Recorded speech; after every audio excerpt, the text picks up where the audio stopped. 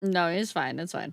Um, so, yeah, chat, how many of you I want you to raise your little paws. Raise your little paws if you have ever heard of the visual novel Touchstarved.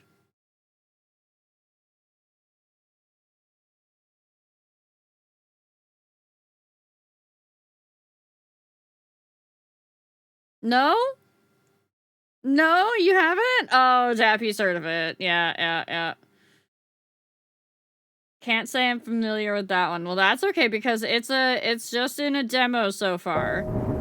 Oh gods. Hold on. Please hold.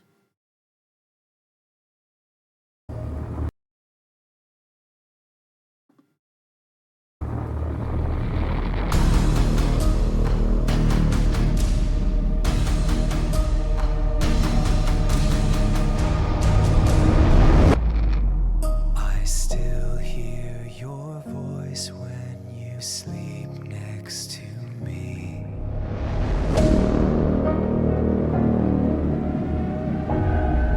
'Cause every time we touch, I feel the static. And every time we kiss, I reach for the sky. I know, where's Baker? Where's Vic?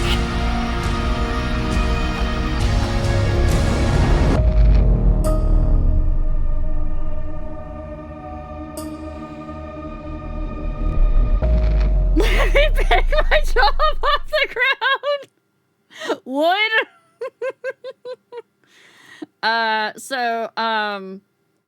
Yeah, chat,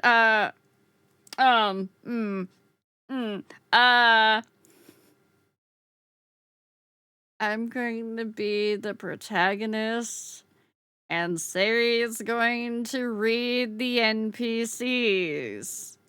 This is what you agreed upon back in January when you hit the goal of Riao and Sari do a visual novel.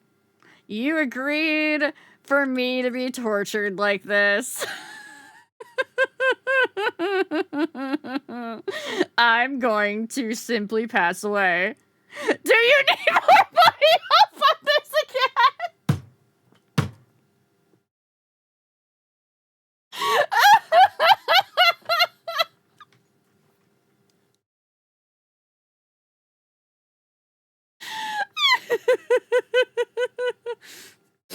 Sari is about to do things to both me and chat. Yes, that is correct.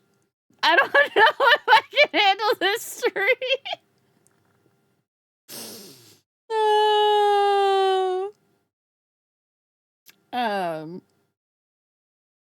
Yeah. Obsidian, that's pretty accurate. That's pretty accurate.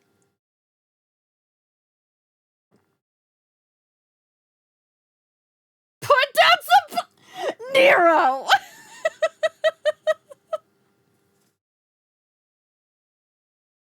Watch out for the splash zone.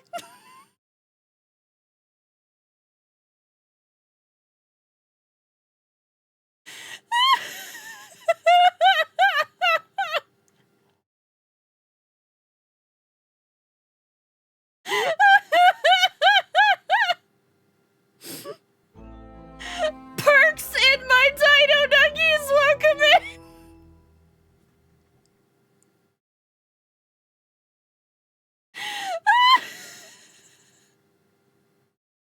Chat, this is apparently June is just our sussy month, okay? Because we're going to have this, and then later this month we have Date Everything. Which, by the way, that whole thing has been getting me, like, smacked on TikTok so often. Perks, enjoy your chrysanthemum Thai tea. We haven't even started, I know!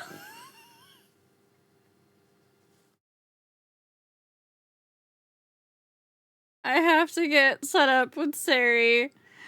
Avkara, enjoy your peach apricot green honey bush tea.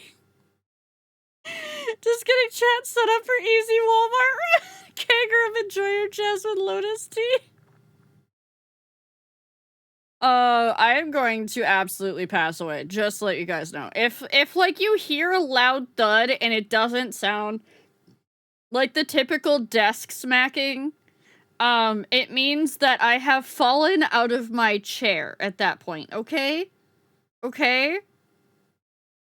Just letting you know. My face is already heated, and we haven't even started.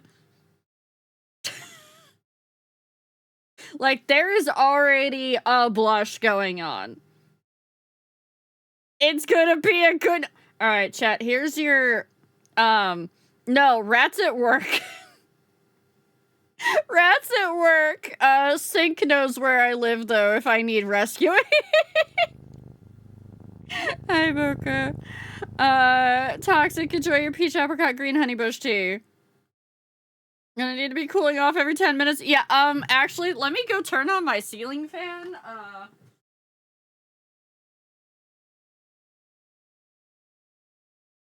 It's a little warm in here, chat. It's a little warm.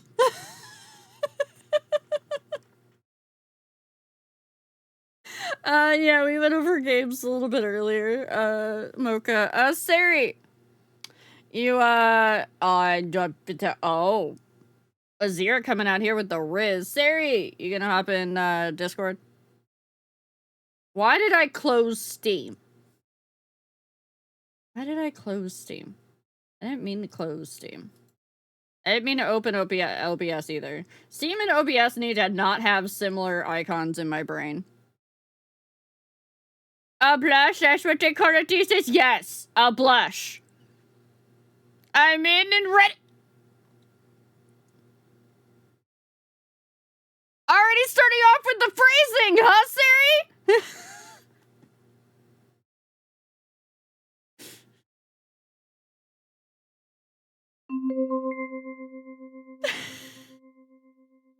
Yeah, the Spoopy Dino game looks good.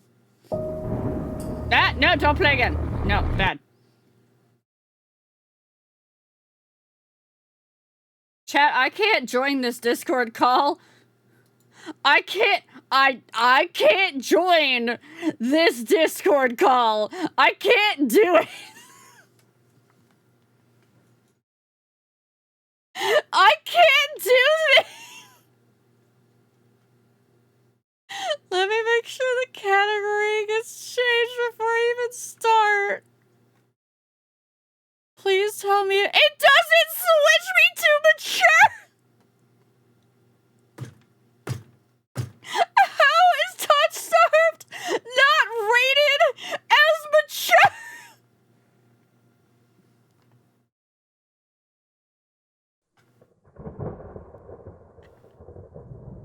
What the fuck? Well, you know what? Twitch seems to think it's not mature, chat. We're gonna... It can't be that because, Date Everything is rated as mature, and that's a demo. And this has been out longer than the Date Everything demo. I know, because Sari and I were talking about this, like, 3 months ago. Alright. We're gonna Sari. There you are. Little demon. Yeah, don't you giggle. I hear you giggling. Yeah, hello. Alright, yeah. Chat can hear you. Yeah. You just keep giggling. You keep giggling. It's fine. Did you prepare? No. Oh. It's gonna be rough then. Wow! Chat, I have to go. I have to leave this entire existence, okay? I'm going. Goodbye. You gonna get back here.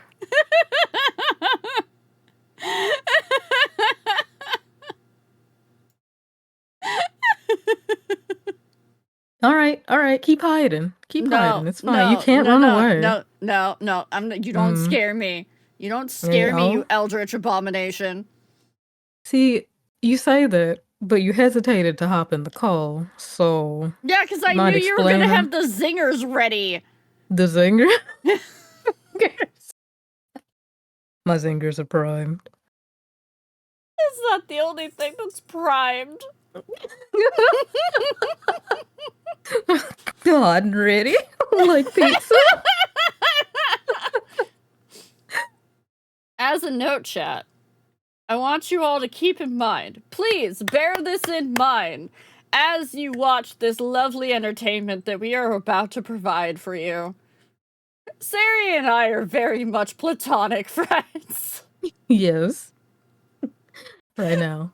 Please do not be the weird people that try to ship us together, because that's just weird, okay? We're good beans. We hold each other's hands platonically as friends do. But on this night I will be breaking boundaries, so please be prepared.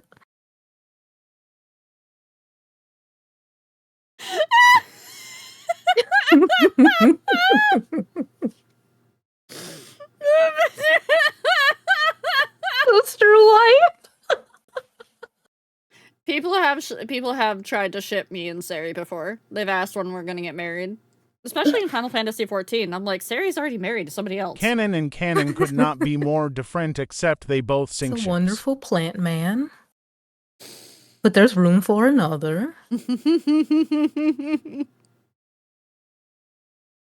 Platonic friends can enjoy things together. Platonic marriage. For when we need to pay the bills together. If we're paying the bills together, we're starting a blue Twitch at that point. A blue Twitch? I'm starting up the game and then I'll share it with you in Discord. Because that's how we were going to do it, right?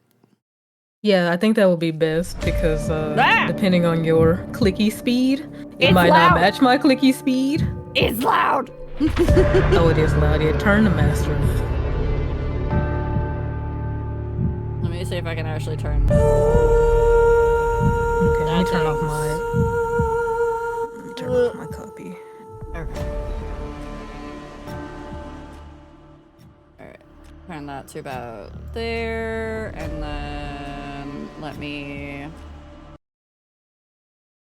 Let's see if I can actually... Let's see how bad this is gonna break everything if I try to share this while also streaming it live.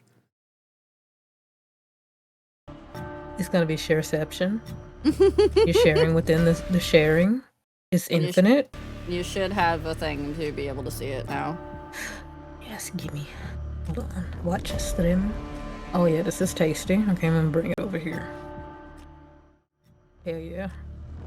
Alright, let's see. Oh, you got tiny again. Hold on. I need to fix your size. You don't need to be that small. No, this is fine. I can bite your elbow. Nom, nom, nom, no, don't bite my... nom, nom. No, do not bite my elbow. Actually, I should probably be small. That's not what I want to move. I should probably be small because, haha, you guys won't be able to see the hot characters if I'm too big. And that's what do you mean? I see the first route already. The way I just turned my head and deadpan stared at my screen. No, we're gonna do this the split fiction method. We're both gonna be tiny.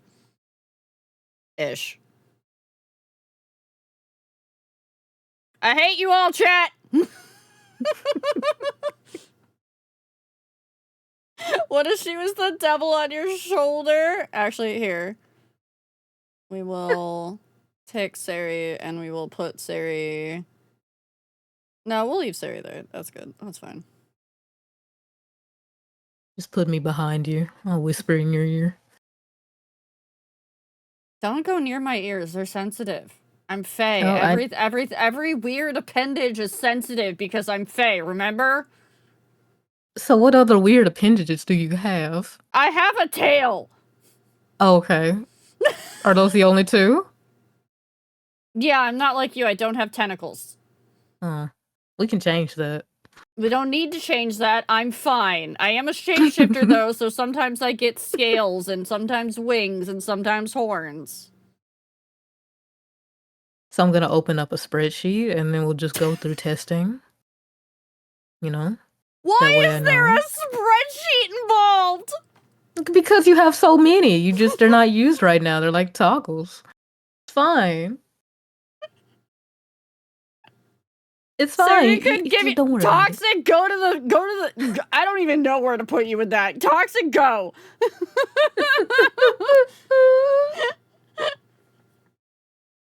Tinty does not consent.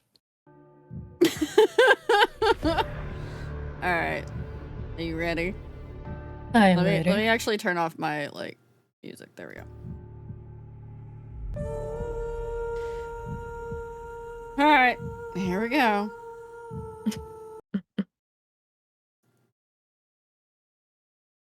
Streamers and content. Oh, wait. I have to go set music to disabled. Hold on. Touchstarved is intended for an older audience. It contains mature content that includes but is not limited to horror, graphic violence, strong language, alcohol and drug references, injury, and dismemberment. Oh, that's why it doesn't have a mature toggle, because it doesn't have sexual content. Player discretion is advised. If you accept the content warning, please click to proceed. What if I don't? What if I don't accept the content warning? How do I escape this screen if I don't accept the content warning? I mean, you're already in it. I'm aware. You can't escape. I was just curious for, terms of service and whatnot. How do you... I mean, most people don't understand what Alt F4 is anymore. They're computer illiterate. Come on. I mean, well, I guess you're just stuck here forever. This is your screen Apparently, now. this is just your screen until your computer reboots for Windows 11. Oh no. That happened to me. I'm not gonna go into that. Cry. In Touchstarved, your choices matter. The decisions you make may result in unique dialogue, interactions, or even choices in red text, which contain exclusive content. Try playing through the demo more than once and choosing different options. You might even uncover a secret ending. And remember, there are no wrong choices, only interesting ones. Choose wisely and save often. Left click is progress text and dialogue. Mouse wheel up is rewind text and dialogue. Mouse wheel down is progress text and dialogue. Spacebars hide the UI, in case you want to take a screenshot. There's some tasty ones.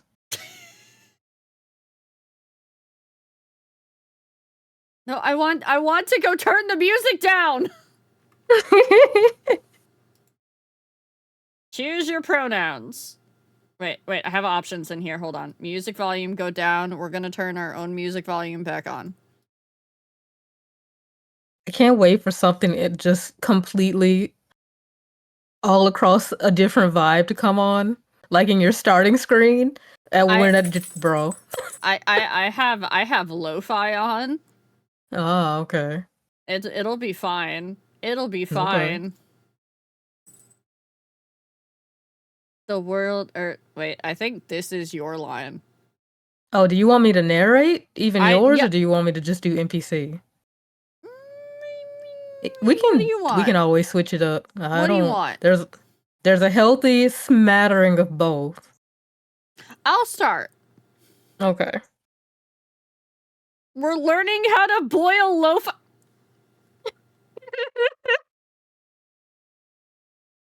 Where did this side of Nero come out from is what I want to know. The chaos. I raided with Nero. Where did this come from? Wait, did we raid with Nero? I literally don't remember. Okay. We did, yes. So tight. Oh no. Look, I have ADHD. I don't remember what I had for breakfast. Oh no. That entire blur. You forgot. I did. It's like a bad memory. It's like trauma. Yes. I know we were married during raiding. That's all I remember. Yeah, we held so many hands. Hi, Jaeger. Please strap in.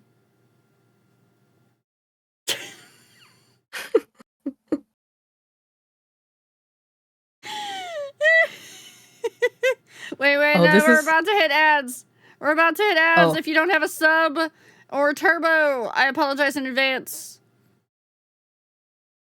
Wow, Finny. Wow, I'm going to come over there and I'm going to smack you. I love you, you made Finny. Finny Shut sad. up. Savvy. I already knew where I was going with that. You don't need to elaborate on it. You can sit down and you can AO.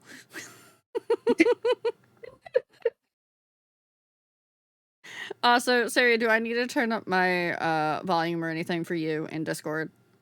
No, I can hear you perfectly clear. Crystal Okay. even. Alright, good. Alright, anybody stuck behind ads? I apologize, but we're gonna go anyways. This world began to unravel long before you were born. It all started with fogfall. Spectral mist bled from the seams where reality wore so thin it split. And from that fog emerged monsters, inhuman beings with unnatural powers. Some possessed language and intellect, others were mindless beasts driven by little more than bloodshed. As unrest spread and cities fell, humans cowered in fear, while monsters thrived amid the chaos. And then there's you. You don't know what you are, but one terrible truth is certain. You were born cursed, with hands that alter the minds of those you touch. Choose your backstory. By the way, I'm here. I was in Night Rain Run. Me like hot boys. Choose your character. Let's see. We have the Unnamed, a fallen oracle. You were raised as an oracle in a remote temple. The priest claimed your touch bestowed enlightenment, but a visiting mage revealed your curse for what it is. Spurred on by the mage's word, you fled in search of, I am going to butcher that word. Cenobium? Cenobium. Cenobium. You regularly experience unnatural premonitions that rattle your body and soul. An innate sense, sixth sense, gives you a heightened awareness of hidden supernatural presences. Ooh. The Okay. Exile, a solitary survivor. You were exiled to a life far from civilization. Your only kinship was with an elderly hermit who taught you how to survive in the wild. He lost his life in search of a cure for you, but left you with the final lead to pursue the Cenobium. You're a seasoned survivalist, well versed in deciphering soulless behaviors. You've gained fluency in various languages and an uncanny intuition for detecting danger. Yes, we were. We were letting you know we were playing Touchstarved. Because we're touch-starved. Or because we just like hot men. I mean, that too. I mean, okay. Well, I guess I just outed my. All right, then. Or both. What? Porque no las dos. Porque no los dos. And then we have the Alchemist, an abandoned mage. An exiled Cenobian mage took you in as a child, raising you as her apprentice. She seemed to take pity on your curse, but you discovered that she was cultivating you as a test subject. You fled to the Cenobium, seeking a cure. You're an experienced spellcaster with an encyclopedic knowledge of alchemy, spellcraft, and history. With a little observation, you can identify the subtle effects of magic. Alright, chat. Vote. 1, 2, or 3. What do you think fits me the best? 1, 2, or 3? Will she be the unnamed, the exile, or the alchemist? A fallen oracle, a solitary survival, or an abandoned mage? Wow, so many of them are choosing the exile for me. I feel like I feel a little called out here. They're like, be gone. You are an outcast. Like, wow, okay. I think overwhelmingly, no, that actually kind of looks like a split between 2 and 3. I need a tiebreaker. Alright, Toxic is saying 2 as well. Damn it, Toxic was the tiebreaker. Well, we're going with exile. No. We got so many more votes in at the last second for 3. We are swapping over to Alchemists.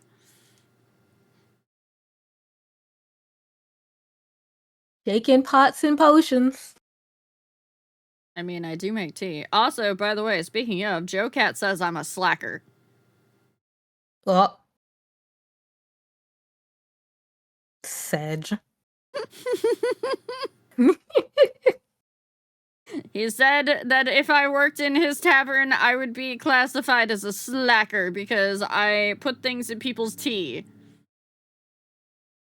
Oh. Sounds like he needs more tea!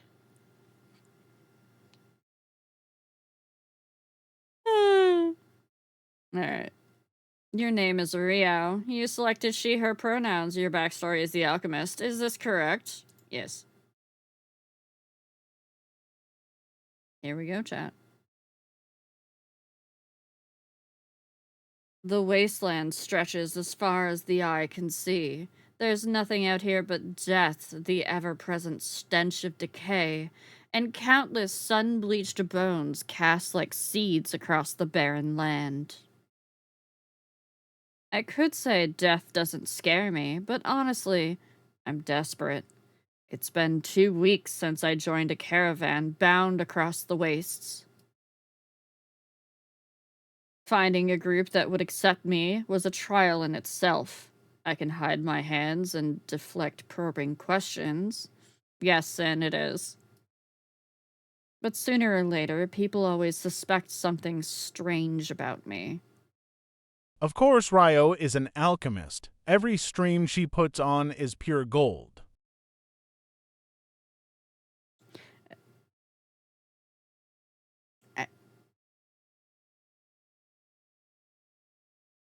Can we get Jaeger both somehow at the same time put in the puncheon and then also like given like a small like throne for the day for that one, because that was actually pretty fucking good. And that was like good. that was also pretty good Riz while we're at it. Just saying.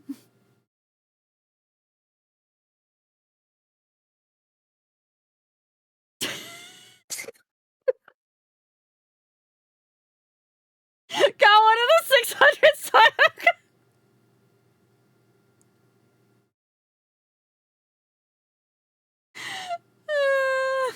Alright, I'm going back to the game. As rations grew sparse and canteens ran dry, tensions rose, and despair began to set in until I saw it.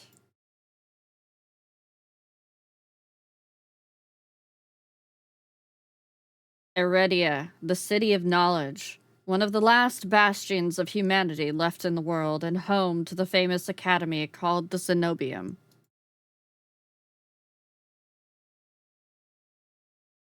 All of the world's knowledge gathered in one place. If there's anywhere I'll find a cure for my curse, it's there.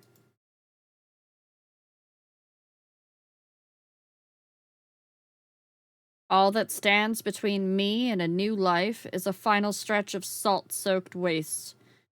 Or so I think until I see the first tendrils of fog snaking beneath the wagon.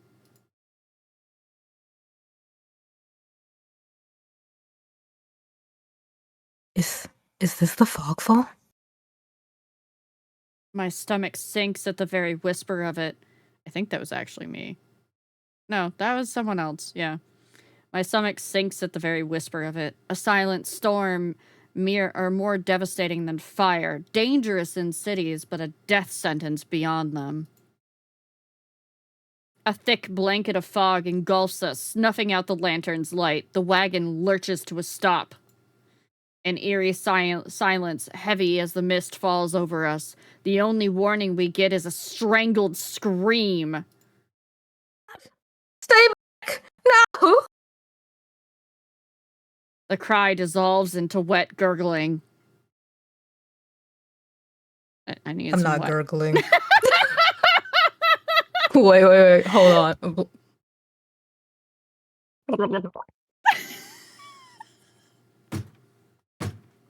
See, I just choked on water.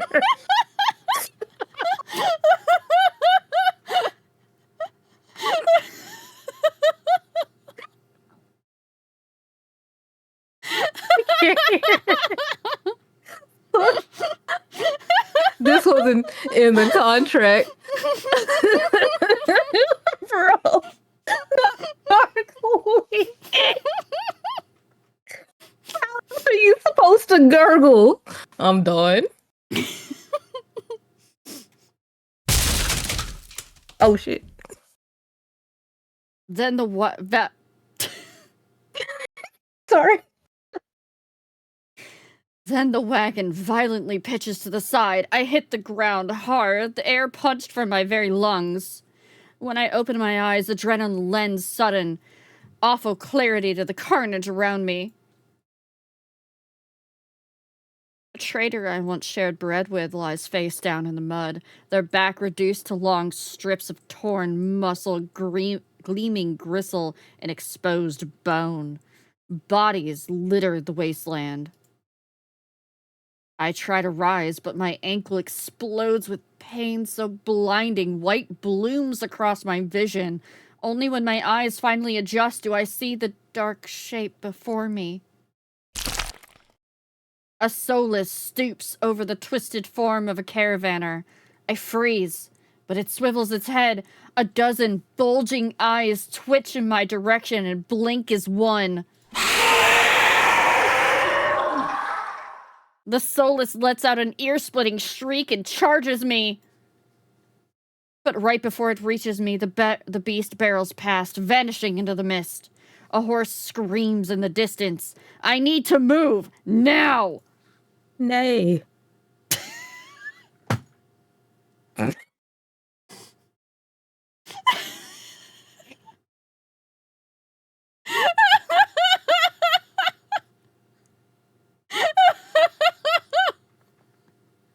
You're not gonna survive.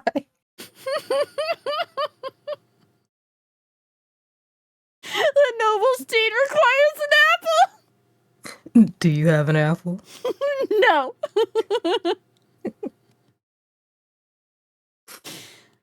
I'm gonna head for the wagon. I take cover beside the wagon where the air is thick with greasy smoke. Fire eats through the gaping holes, spluttering where lantern oil mixes with brackish water. Every person I see is dead or dying except one. Oh, All-Mother, forgive our sins. Guide us unto your hearth. We are worthy. We are worthy. A traveler grovels by the flames, their hands clasped above their head in fervent prayer. I glance upwards towards the gauzy lights of Iridia, just visible where the fog runs thinnest. I don't pray, but the sight of the city is all the reminder I need. I came too far to die here. Rapid footsteps echo all around me. I turn in circles, frantically searching the opaque mist for the source, but the fogfall twists and stretches sound. Suddenly, the caravan's driver bursts forth from the fog. Our eyes meet too late. He knocks me to the ground and slips in a patch of mud. The soulless instantly falls on him. It catches the driver by his throat and rakes his stomach with razor-sharp claws. He comes apart like wet paper, spilling intestines and viscera in a steaming tide. Fighting the urge to heave, I claw frantically through the slippery muck for a handhold. Shit! My hand catches on the jagged edge of a rib jutting up from the water. Bandages unfurl from the gouge torn deep into my palm. But the pain's quickly forgotten when a hand closes around my wrist.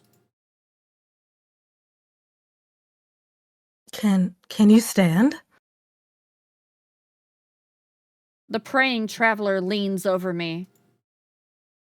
We need to run. They reach for my hand, and I realize too late that my bandages have come undone. No, don't touch me! The sensation of their thumb brushing the back of my hand sends a shiver down my spine. All it takes is one touch, and in the space of a breath, my curse takes hold. Their lips peel back into a deranged grin.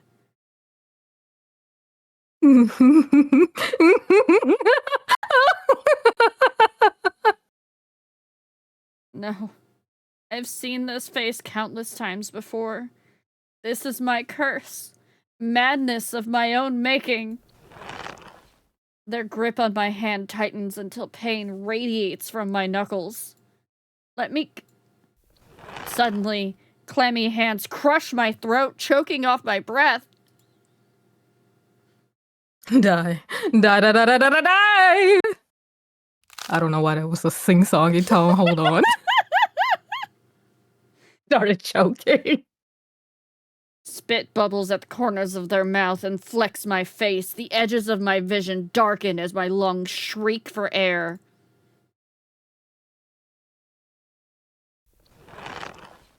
My nails gouge deep into the traveler's wrist, but no matter how much blood I draw, they don't flinch. The more I struggle, the tighter their grip grows. My pulse hammers in my ears, slowing with each thudding beat. This can't be happening. I'm going to die. And not because of the fogfall or the soulless, but because of my curse. Tears sting my eyes. No, not here. Not like this. But then, their hands drop from my neck, leaving me wheezing for air. My lungs burn with each ragged cough. My vision clears and the traveler's face takes shape, hovering inches from mine, lips still split in that macabre smile, even as blood seeps between their teeth. They give one last shuddering breath and then slump over, the claws hooked through their stomach. The soulless shoves the body aside, its glowing eyes narrow as if grinning. There's a flash of claws. Red spills across my vision. I thought there'd be pain. But as I sink into the murky water, all I can feel is the grit of silt filling my mouth and the icy embrace of shallow water. Sorry, did I choose the bad ending? You look pretty dead, champ. I spot an arm resting among an outcrop of reeds. Mine. Neatly severed at the elbow. It should have taken both arms. Without them, maybe I could have survived. Maybe I could have had a home. Instead, I'll die cold and alone in a desolate wasteland. A fitting end for a monstrosity like me. Yeah, I chose the bad ending. Hey, that's quitters talk. Wait, no, maybe not. If this is death, it's not as bad as I feared. The cold is gone, as is the choking stench of bog water. I could drift forever, cocooned in oblivion, until all thought and sensation vanished. No curse, nobody howling at me in madness and terror, nothing at all. The thought has a terrible appeal to it. But I take a reflexive breath and air pours into my lungs, then out again in a ragged gasp. Feeling comes flooding back, warm cloth on my bare skin, a firm surface underneath me. A strange tang of sulfur in the air. Do not be afraid.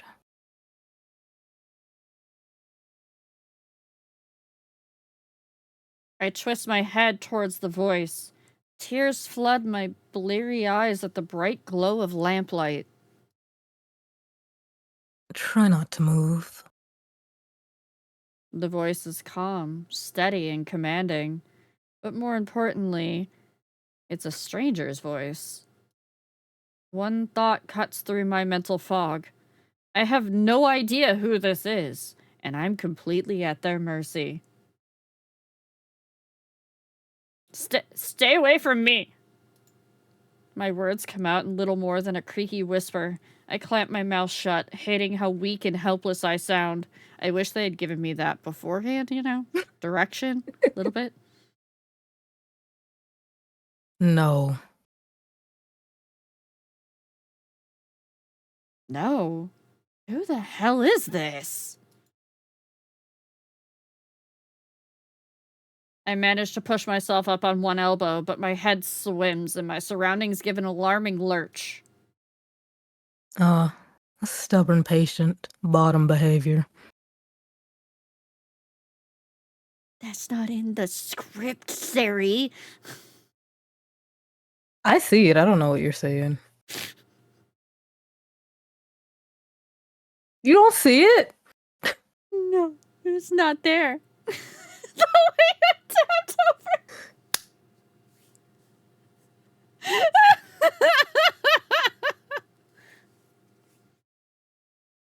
I don't have the strength to dignify that with a response. Instead, I pull the sheet up higher and wipe my eyes until my vision clears. The stranger towers over my prone form. Warm light limns his pristine medical coat. I instinctively shrink back, and that's when I realize that I'm completely naked except for a thin linen sheet. Naked, lying on a low cot, with a pair of sharp golden eyes watching my every move. The man's gaze flickers to my exposed, unbandaged hands. I plunge my hands under the sheet, though it's too late. He must have noticed what they look like. Strange, cursed, inhuman. I brace myself for his inevitable disgust, but his courteous smile lingers. He just watches in placid silence as I struggle to make sense of my surroundings. Where am I? Who are you? Be calm. You're safe here. Whoever this is, he clearly has no idea who or what I am. I've never been safe anywhere with anyone. Even my own mentor, my teacher, thought I was nothing more than a convenient specimen to be used and discarded. I scowl, pulling the sheet protectively around myself. Where are my clothes? The man's golden eyes narrow slightly. A sharp sigh rustles the papers in his hands. I see you're not to be dissuaded. Your clothes were torn to shreds when I found you, but I procured replacements.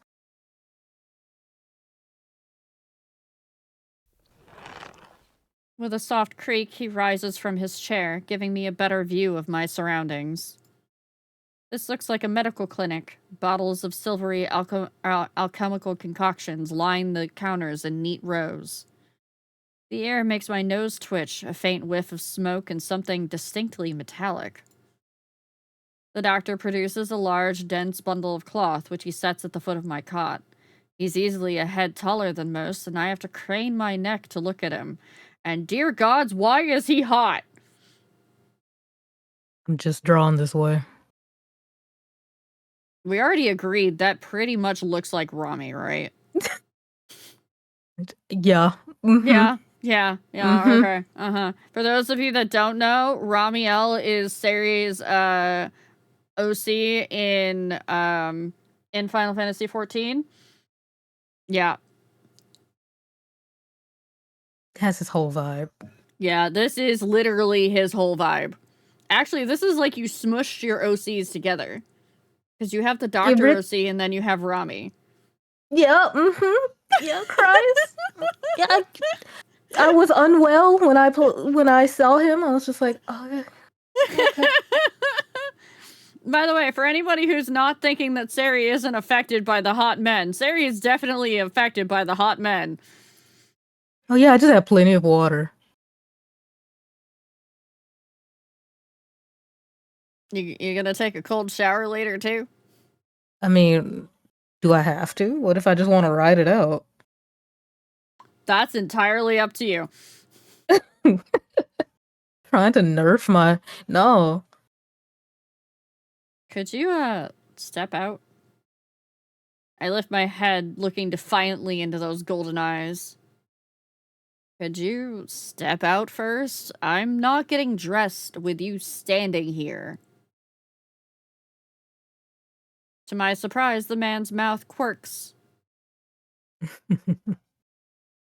I was not planning on watching. Rude. Still smiling to himself, he disappears through a narrow door. I hear a soft click as the lock turns behind him. When I don't hear any more footsteps, I reach for the bundle of clothes. An itch on my elbow stops me short. I reach down to absently rub at it, then freeze when my fingers meet a neat line of stitches. I know what I saw. That beast took my arm clean off. And yet the limb shows no sign of injury apart from the black stitches poking through my skin. I gingerly flex my fingers, feeling my heart race at the sensation. This is impossible. I should be dead, or at the very least, gasping out my last breaths. I squeeze my eyes shut, waiting for the pleasant dream to unravel, to wake up and find myself bleeding out in the swamp. But nothing happens. The seconds tick by, and my arm remains resolutely healed, my surroundings pristine and quiet. In numb disbelief, I grab the replacement clothes and begin stiffly pulling them on. They're thicker and warmer than mine were, bundled with a black woolen cloak, but there's one thing still missing. My bandages.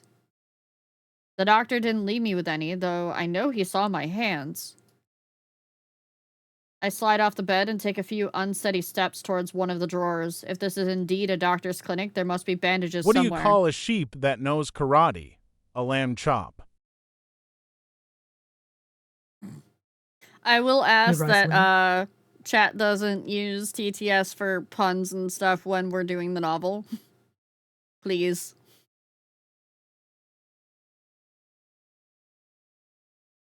I start opening drawers at random, and of course, that's when the door swings open.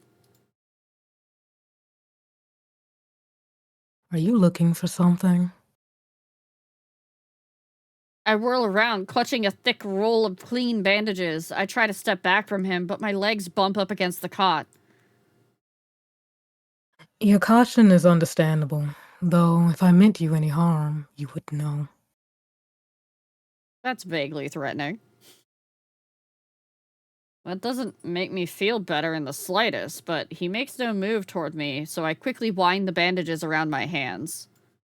The glowing scars and mottled skin disappear under a layer of clean white cotton. May I ask why you need additional bandages? I can help if you tell me what ails you. I doubt it. Traveling to Iridia was a gamble born of desperation rather than hope. Nothing has come close to curing my curse. And yet, my left arm twitches. The arm that was severed before my very eyes. The doctor's unblinking gaze follows my every move. It's clear he won't drop this without some sort of answer. So hot. I know, right?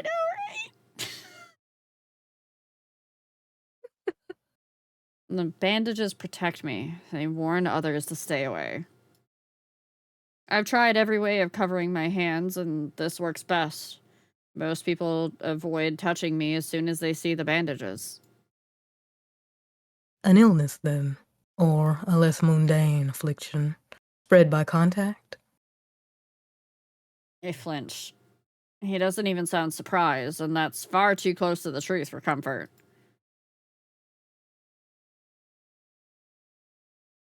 You know which one I have to choose, chat. She's gonna glare at me. Uh-huh. I fix Don't glare, him with you the like it. coldest glare I can muster, yet he serenely holds my gaze. Wow. Not even the glare works, I see. I am not easily intimidated. Fuck.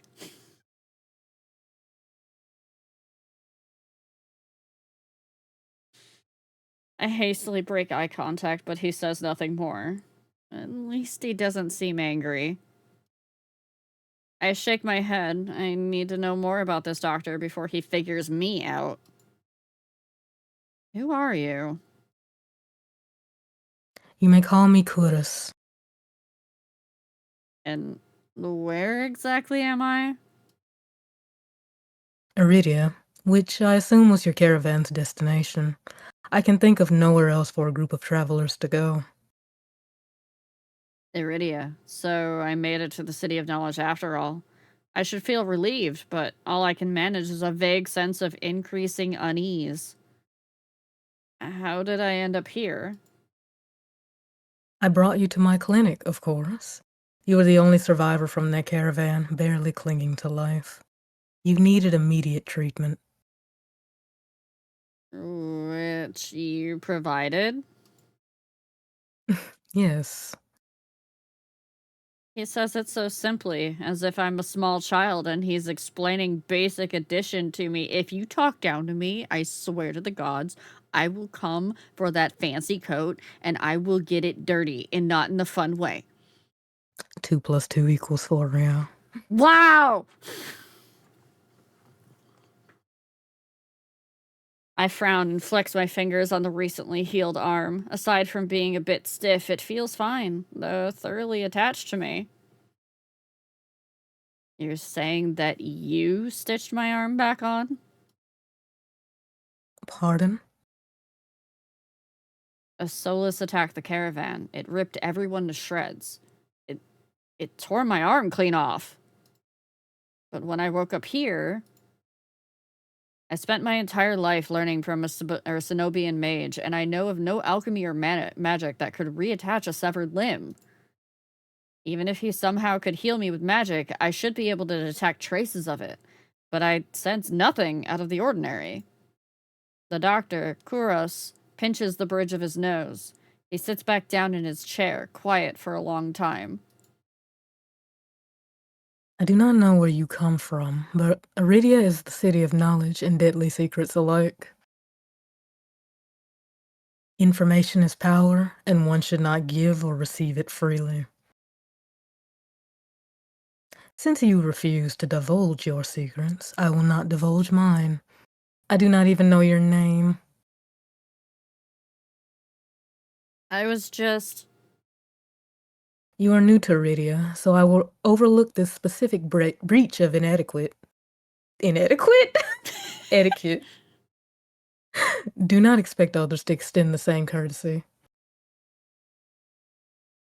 Do you understand? Did you have to say it like that?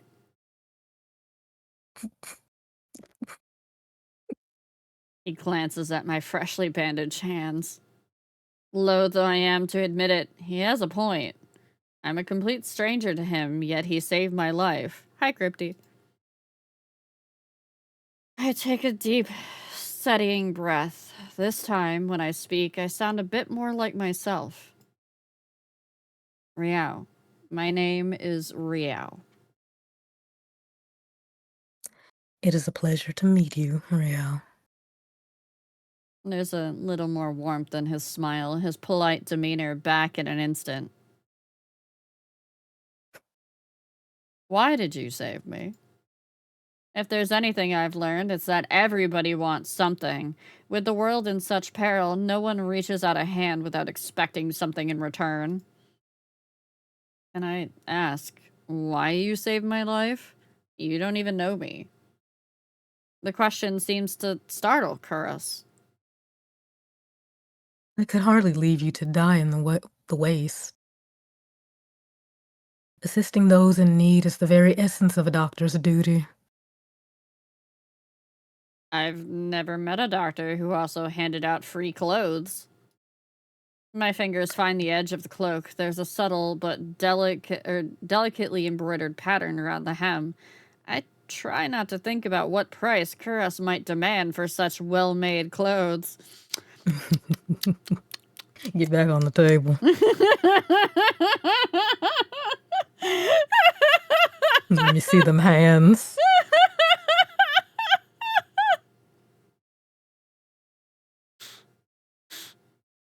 No, I suppose not. Forgive my presumption. I rarely come across such a fascinating patient.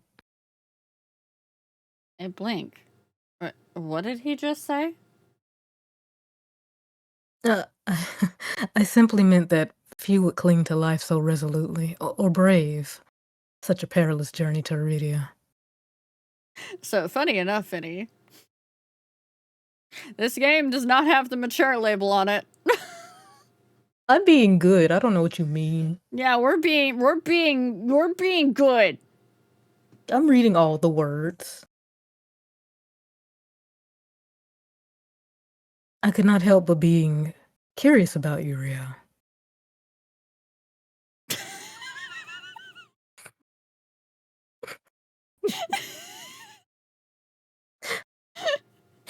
Finny, Even what do the you invisible mean? words. What do you mean? We're being wholesome. We're just two friends acting out a script. Yeah. It's like vocal RP. Mm-hmm. But yeah. Yeah. This is kind of like during raid times where you and I would try to come up with shenanigans, and raid dad Finny would try to like smack us down. Oh yeah, see, just put in his fingers on wait, I was going somewhere. Holding us down with his hand.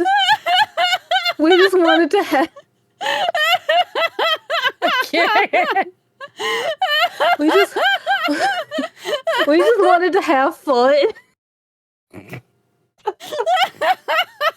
loving that call.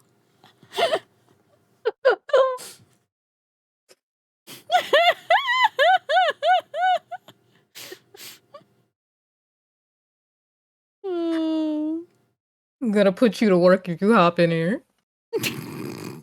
Finny has to be another NPC. That's just it. Like, all my mods have to hop in and be NPCs. His voice You're not getting dips. What? I'm just saying he's not getting a free pass. His voice dips to a soft murmur, and he abruptly looks away from me. You're, pretty curious yourself. Am I? Well, I haven't forgotten about my arm. I wiggle my intact fingers at him. I see what you're doing. Clearly not. But you haven't asked me for any payment either. I require none of that from you. Travelers do not have an ambulance or abundance of coin, and leaving you destitute. We broke her. We broke Sari. With her mouth typo. Leaving you destitute in a She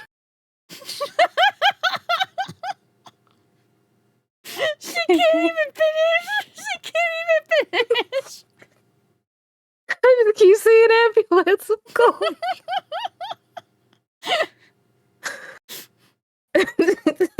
Sorry. Okay, and leaving you destitute in a strange place would be unethical. There we go. I fall silent, unsure of what to say. Nobody would help a horror like me for free. There has to be some kind of catch or trick, right? A loud knock at the front door stops our conversation cold and spares me from having to say anything else. Duty calls. Unfortunately, you are not my only patient today, so get out. The knocking grows more insistent, and Kuros lets out a tired sigh. Please wait. Though he says it quietly, the clamor on the other side of the door abruptly stops. Do you need anything before you leave, Riel? Oh. Between the Solus attack and my miraculous survival, I'd almost forgotten why I'd come to Iridia in the first place. I need directions to the Cenobium. The Cenobium? The look on his face is downright chilling. He pauses, choosing his words with cold deliberation when he speaks again. Why do you get direction and I don't? Because I'm the cute love interest. Whatever you seek, it is very unlikely you will find it there. The Cenobium's gates are open for precious few visitors. And even if they open for you, you would not like what you found inside. My heart sinks. Is he saying that I came all this way for nothing?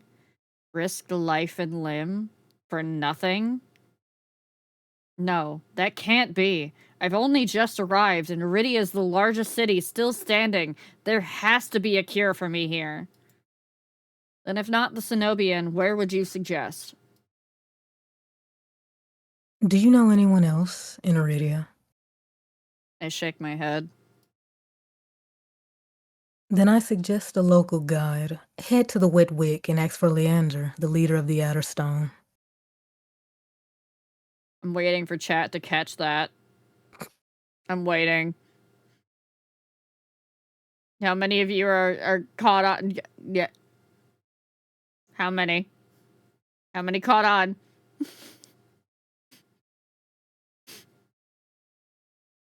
Well, you don't like your wick wet? Also, isn't the name of your doctor something along the lines of Leander? It's, Lanon. Ah, okay, close, close.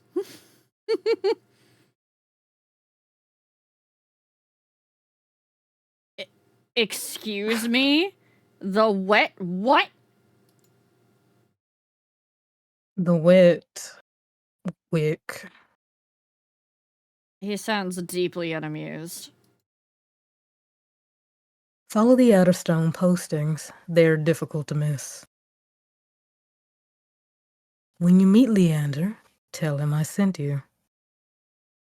That isn't much to go on, but Kuros points to the back door.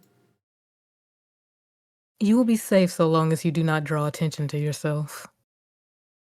That's easier said than done. I've always been a magnet for the worst sort of attention.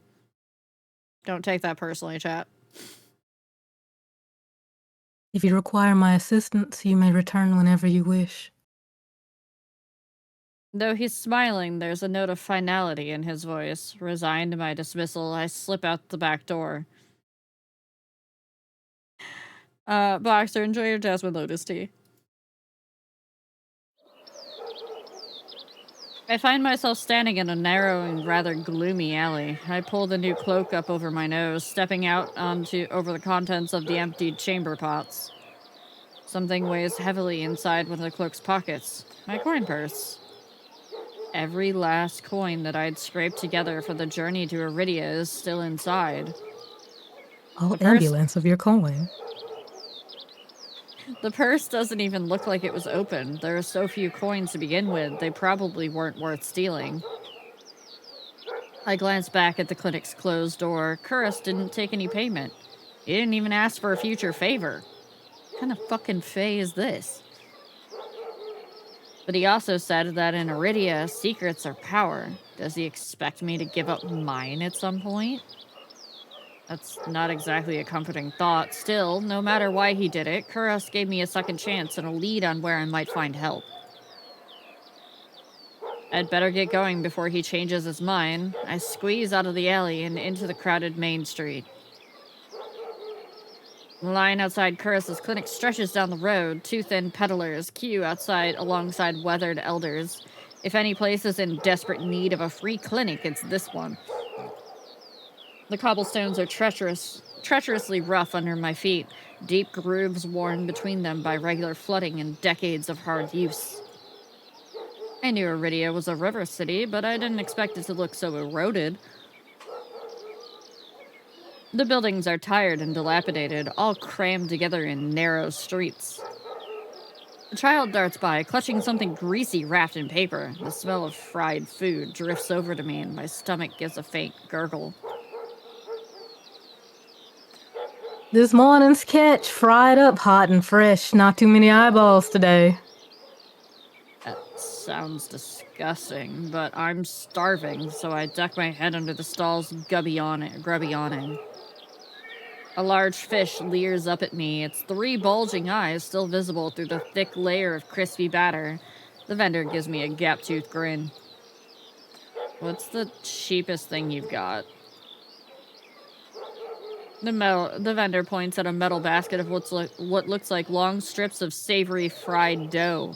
Hey, I mean, that's pretty good. It's just fried dough. Fresh long last. 3 copper apiece, don't burn your mouth.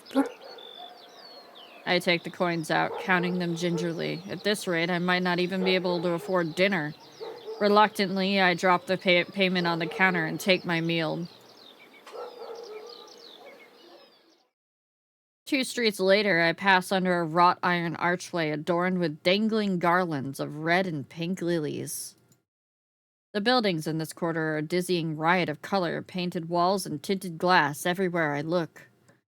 Sheer red and pink curtains flutter in open doorways, musical voices call out invitingly. Incense mingles with the pungent scent of flowers, barely covering the salt and musk of warm bodies. This must be Iridia's entertainment district. I'm polishing off my food and dusting the crumbs from my hands when I spot a poster. It features the silhouette of a smiling man wearing a single dagger-like earring and the words, "The Adderstone," printed above his head. I think a lot of us are called out in this title. I pause before the poster. What a curious choice of name, a semi-precious mineral that draws out poison. If Leander is the leader of the Adderstone, then the face printed on the poster is likely his. I follow the line of identical posters around a corner and nearly hit my head on a precariously dangling wooden sign. Looking up, faded orange letters read, "The Wet Wick." The facade of the building looks like it's seen better days, but I hear faint music and laughter coming from inside.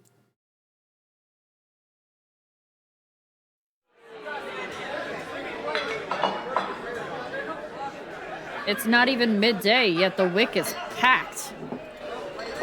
A loose collection of Iridians crowd the bar, taking up tables and gathering in the spaces between. They speak out amongst each other in hushed voices, their faces drawn and grave. A cursory glance doesn't turn up anyone with a dagger-shaped earring, and I'm considering searching the bar when a loud voice carries across the room. Now, I'm no prior or curator. I'm not much for paperwork or pencil pushing. And honestly, I don't even think those robes come in my size. I crane my neck, but the crowd is too dense for me to see the speaker. Gather round, I want to show you all something. There's no time to move out of the way. The audience surges towards the center of the room in a sudden torrent. I'm caught and swept along with them. Hey! The clatter of falling chairs and tables being shoved aside drowns out my complaints. I thrash and throw my elbows as heavy bodies press into mine. My hip knocks into a table and I grip it, holding on tight to steady myself, but the crowd is stilled. A pair of gilded boots stride across the tabletop. If you want nothing but guidelines and practical policies and needless bureaucracy, you know where to go. I drag my eyes upward. A man towers on the table in front of me, arms spread as he addresses his rapt audience. Why do the two men that we meet so far tower? Why do they tower? Are we that short? Yes, we're the bottom. I'm glad you included yourself in that statement. Wait, no. Hold on.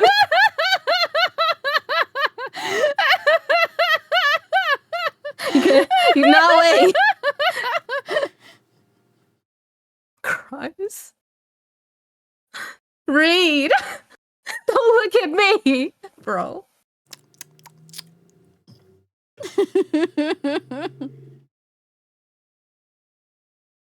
But I'm not gonna wait for word from on high.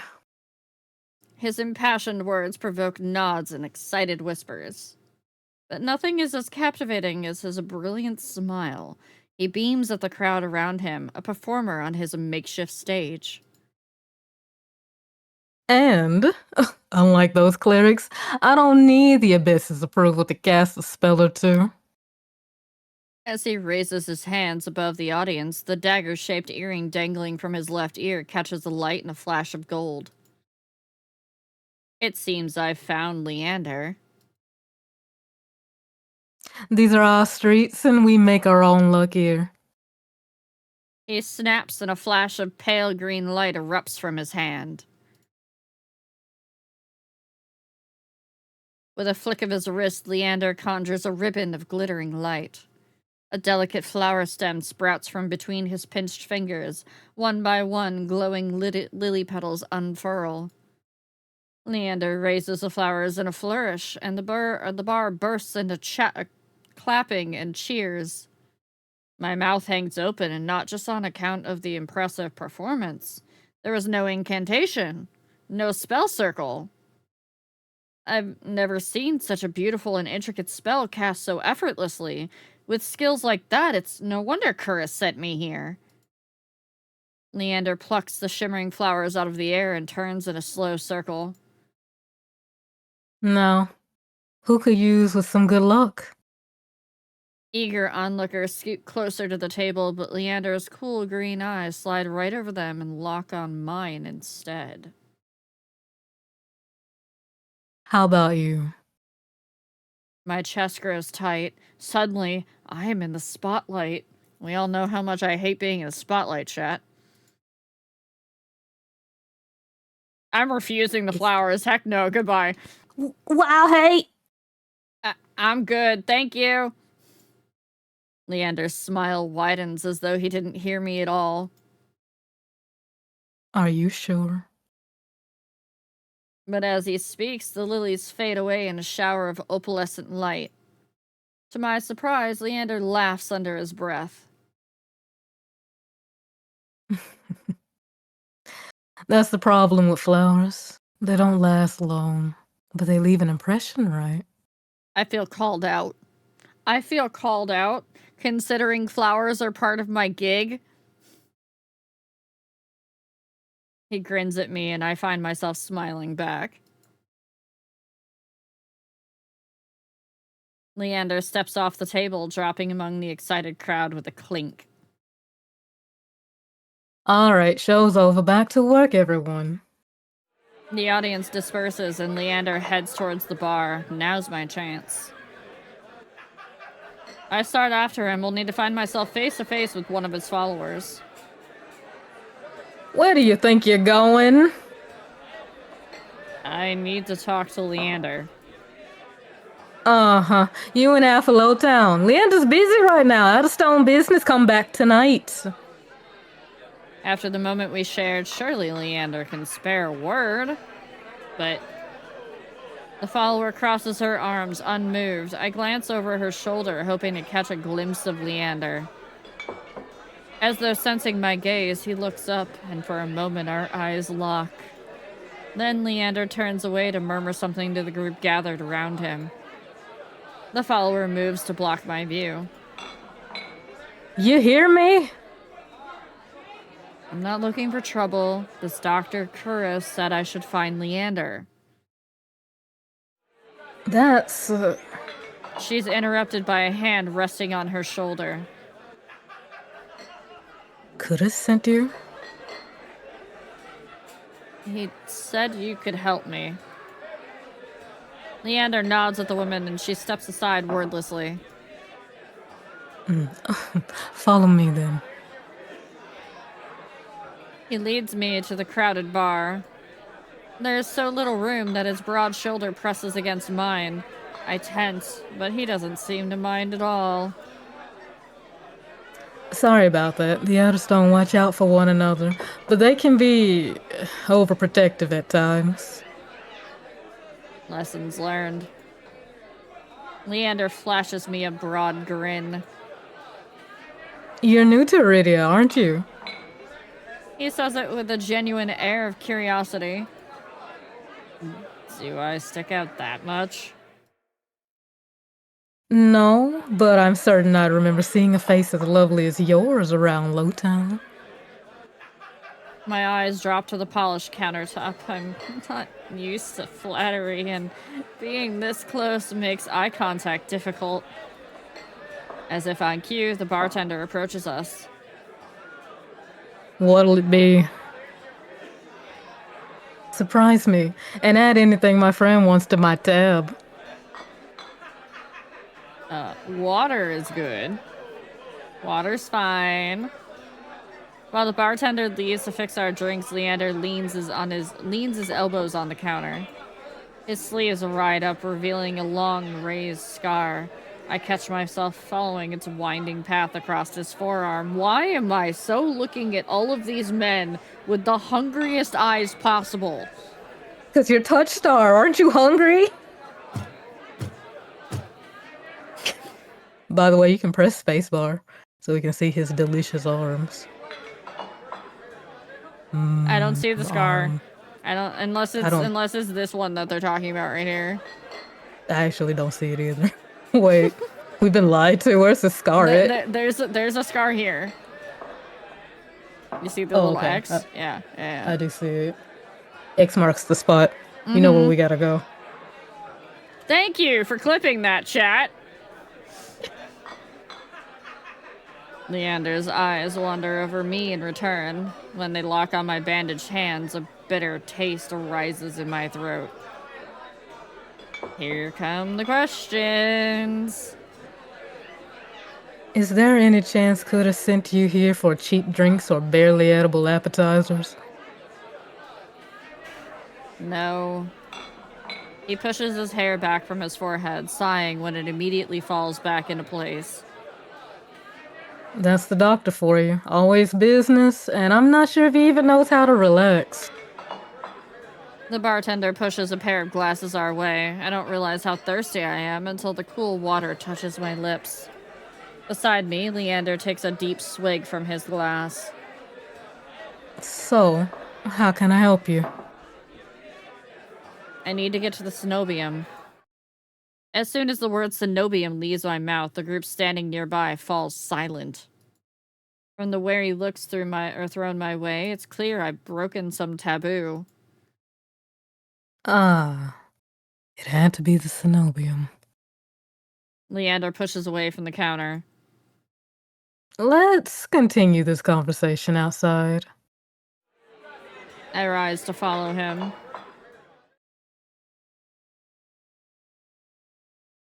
Leander leads me into an alleyway tucked behind the wet wick. Layers upon layers of frayed and faded Adderstone posters plaster the walls. Seeing them side by side, the resemblance between Leander and his printed likeness is impressive, if abstract. Curtis didn't send you here to ask for a personal escort to the cenobium, did he? From his tone, he already knows the answer. No, he suggested that I reconsider. Yet here you are, asking about a guide anyway. He looks at me expectantly. I don't want to tell him about my curse. The less people know about my monstrous capabilities, the better. Thankfully, Leander takes my reluctant silence as an answer. Are you aware of Iridia's particular currency? Information's worth its weight in gold here. I don't much care for the outdated traditions, so I'll be completely honest. The Cenobium won't help you. They're more likely to torture you than lend you a hand. Torture? My teacher never described anything like that. But the Cenobium's supposed to be a place of learning, a sanctuary. The Cenobium has always been heralded as the last bastion of human knowledge, a shining beacon of hope in a fading world. If any place held answers, it would be the Cenobium. That's why I came here. Leander nods patiently. You're not the first person to fall for their propaganda. I grew up idolizing the Cenobium. I wanted nothing more than to join their ranks to learn magic from the best, to make a real difference. I was young and blinded by the legends and the legacy. I was so damn naive. He shakes his head. All it took was one trip here to Lowtown to show me the truth. Unless you've got a heavy purse or a highborn blood, the Cenobium doesn't give a damn. They'll never open their gates for ones who need help the most. Then it's all a lie? Things that seem too good to be true are often just that. Such a simple statement, and yet it leaves me here reeling. Leander watches me as though weighing something in his mind. But that doesn't mean you're hopeless. Far from it. I founded the Outer Stone to help people like you. We settle disputes, slay feral souls. Hell, I've been known to patch a leaky roof or two. Whatever troubles you, we can help free of charge. I'm shaking my head before he's even finished his speech. My patience is wearing dangerously thin. I appreciate the offer, but my problem can't be solved by a group of good Samaritans. To my chagrin, Leander doesn't look remotely surprised. Then you're looking for help with something serious. Something not even Kudos can crack. It must be a truly remarkable problem if you came all the way to Iridia, searching for help? Tell me, how can I help you? Leander may not work for the Cenobium, but if his demonstration was any indication, he's even stronger than the mage who raised me. She couldn't do anything about my curse, but maybe. Indecision gnaws at me. I don't know if I can trust him, but it's not like I have any alternatives. I hate to admit it, but this might be my only path forward.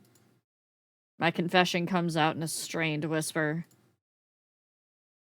I'm cursed. He looks me up and down, taking in my face, my eyes, and finally my hands. Is that why you bandage your hands? My touch is dangerous. It changes people. It hurts them. Before I've even finished, Leander pulls his left glove off. He flexes his fingers and grins. All right, let me see it.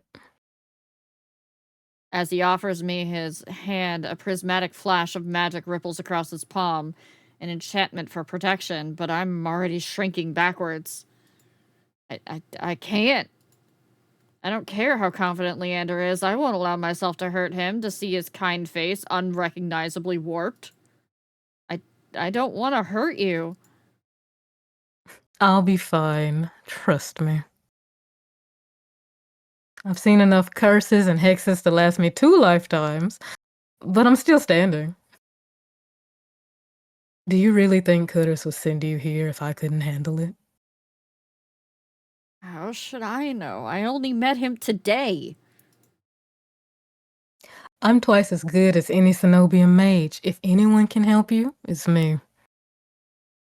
You don't know what you're asking me.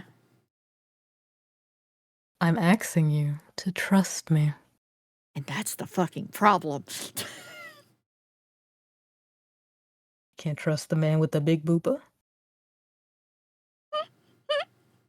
Semi, no!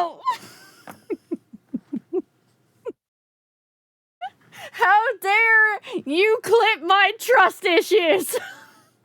Wait. Press the space bar again. I want to see his body. Hell yeah. Oh, it's the same body. Okay, Yeah, it's never the mind. same body. It's the same body, Sarah. I got stuck in the immersion. I looked from Leander's outstretched hand to his confident smile. Then I began unwinding my bandages from my hand. If you lose control, don't say I didn't warn you. You can tie me up first if it makes you feel better.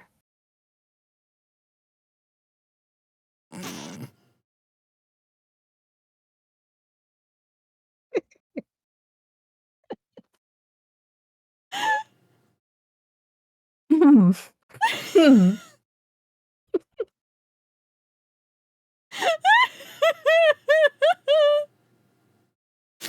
I mean, don't leave me waiting.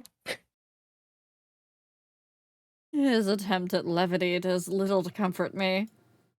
With each joint I expose, I grow increasingly uncertain that this is increasingly certain that this is a terrible idea. But if he's bothered by how my hands look, he doesn't show it. All right. Deep breath. On my count. My fingers hover shakingly over Leander's palm. 3, 2, 1. I tap his palm once, as quickly as possible. It's barely more than a brush, but that's all it ever takes. Heart racing, my eyes dart to his face, but Leander only smiles gently. See? It can't be. When I reach for his palm again, Leander catches my wrist before I can pull back. I told you. There's really nothing to worry about. He trails off when my thumb grazes the soft skin of his inner wrist. I search Leander's face for traces of madness, but his eyes remain a clear, soft green. Oh no, see! Oh no! I'm hiding.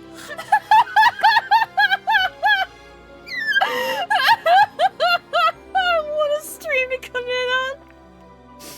What a stream to come in on, High Raiders! We're not being saucy over here or anything, no! Thanks No. to Rayella for my sub gift. I'm being held hostage.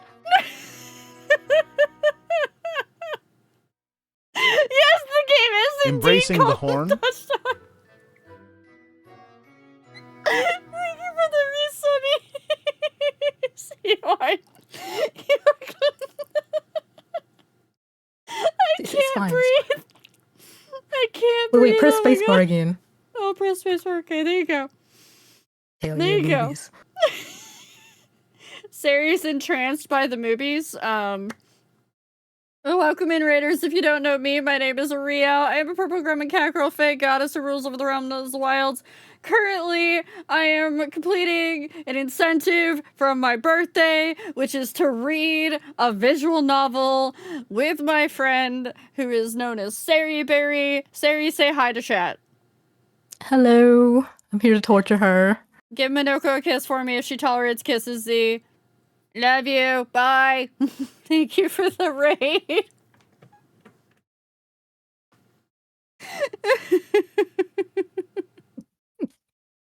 So yeah, this game is called Touchstarved. Thank you for the follow. It is just a demo.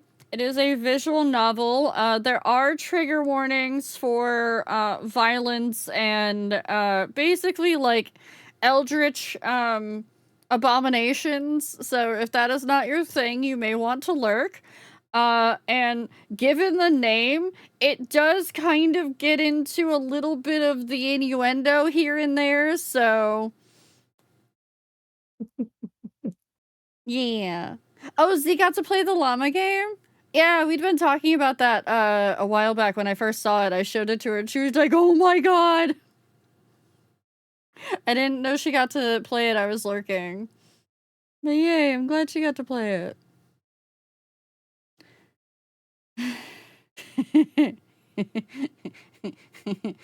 So yes, Tasty, tasty. this is we're kind of in the middle of a little bit of a sussy moment. Is this the touch our character is starved for? I'd rather get some more long Unprotected lags. hand holding. Unprotected hand holding, yes. So the backstory is that our character is cursed. And whenever we touch someone, they go insane, and I'm talking like madness, not like just like tee hee ha ha. They go actually insane. So we've had our hands bandaged. We've come to this city to try to find find a cure for our curse. But so far we got attacked on the way here by an eldritch being, and we woke up in the local clinic to a very hot and very stern doctor man who reattached our arm and then told us to go meet this guy because he's supposedly a very powerful mage, and we just were able to touch him without him going insane because he is a powerful mage. So there is the story so far. But yes, if you don't enjoy any of those things, please make sure that you lurk. I understand this isn't for everyone, and I promise we're not going to get above anything or deeper than any more than like giggly, so. Hmm. I promise, I'm not. Look. Still waiting to get tied up, though. Right? I searched Leander's face for traces of madness, but his eyes remain a clear, soft green. Neither of us speak as I trace the contours of his palm, lost in an awareness I wasn't anticipating. I mean, if anybody's going deeper, it's probably Sari. She didn't prepare, though, so I can't go too deep. Right? It's not as though I've never been touched before. My curse only extends to my hands, and desperation spurs creativity.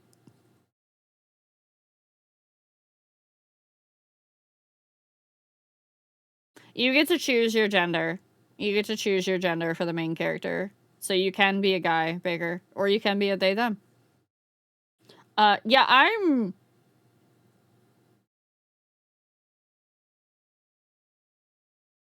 Desperation spurs creativity.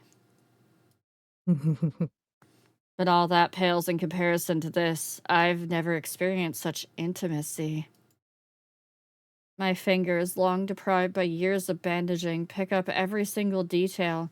The grooves along his palm, the smooth shell of his nails, the bones in his wrist. This is the most detailed hand-holding I've ever read. The most erotic hand holding. I wasn't gonna say it! I'll say it for you. For as long as I've lived, I've never been able to hold someone's hand without dire consequences. I never realized what I was missing. You know, the authors knew what they were doing when they wrote this scene about hand-holding. They knew what they were doing. While Leander's pulse is steady, mine hammers as fear gives way to excitement.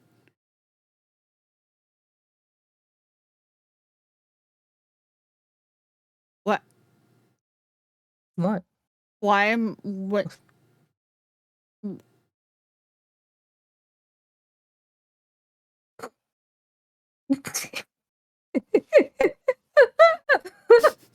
You know what you want. You know what you want. You know what you want to do. It's delicious. Chat vote. He's Chat gonna- vote. Chat vote. One or two. One or two. Chat vote. Gonna leave this foreplay. Your chat. My hand glides over Leander's wrist and up his arm where smooth skin abruptly gives way to a raised scar. It matches the one that runs from his collar to cheekbone. Could it be the same wound? When I glance at Leander's face, his lips part as he considers his words. Am I the first person you've been able to touch like this? My hand goes still on his arm. So far. Then is it everything you wanted? When I nod, Leander turns my hand in his to inspect the gleaming fissures crisscrossing my knuckles. There's no revulsion in his face, no fear. He looks up at me and grins. It's not every day I meet someone as enticing as gold. He winks and lets me go. I draw my hand back and take a steadying breath. My head feels like it's stuffed with cotton. Habit alone guides me through the motions of rewrapping my hand, although my fingers tremble too much for the bandages to lie flat. I can't believe that worked. I've really forgotten my manners. May I ask your name? I'm Riao. Riao. This curse of yours is unlike anything I've ever seen before.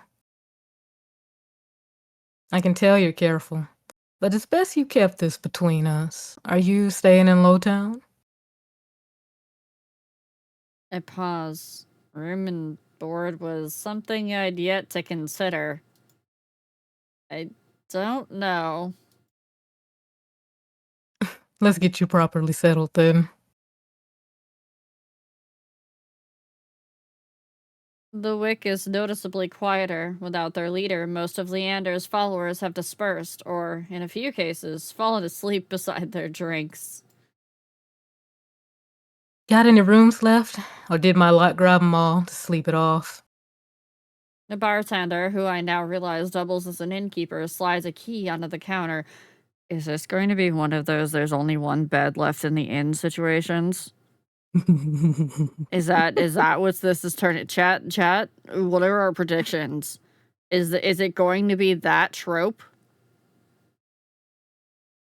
You can feel a lot more with your Where are my hands. book girlies? And girlies is gender neutral in this. Nah? Nah, you don't think so? Alright. The usual room? Leander's laugh sounds slightly strained. No, not today. This is for my friend, Riao. Right. Stay as long as you like. You two have fun.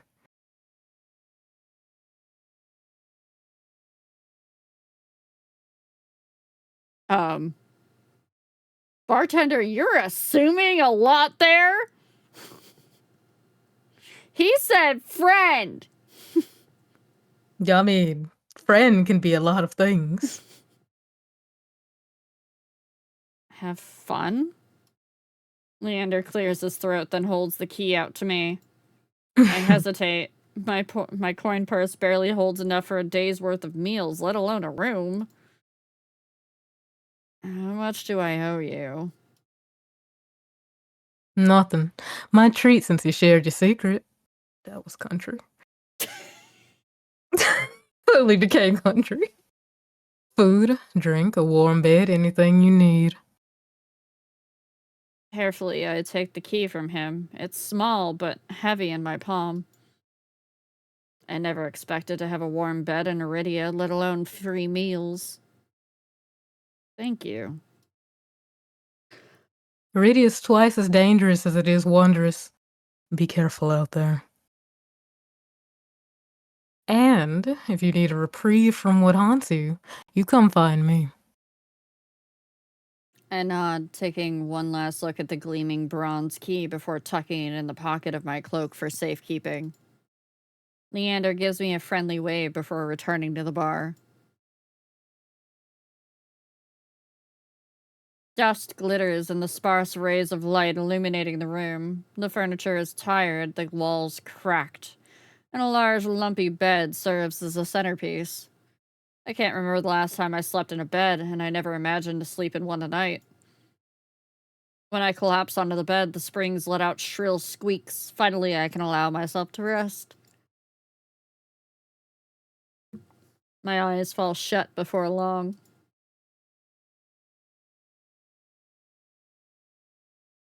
Watch this be the end of the demo. Oh, good. It's not. I wake to pale sunlight filtering through the narrow windows. Despite the clamor of the tavern below, the precious hours of rest have restored my strength and gifted me a flicker of cautious optimism. If I play my cards right, today could be the day I get closer to finding a cure. I quickly head out of the wet wick. The air clings, sodden and heavy with the lingering scent of rain. Without the afternoon crowd, the district looks barren and bleak. In the middle of the street, a pair of crows quibble over stale bread crusts. I pause, watching them while I consider my next move. Curris and Leander both made it clear that the cenobium can't be trusted, but I came so far and endured too much to give up now. I need to see the cenobium for myself, if only to satisfy my curiosity. Surely someone in the bar can point me in the right direction. I'm about to turn back when a shadow passes over me. A cloud, I think, until a puff of hot breath trickles the back... Until a puff of hot breath tickles the back of my neck. What? I mean, What? you got it right the first time. What? What is going on here? Who is breathing down my neck? Why, this is the route I like. Monsters. The shadow trickles down the street in rivulets, formless, dark spreads like ink into blotted shapes. Claws stretch, a muzzle splits open to reveal long, jagged teeth. A growl rumbles, and so low and deep I feel it in my chest. I want to run, to scream, but I feel trapped, as though the slightest movement or breath will snap the jaws around me shut. Hot. No, I won't let it end like this. If I'm going to die, I want to look what got me in the eye first. I steel myself and turn. The shadow vanishes as quickly as it came, and I'm left standing in the middle of the street alone, save for a figure reclining in the shade of the nearby stoop.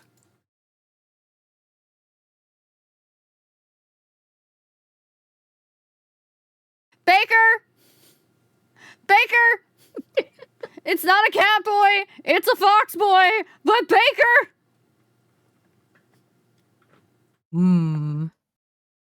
A monster.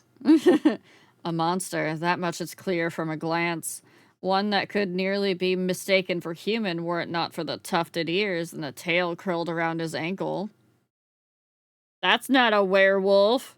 He has a collar with a chain. This one is mine!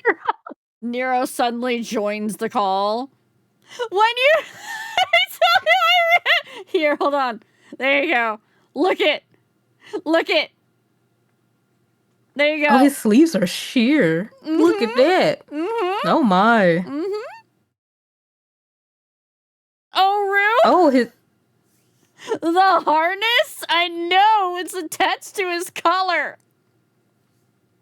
Moogle's just licking the screen.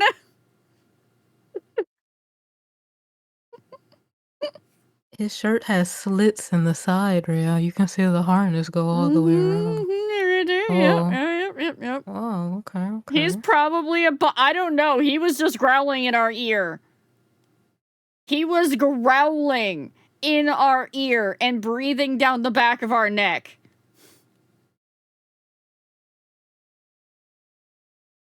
Or the dusk pink eyes with pupils that sharpen like needles when they fall on me. We lock gazes and the monster uncrosses his long legs. His hair gleams with a shade of red that reminds me unsettling of blood where it curls around his collared throat. Jumpy, aren't you? I was legitimately waiting for, like, Discord to ding in my ear that someone had joined the call, and it was gonna be, like, fucking Nero joining in. This town is so light and carefree that I glance over my shoulder to make sure he's speaking to me. When I look back, the stranger props his chin on his knuckles and regards me with an inscrutable grin. Did you see that shadow just now? It was massive and it moved like a beast. Even as I speak, I'm aware of how ridiculous I must sound, but the stranger's smile doesn't falter.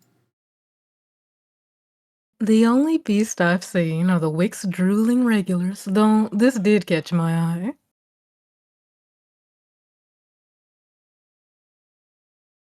Nero! I lag. If I could have joined in to bark briefly, I would have. With a flick of his wrist. Hold on. Before we read that, please perceive his pants. Look at that thigh for free? Mm-hmm. God damn. The way I, like, moved my head around my mouse to, like, my microphone, wow. Sari got so discombobulated that she didn't know what piece of equipment she was moving her head around. I love it. Fine. Moogle is touch it. going feral. It was okay, Moogle, we can share. With a flick of his wrist, my in-room key dangles from his finger. It turns on its chain, glittering when it catches the light. My hands fly to my cloak's pockets, and sure enough, I find them flat. He crooks his finger, beckoning. I've already taken 2 steps forward before some stifled instinct stops me. Something feels wrong. I'm still on edge, thrumming with so much adrenaline that the stranger's shadow flickers at the edges of my vision. I always seem to attract the worst kind of attention, but I can't get rattled now.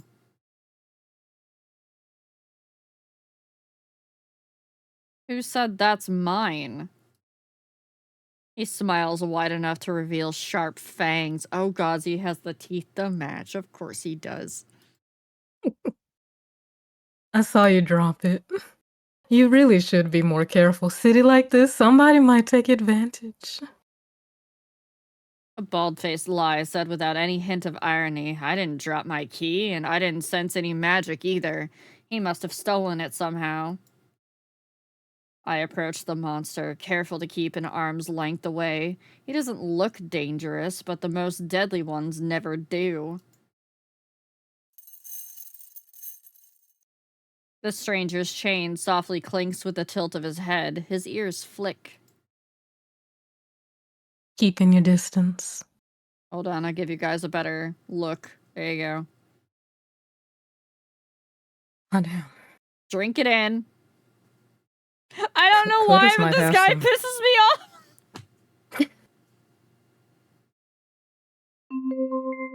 I mean, all right, I'm gonna delete the redhead. Wow. But I don't know, Sari's Curtis so is still broken, she can't word. I'm still trying to figure out a voice. I'm like, Definitely playful trickstery. oh yeah, I got that. Yeah. Probably a bit mocking. Yeah, Yeah. I'm feeling. Can I drink shots off them apps?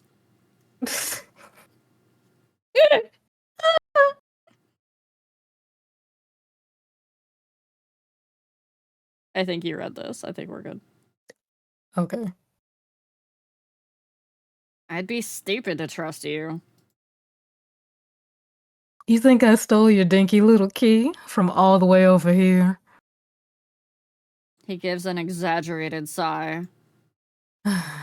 I'm good with my hands, but not that good. Do I really look like a common thief to you? Yes! He's got me there. The sheer fabric of his sleeves alone would be too expensive for most street thieves. Hell, his shoes look like they cost more than I spent traveling here. And then there's the shop behind him. No matter the city, parted pink curtains only ever mean one thing. I'm not looking to buy, and I doubt I could afford your services anyways. Luckily for you, I don't charge. The man runs the tip of his tongue over a fang, and for the first time since I stepped into that shadow, I feel something other than dread. My face grows hot. I didn't mean to assume. I'm flattered, really. Did you think you could pay to pet my ears? I just need my key back. Act nicely, and I might even let you tuck my tail.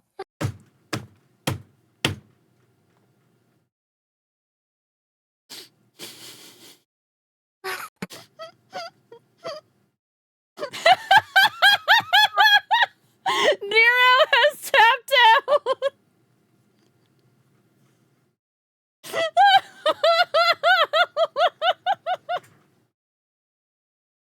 What is the rating? Siri is scrambling to Steam to find out what the rating on this game is. Like, bro, okay, I read it and then I was like, huh? Oh.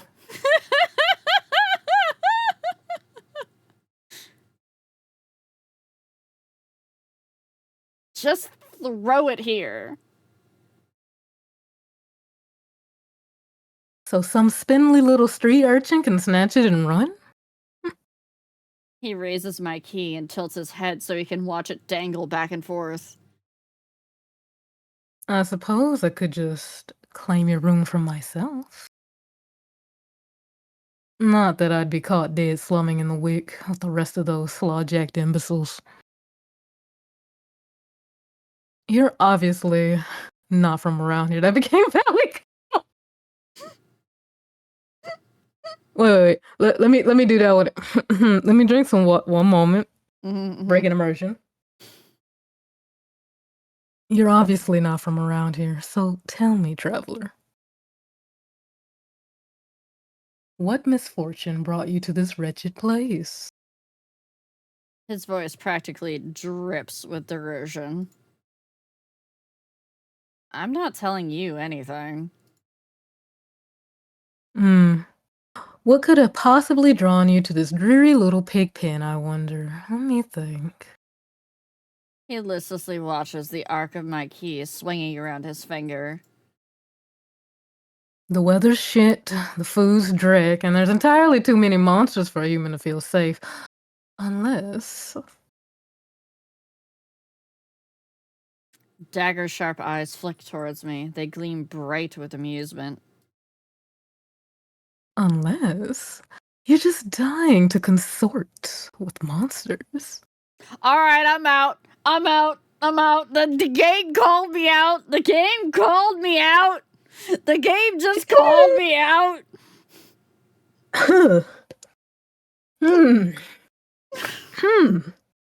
Well, did we prepare? We prepare?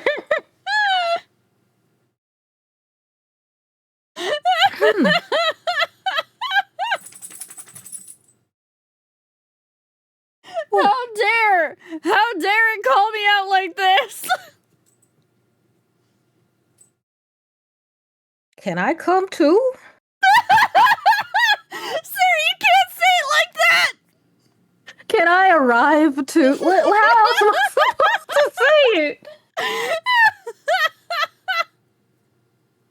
Can I join you with your friend, your fuck?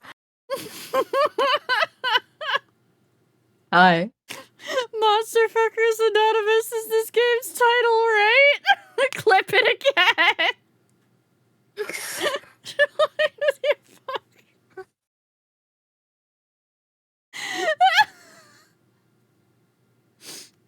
And this is why Sari was the one chosen to do this with me, besides her dulcet tones. I'm gonna make one of them country. Sari's unintentional phrasing. Constantly. By now, my embarrassment has worn away, living shivering in patience in its place. If this is a shakedown, it's the most frustrating one I've ever, and it cuts off. It doesn't say the rest. You know what? We're gonna play along with him. Oh, you're gonna torture me. Mm-hmm. How do you know that I spent all my money, starved, and nearly died in a swamp just so I could crawl into bed with the first thirsty monster I met? There you go.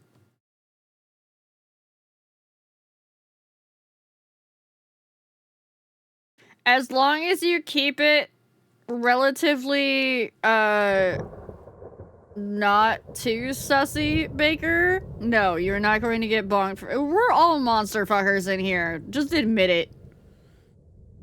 I do like tongue. Did you just say you Wait a like minute. tongue? Wait, like, you gotta read. You gotta continue. Press the left. Yeah. Okay. Mm-hmm. That earns me a burst of breathy laughter. He gazes at me under his dark lashes. Aren't you funny? Could you be any more obvious? I've been told subtly. Subtlety is not my strength. I can't say that word. So, your place or mine.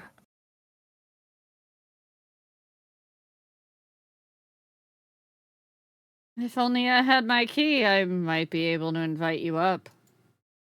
His languid gaze slides from me to the key in his hand and back. Take my hand and we'll go together. What is this game with hand holding? Or Touchstarved. The more he flirts, the more convinced I become that this is some kind of trap. No matter how innocent monsters look, they always have tricks up their sleeves.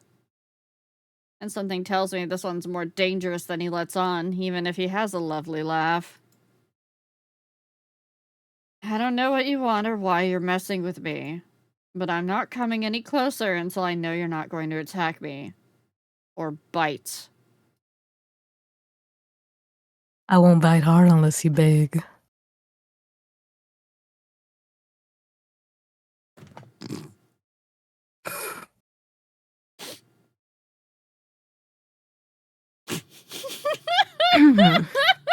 All right.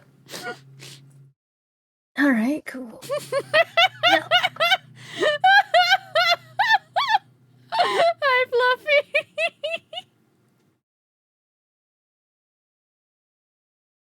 No matter what I say, he finds a way to twist my words into innuendo. Even when I'm silent, he goes on as though we're having a conversation, not a standoff. Fluffy, I figured out how you're gonna practice voice acting. You're gonna start reading visual novels. Just Probably not this one. why not? This one is fine.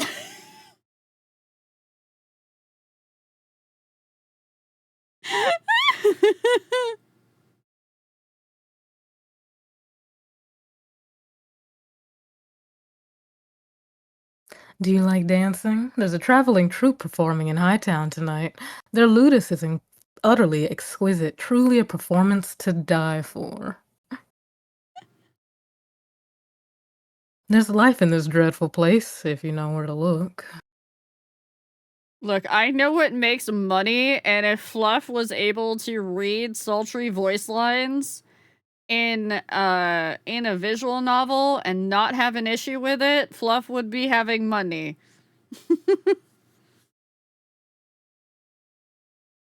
You sound like you know the city well.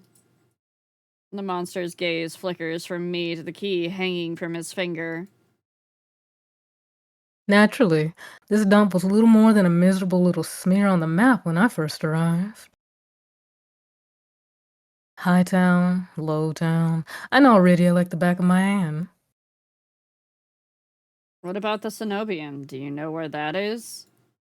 His smile vanishes. Surely you've seen it. That absurdly large tower looming over the rest, it's a little hard to miss. To be fair, Freak Job, this isn't actually supposed to be a dating sim. It's a visual novel. An eldritch visual novel. Yes, I'm aware of the title.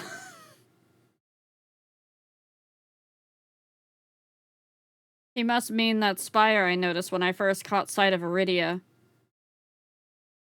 The Cenobium's overrated. Forget about it. I can show you things those stuffy boars in their limp dick tower couldn't even dream of. What do you say? How about the two of us have a little adventure? I've already got plans. Oh? Have you some pressing matters at the Cenobium? Lunch date with the librarians? Tea with the most esteemed abbess? That's my business. What's it matter to you? I square my shoulders and the amusement bleeds out of him.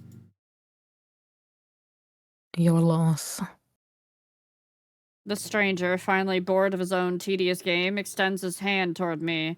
The key rests on his palm, neatly dividing skin and leather. When he makes no other move, I reach for the key, but as soon as my fingers graze smooth brass, his hand springs shut around my elbow. Wait, how does that work?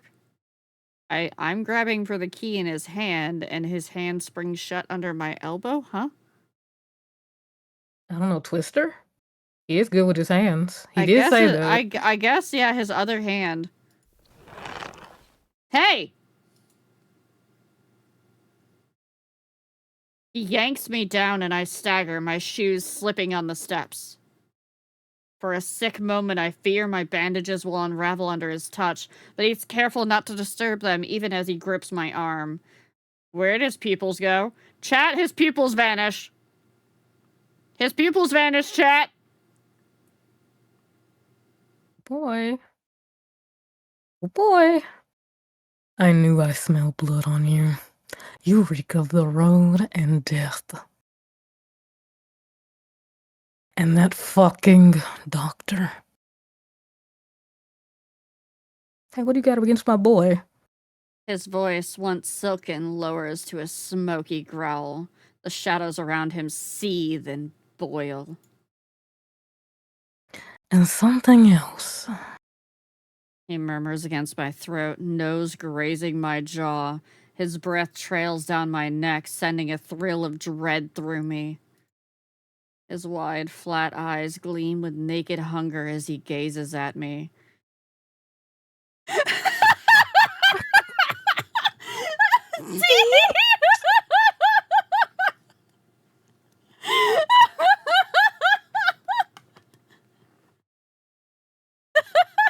I mean, at least In you the were in shower. the shower. Did you have a good Aw. time in the shower?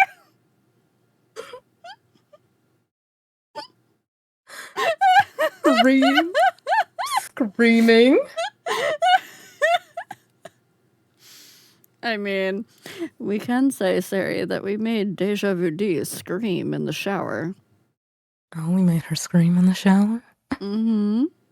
We did. Oh my.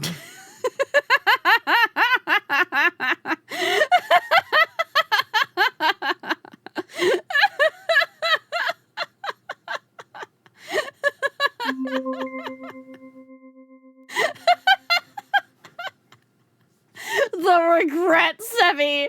The regret!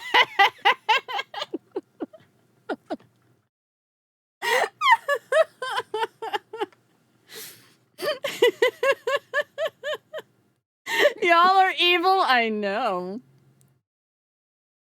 It's fun. Why do you think we chose this one specifically to read to y'all? Because while Sari may be torturing me, and I'm going back. T, that has connotations. Help.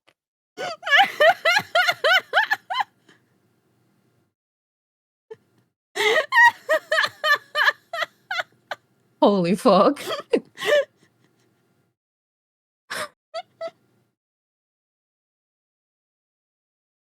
Finny is just somewhere in the background waiting to edit my stream to give me the sexual content label. Sari, is it just torturing you, Rio? My poor ears. Not done screaming for them. She needs to cool down. No. Well, I mean, it could be one or the other. She either needs to take a cold shower or she needs to be in there a little longer because, you know. Sometimes it's hard to wash your back alone. So you just gotta. All right, I'm rereading this line just to get back into the. Are you also a Lysander fan? I don't know. I don't know what that one is. His wide, flat eyes gleam with naked hunger as he gazes at me. Let go! Just when I fear he'll bite, his grip loosens and his eyes widen with awe. It seems I underestimated you. You're. Veer! The stranger's ears flatten and he releases me with a short breath. I yank my arm back, massaging my bandages. He twists around to see a woman duck out from the curtains behind him. Her Cenobian uniform is nearly identical to the one my mentor kept tucked away in her closet. I leave you for all of what, 10 minutes and you're making trouble again? Will you quit harassing the tourist? The stranger, Veer, I take it, rolls his eyes and flashes the cleric a withering smile. So suspicious. Can't you see this is just a friend of mine? A natural liar, he grins at me and his tail swishes coyly. The woman purses her lips at me, clearly unconvinced. I open my mouth to correct him, but Veer cuts in.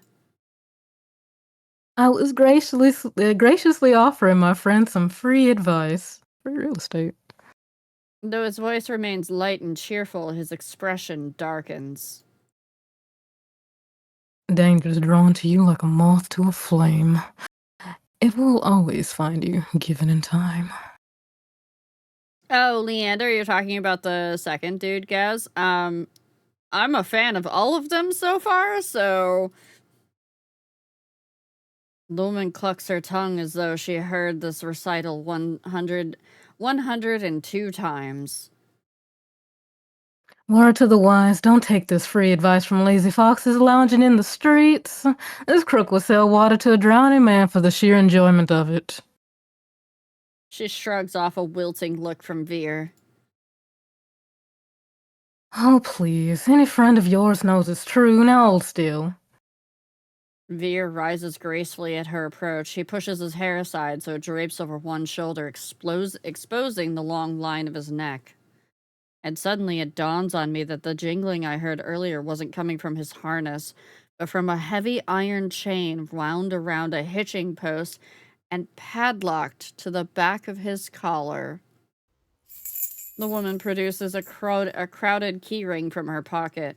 She rifles through a dozen identical keys before selecting one and slotting it into the lock. Come on, unless your friend's tagging along for our merry little soulless hunt.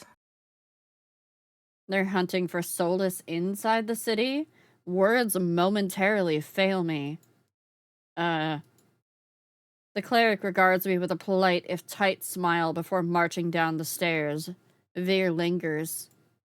He stretches his arms over his head with a yawn, and I try not to stare at the way his stomach flattens when he arches his back. Your little secret's safe with me. Try not to get yourself killed. Veer hops off the stoop and bounds after the woman. His tail sways merrily as though he hadn't just lied and threatened me. Did you try that thing I mentioned? The Lavention knot? That one where you take the 3 fingers and actually don't tell me. Knowing you, it's probably disgusting. Veer's airy laughter echoes down the street. It's only after he and the cleric have vanished from sight that I realize I'm still missing something. Wait! Reflexively, I shove my hands into my pockets and find it. The room key. I raise it to the light, and sure enough, it's my key. But the realization is hardly comforting. I don't know what Veer's game was or what he wanted from me. All I know for certain is that the Cenobian saw fit to leash him, a fate I could share if that's what this vague warning meant. I let my eyes drift skyward past the lanterns, gently swaying in the breeze till the Cenobium, to the Cenobium faintly visible through the haze. Just one glimpse is all I need, and then I can put this all behind me. This time, the key goes into my coin purse for safekeeping. Yeah, it's totally safe there. Absolutely. Like, he couldn't just have picked the entire coin purse. That's what I was about to say, like, bro. It's easy enough to follow the winding streets, climbing uphill towards the distant tower. Hours later, legs aching and sweat beading on my forehead, I finally find what I'm searching for. The Cenobium of the Luminous Void. It stands at the highest point of Iridia, surrounded by cold white walls. Well-dressed people stroll down the walkways, ignoring the massive tower in their midst. I'm the only one standing before the gates. I crane my neck up until the top of the Cenobium spire disappears into the clouds overhead. Hi, Maggie. The gates are so heavily enchanted that even standing near them sets my teeth on edge. Alchemically reinforced locks, invisible alarm sigils, and who knows what else. Wait, did I say sigils? I meant sigils. I pulled a Mercer. I like your sigils. No, it's a Matt Mercer thing. He said it once and during Critical Role, like early on, they were like, "What the fuck do you mean?" Not the sigils. Knocking seems like a terrible idea, and I don't see any other way of making my presence known. I'm halfway up the steps when something moves in my peripheral vision. Another hot man? A shadowy figure crouches beneath one of the white walls. They reach out and tug a vine, as if testing its strength. Oi, you there! The shadow vanishes as quickly as I spotted it. A gaunt-faced man in a crisp charcoal uniform marches up the steps towards me. Ugh, another tourist? Get out of here, you're done gawking! A dismissive wave accompanies his equally dismissive words, and he turns without even waiting for my response. I look back at where I saw the intruder, but there's nothing. Just the leaves gently blowing in the cool breeze. I step away from the gates, hopelessness washing over me. Hello? A whisper coats the back of my ear, hot and syrupy. Could they stop breathing in my ear? Oh, it's free real estate. Give them ears. I jerk away, but find no one beside me. Instead, halfway down the staircase, I spot a girl peeking up at me. Oh, it's a girl this time. Okay. She is barefoot, draped in several layers of worn, moth-eating clothing. Peculiar metal jewelry hangs across her face and jingles with each slight movement. Her eyes are her most striking feature. They shine a scorching, unnatural crimson. It feels like staring into the sun, and yet I'm strangely captivated by her. She tilts her head, the tinkling of metal riding the wind. Do you need help? No, I don't. I'm unsure how to respond. The air is charged with a mysterious energy, as if each of my words is worth its weight in gold. This is the first time I'm experiencing it, Maggie. But after the experience I've just had, I'm not too keen on trusting strangers. No, I don't. The giggle she makes is a chiming, fluttering sound. Don't worry, I won't hurt you. She dips into a polite curtsy. My name is Iris. I was like you once, hopeless and alone. The ones in the tower won't help you with your pain. I might be able to, though. I try not to dwell on the fact that I'm recognizably desperate. Instead, I focus on her vague offer as I descend the steps. You don't know what I'm looking for. You need what everyone needs in this world. A miracle. Iris turns and my thoughts abruptly scatter. Pitted skin snakes down her shoulders, blooming from a gaping hole in the back of her neck. A shuddering breath escapes me. What the fuck?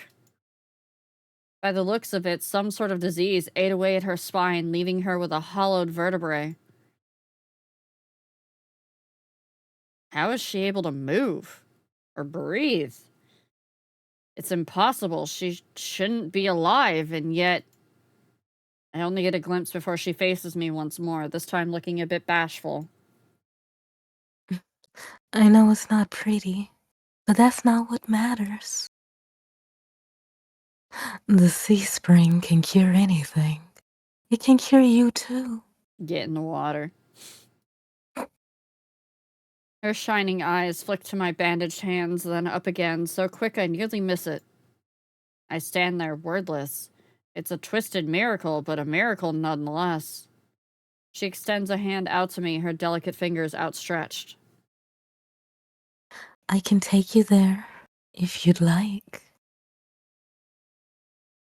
You can decide on your own when you see it.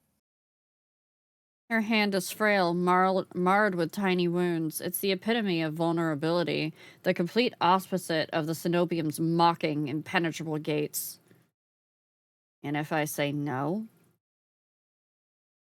It's your choice. The truth is, I don't have much of a choice. Not right now, at least. I wonder if Iris knows that somehow.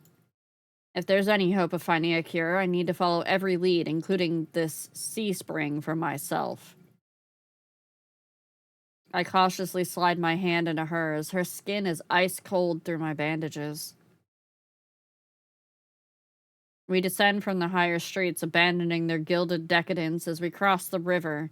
The wet, derelict districts hold more familiarity for me. However, Iris leads me further still until I'm met with an all too familiar sight.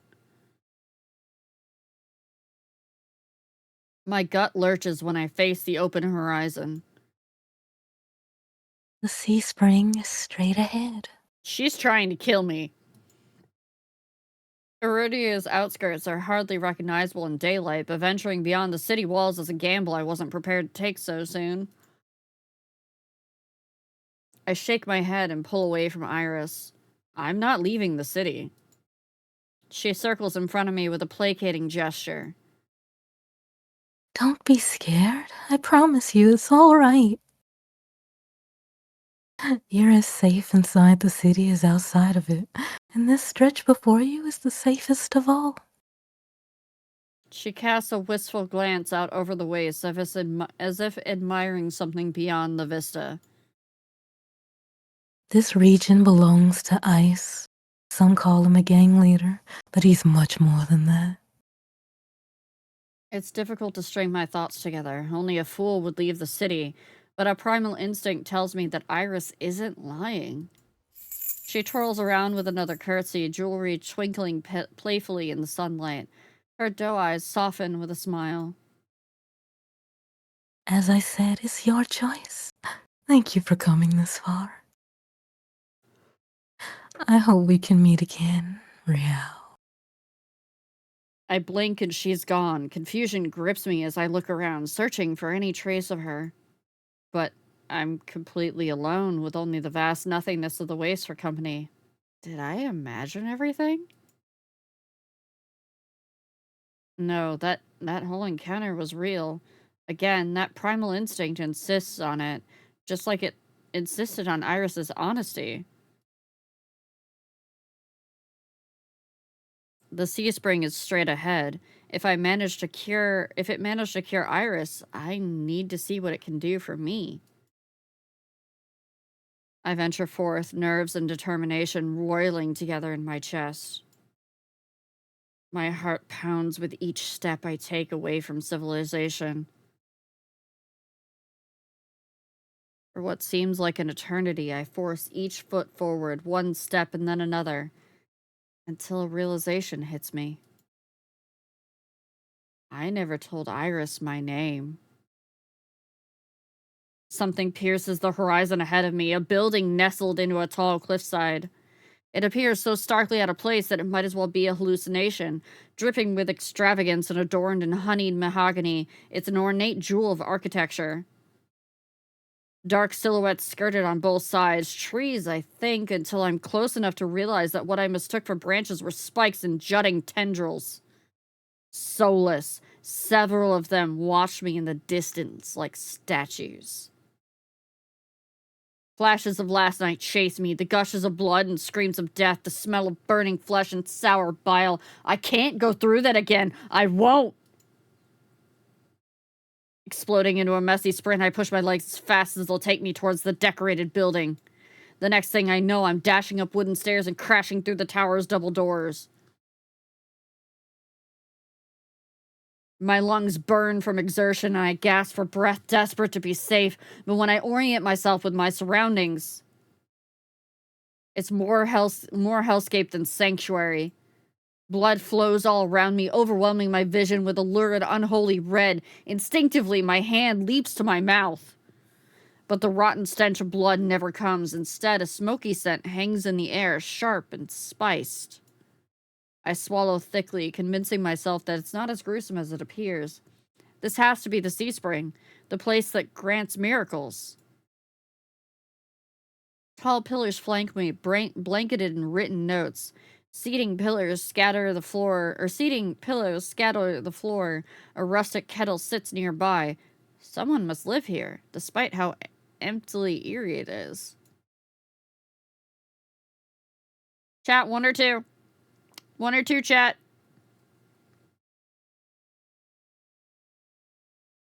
Are we gonna die? Will We got get 2 votes for 2. 3 votes for 2. All right, 2's winning. 2's winning. All right, we're going with 2. Staying silent. I approach the paper-covered pillars. Maybe something here can tell me more. I reach for 1, 2, or 3.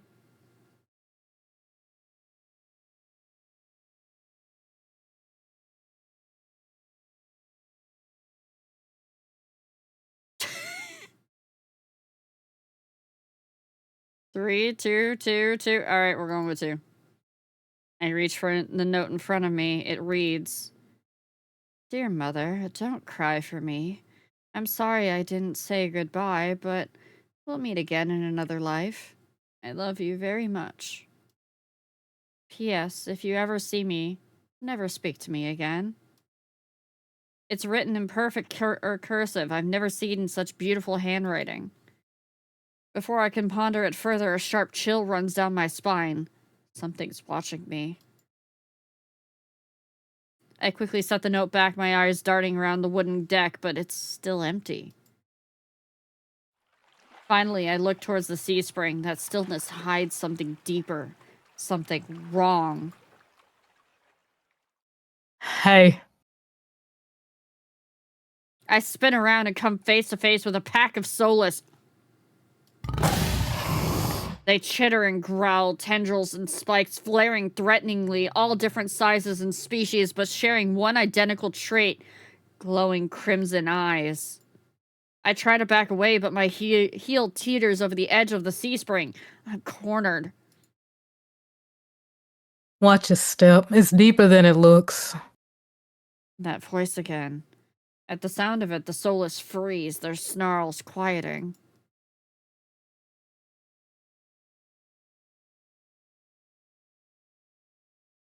Hello? I search for the voice's source and find it above me, lounging in the rafters. You look lost, little sparrow. There you go, chat. Hot damn. Yeah, good luck. He has spikes on his boot. Look at it. Mm-hmm. Or, you know. Oh, chat can't see the Kicking? spikes. Oh, that's okay. Yeah. Trust us, there are spikes, like, on the toe of his boot. Hmm. His gaze is a violent crimson, one that sears through me and leaves me feeling raw and exposed. It's the same eyes I've seen over and over, first with Iris, now with the Solus circling me, all bound by the sea spring's blood red. Man's just sitting there with his taco meat hanging out. It really is.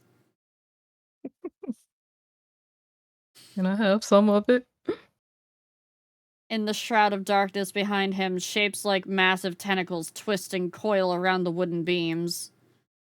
I can't focus. The soulless growls ring in my ears. They're not advancing, but that could change at any second.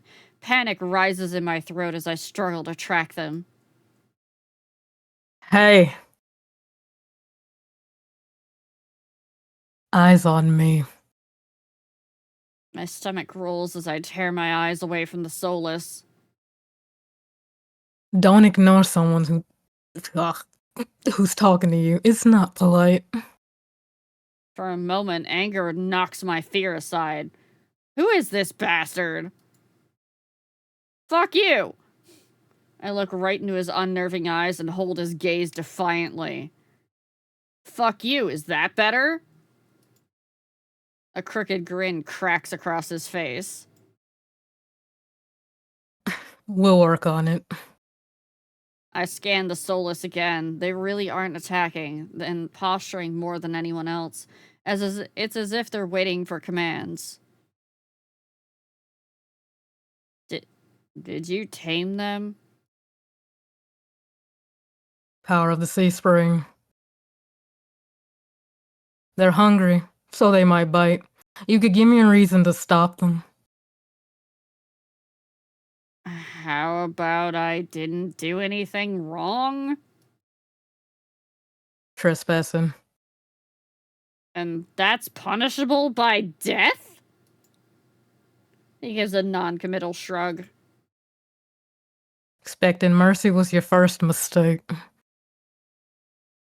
Ruthlessness is mercy upon ourselves. Oh fucking god! You fucking would.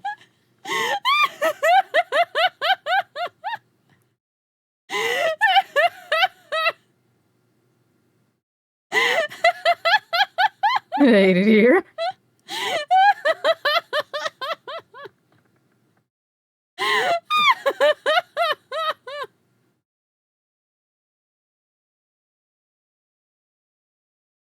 My voice stops in my throat. This bastard's terse coolness is both infuriating and terrifying. I rack my brain for a way to defuse the situation. Tell me what you want. What you really, really want. I'll tell you what I want. What I really, really want.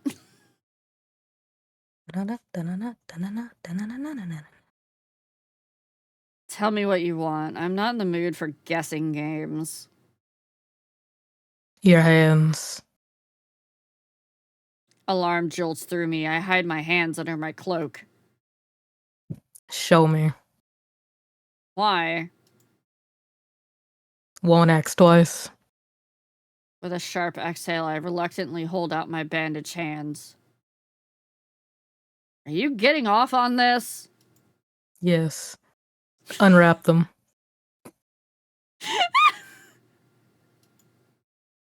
Heat rushes to my face and fire to my tongue. I should give him a piece of my mind, but not when his soulless are one command away from ripping me to shreds. Yet no matter how much I will myself to move, my body stays frozen in place. I stand there for a long, agonizing minute.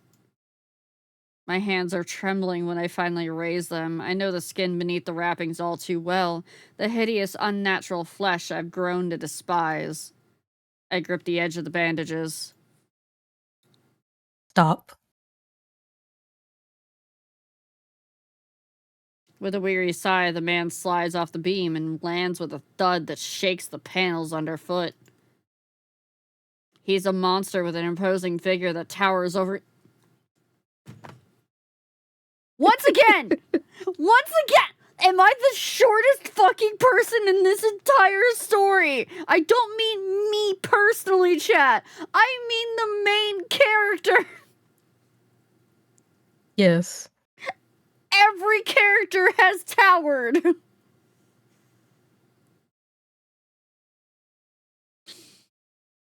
I couldn't tell how tall he was before, but he's big. Illuminated by lantern light, his features are stronger and sharper. Subtle clinks of metal accompany each of his footsteps. The closer he gets to me, the faster my heart hitches. Also, here you go. Here's more of a look at him. There you go. Mm-hmm. They have a thing for, like, the double belts in this, too. I've noticed this. Mm-hmm. Yeah.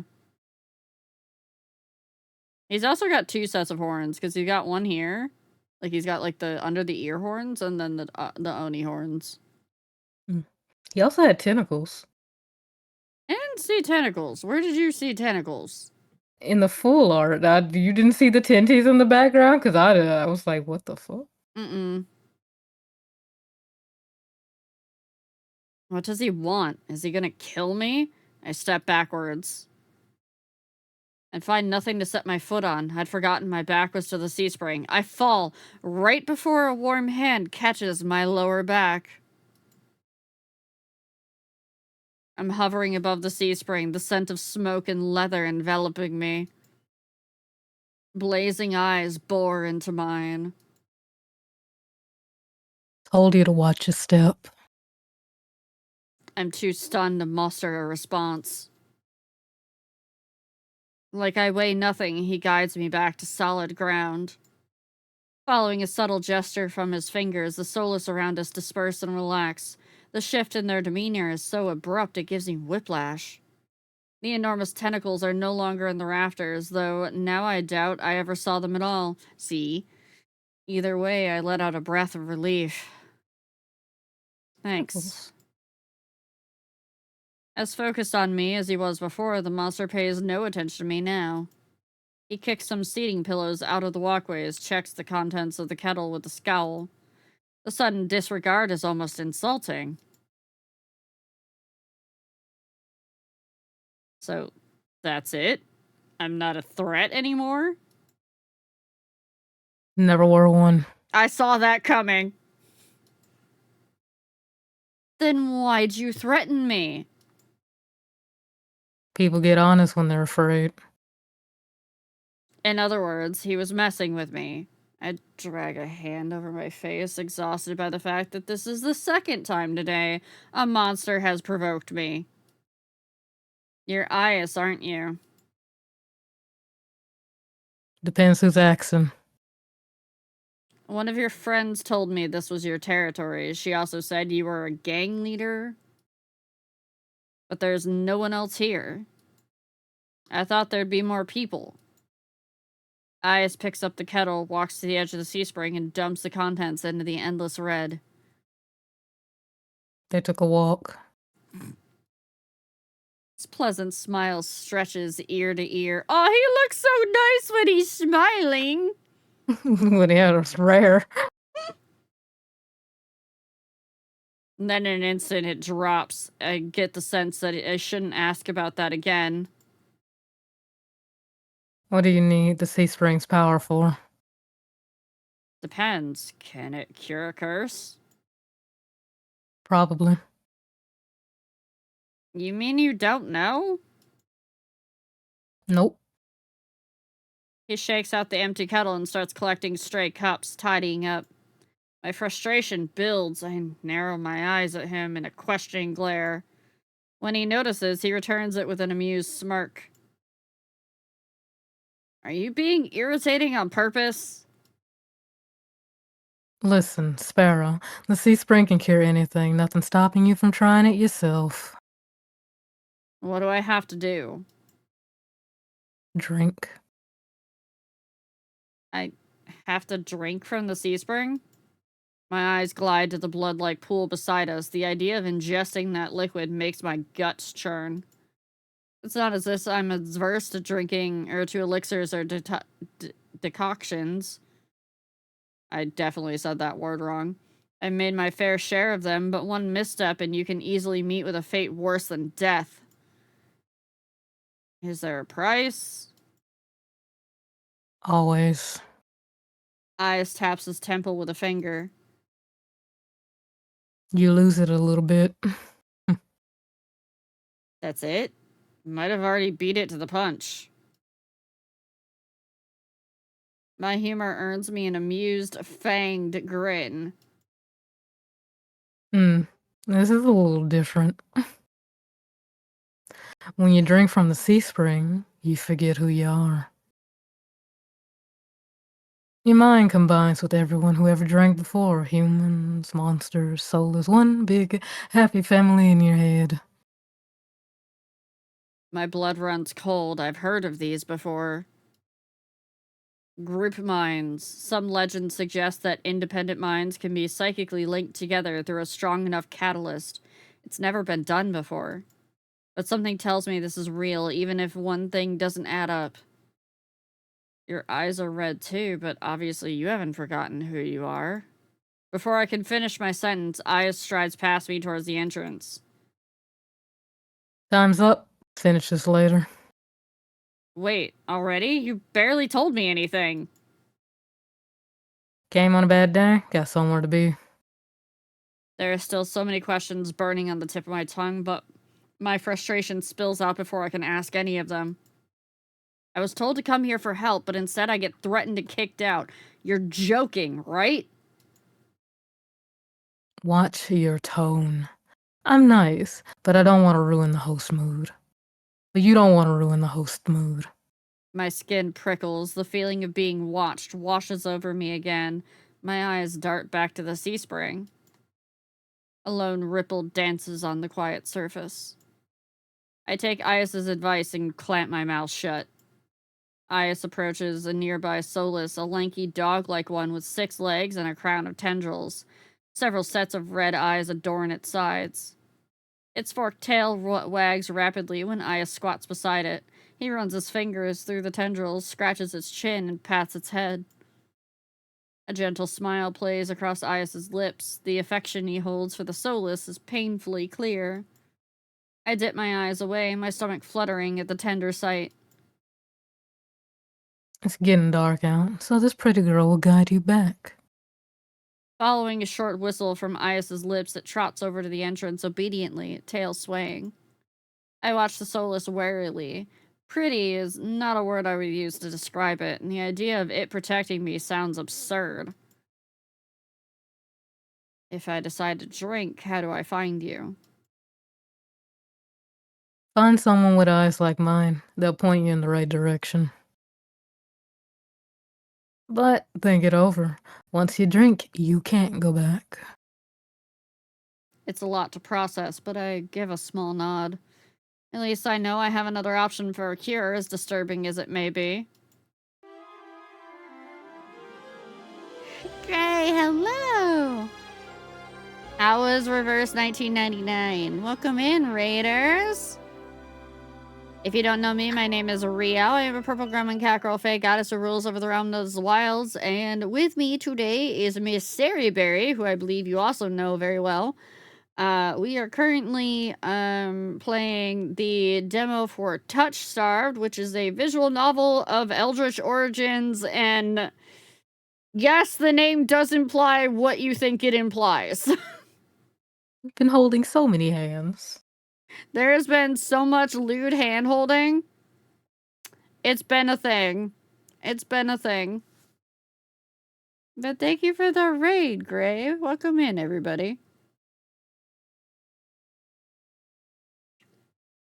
Oh, you did 4 hours of cozy co-working? Nice. I can't believe you got 4 hours of co-working in. I can barely get like 2 before I start going, I'm insane. Why am I doing this? But if you gotta get up and do anything post-stream, also great, make sure that you get your self-care in. And yes, I do believe this would be a game that you would enjoy, given that you liked Date Everything so much, so. It's very tasty. It's very munching. Looking at the apps. Oh, because of the worst at staying on task? I get you. I follow the Solus at a measured distance and watch it nudge the giant doors open with ease. When I'm about to cross the threshold, I sneak one last glance behind me at this man. You didn't catch that. That was Sari making happy noises.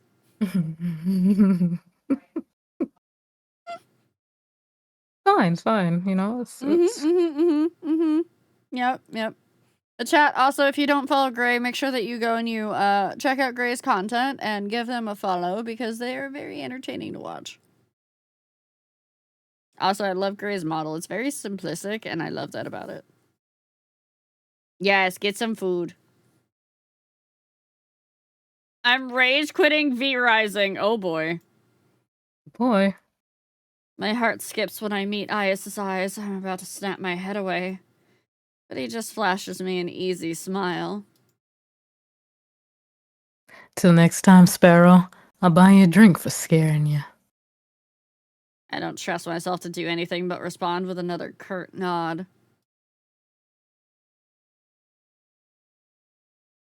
Outside, more crimson-eyed Solus scuttle about. It's hard to believe it's the same threatening pack from before. They chase each other in circles, rolling around in the bog's mud. They pay no attention to me as the dog-like one escorts me away. It's an uneventful trip. Sometimes the Solus looks over its shoulder at me to make sure I'm still following.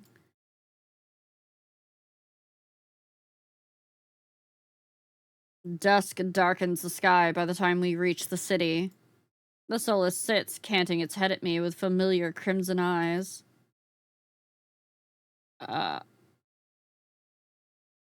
Do we wave at it or do we pet it? Do we pet the demon dog? What if it just wants scritches? What if it wants to eat my hand? I mean, it's already happened once. Just go to the sexy doctor. You'll be fine. Yeah, true. Unless it eats the hand entirely, and then we might have a problem. Oh, well. As nervous as I am, I carefully glide my fingers through the Solus's tendrils and scratch just beneath its chin, just like Aya's had. It pushes into my palm in response, rumbling with a sound akin to a purr. The vibrations are soothing, almost therapeutic. When it's satisfied, the Solus spins around and scampers back in the direction we came, vanishing in the darkness. Wait. Sari, I just had a theory. Yeah, game theory? What happened? Yeah, game theory. If he's part of a group mind, and he shares the mind with all of the Solus, did we just pet Ias? Oh. Oh. Oh. Oh, wait. Oh, okay.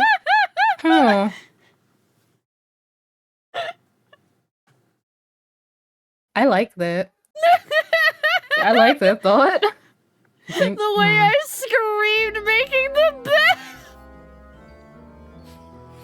Titan, welcome in. Thank you for the follow. You just pet thousands of people.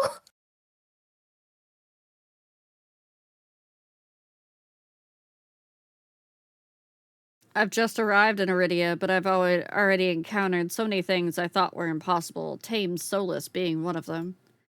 My head spins. Maybe I should call it a day. Can I just say that every time you say Solus, I can only think of Solus, as in Emmett.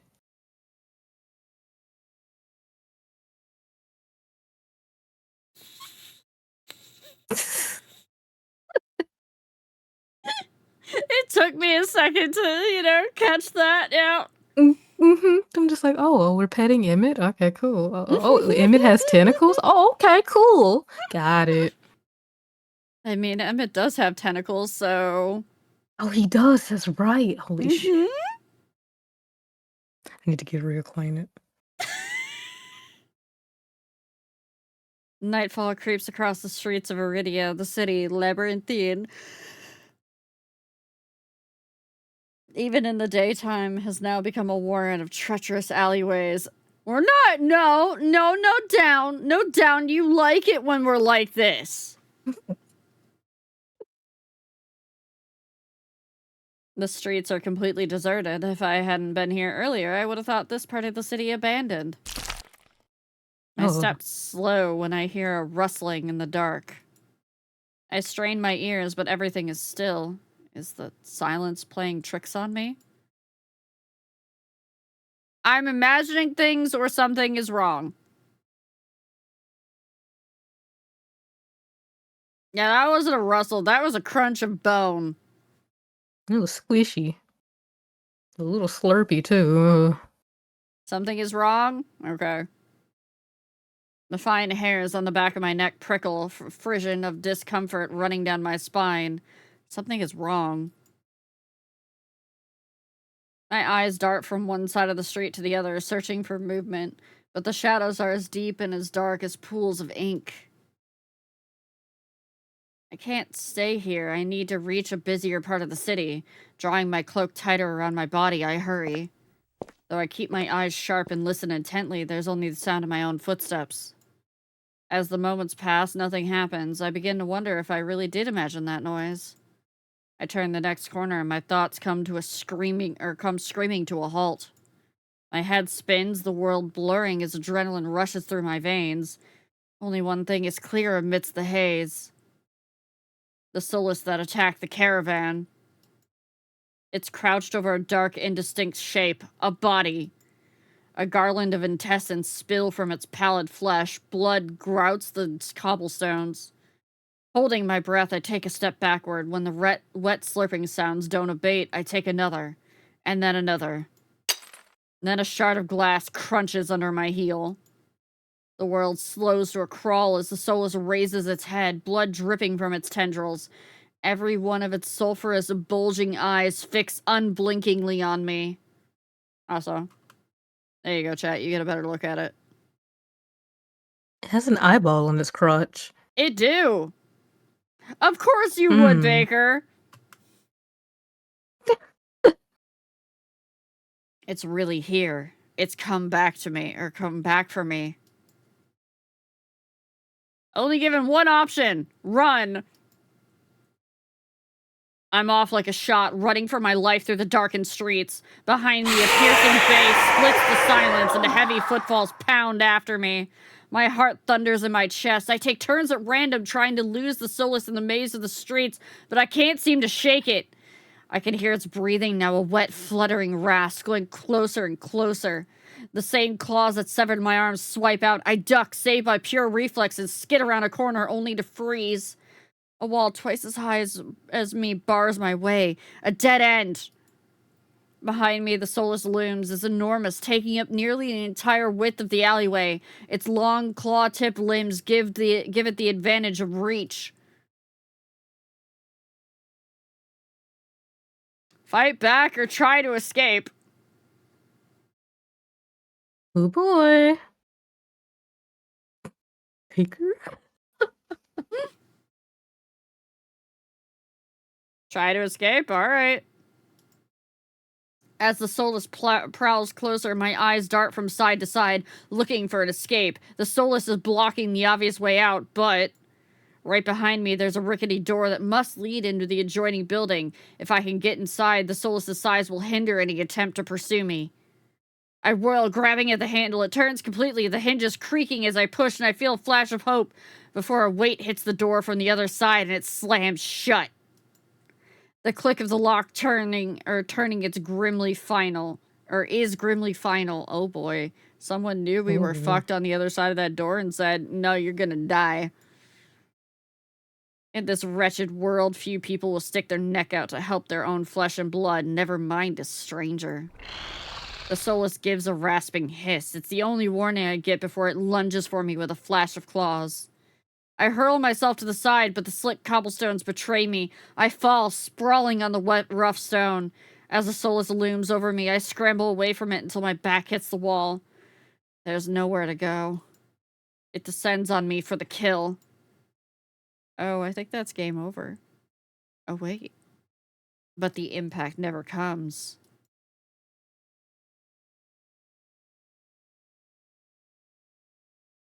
I wearily crack one eye open, then the other, not sure whether I should believe what I'm seeing. A hooded figure crouches in front of me, one bloodstained hand outstretched. Moonlight silvers the edge of their stiletto knife. Their face and hands are splattered with blood, and the soulless. My eyes dart past my unexpected rescuer to the misshapen form behind them. The soulless's many eyes, once restless and vibrant, now look dull and waxy. A red pool spreads slowly from underneath its body. Numb with shock, I can't help but stare. After all the people it's killed, nearly killing me twice, I can hardly believe it's dead. Well? I gingerly take the offered hand. The hunter's gaze dips to my bandages. Pale lips part on the brink of a question, then close again. With a strength belaying their slight frame, they pull me upright. Also, hi, Kiwi. I can feel the tension in their grip. Their fingers tremble like they want to pull away. It's a sensation I'm all too familiar with myself. Despite their obvious discomfort, they pause for a moment, pale eyes sweeping over me. Not going to fall? When I shake my head, they hastily let go and back off, wiping the blood from their face and hands. The hunter turns away from me, the heel of their boot hitting the soulless's gangly body. They lean over it, studying it intently. With their back to me, I realize that their hooded silhouette is familiar. I saw them outside the cenobium. Vestigial or functional? I'm startled out of my thoughts when they speak, but they aren't looking at me. Can't. All be processed in the brain. Its occipital lobes would have to be enormous. In fact, I don't think they're talking to me at all. It sounds like they're trying to figure out how the Solus was able to process input from so many eyes at once. I can't say I expected to be rescued by someone who seems more than passingly familiar with neurology. We have a special option, chat. We're gonna take the special option. Oh. It's red. It's special option. Suggest your own theory. No. I used to sit and talk with my teacher for hours. It's all too easy for me to slip back into that old habit. What if it has a distributed nervous system? They nod absently, still engrossed in their examination. Possible. Or maybe the sensory input from the additional eyes is rudimentary.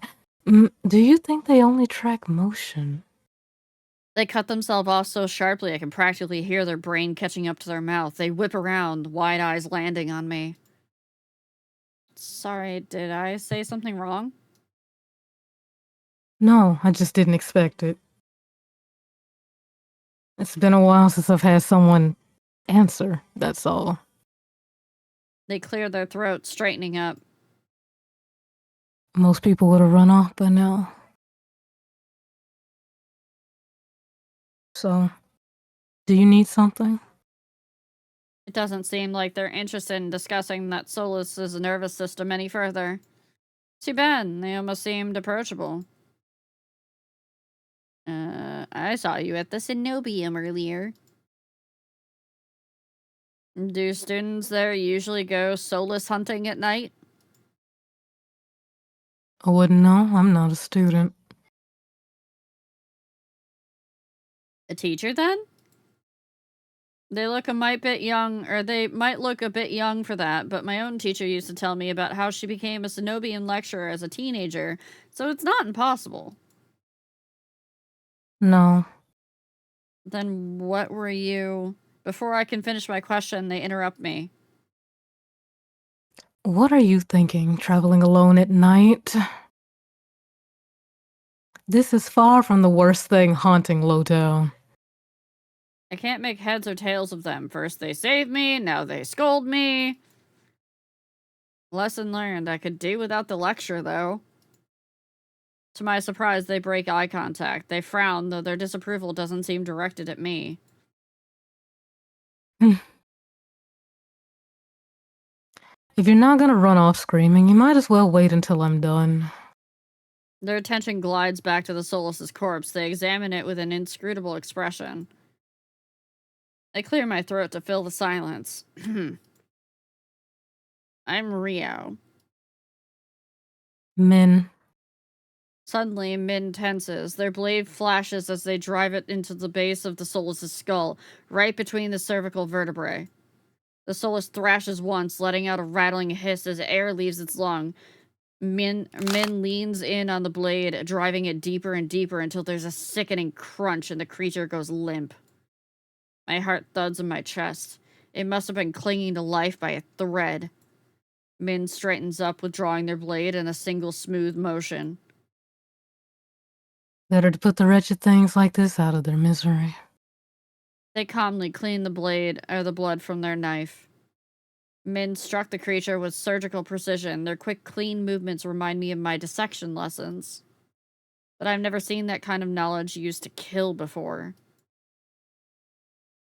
Why is the Solus inside the city? Min looks at me, eyes searching before realization dawns. You're new here. There's no walls around the city, souls can come and go as they please. Until someone is contracted to stop them. That seems kind of dumb. The Cenobians' patrols don't bother to protect Lowtown. Not anymore. Let me guess, you're not a fan of the Cenobium. I wouldn't go that far. Either way, it looks like I owe you. Min's brow abruptly furrows, and they sheathe their knife, motioning for me to follow. It's not safe here. The vultures can smell death. I'm not quite sure what they mean, but I don't want to stay lost in this city. I trail behind them as they stride down the street. If it's so dangerous, then why are you helping me? I came for the bounty on that Solus, and you were in the way. Not killing you isn't the same as helping you. Don't count on being lucky again, or you'll be dead by sunrise. Their answer is stingingly harsh.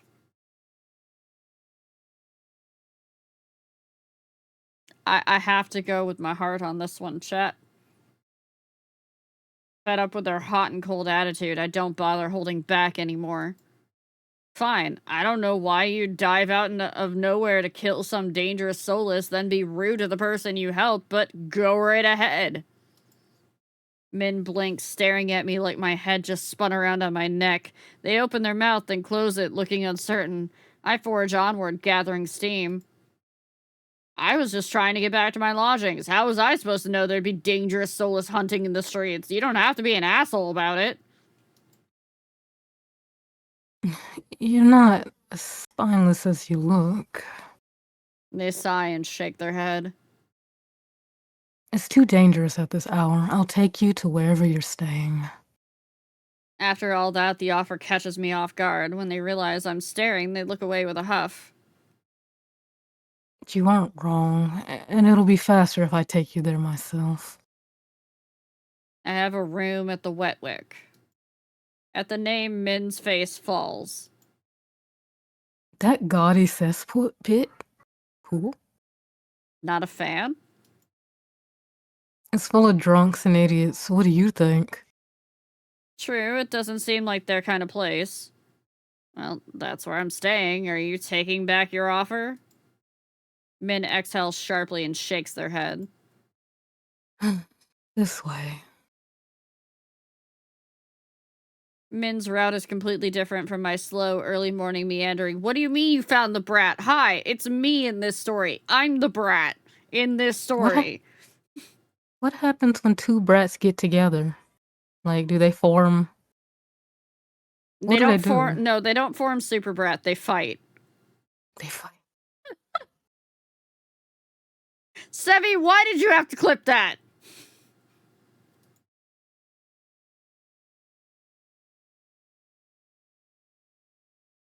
No, they fight to see who the bigger brat is. 2 brats That's is the a one- complaint? Oh no. The brat that wins is the brat that gets the guy. Or girl. No. Mm-hmm. Sometimes they do form super brat. It's rare. It's very rare. Usually when more than one brat gets together, it becomes a squabble. Oh, I'm aware how you know. This Their is like a steps- clouder of cats. Oops, sorry. Yeah, it is kind of like a clatter of cats. Sometimes it works. Most of the time, it does not, and fights break out. Their steps are swift and sure, even though all the streets blur together in the dark. You know this city pretty well. I grew up here. I think that's the first thing they told me voluntarily since we met. Was it always like this?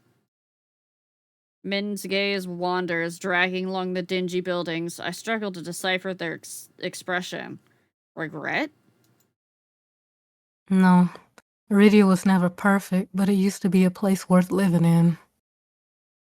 I can't make heads or tails of Min's answer. Iridia is the last bastion of humanity in this wasteland. Where else is worth living? The Wetwick's not much farther now. In no time at all, the shadowy alleyways of Lowtown give way to brightly lit avenues and crowds of lively people. It's as if half the city is poured into the Amaryllis district's colorful streets. Laughter, clinking glasses, and music assault my ears from every direction. Yet most of the noise comes from the Wetwick. Its doors hang wide open. Bright lanterns frame a tall and familiar figure. Riao? And Min, I see. This was not who I was expecting. Oh, me neither. Oh. Hold on. That one took me off guard. There you go. Hi. I love how Sari had to mute after that. Leave me alone.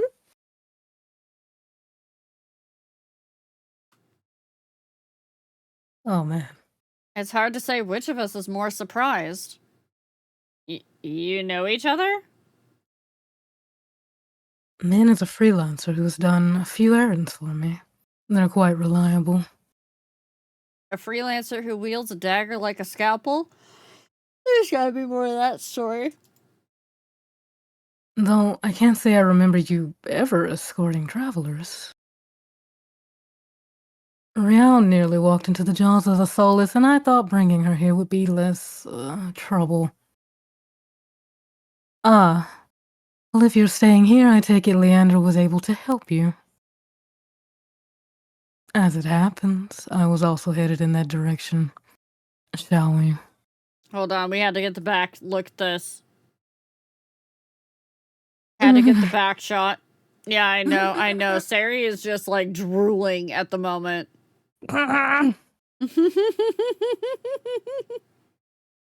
Oh, he has scars on his palm. Yeah, he's got a hand scar for some reason. Interesting. Intriguing. And that hair? Oh, this is so... man. This is legal. Fine. He still owes me for yesterday's work. Min drags their feet, reluctantly trailing me into the tavern.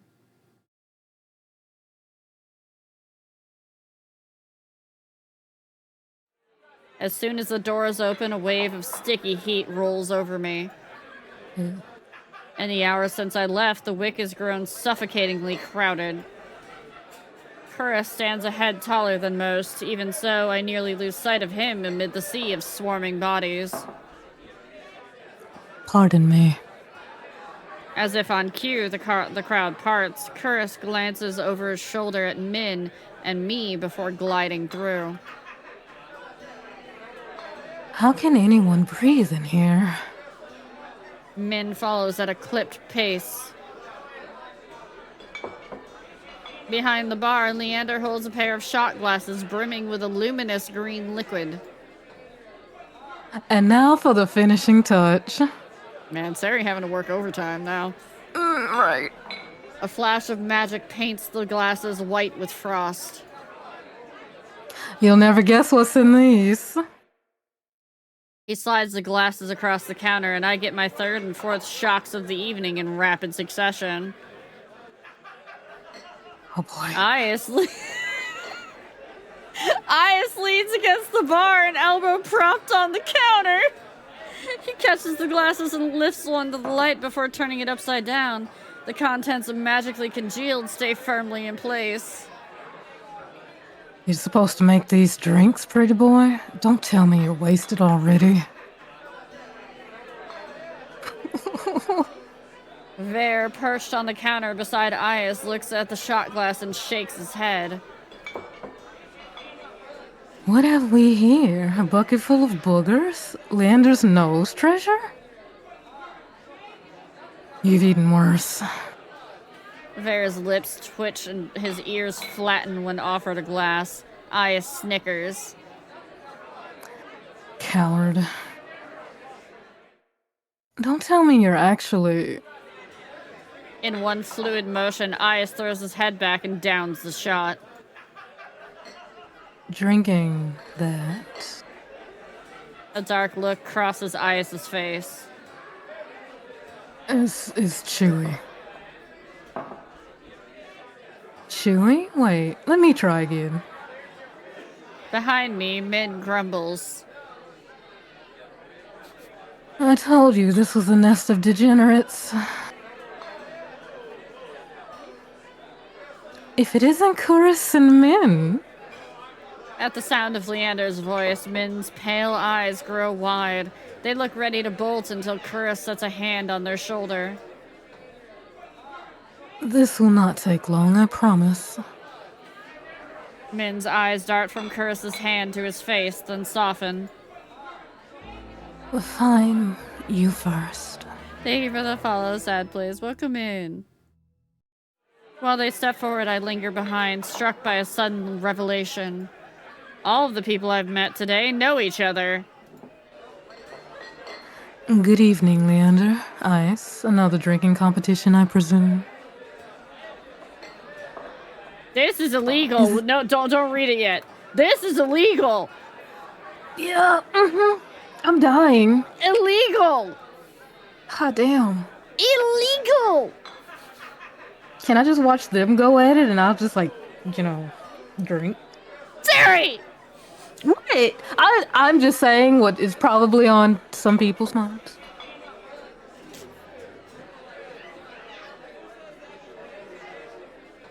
Oh, am I reading? Okay. You read your line. Is it evening already? Just friendly rivalry, Doctor. No need to be alarmed. What? Wait a minute. Wait, hold on, Sari. Sevi, why are you taking notes?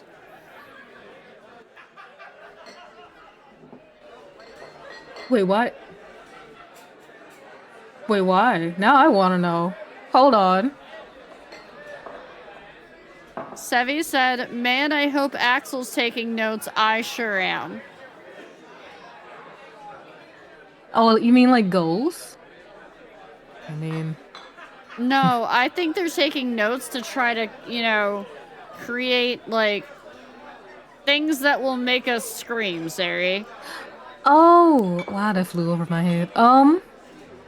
Yes. But also, wait, hold on. No. Yes? Oh. Moogle, we just found out that they all fucking know each other. I thought you were about to say that they were all fucking...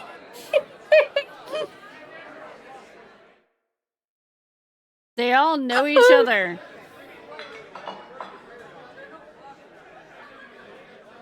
Did you read this one? I can't remember. Yeah, I did. Okay. Kuras acknowledges Leander and Ias with a slight nod, ignoring Ver entirely. Not that Ver seems to mind.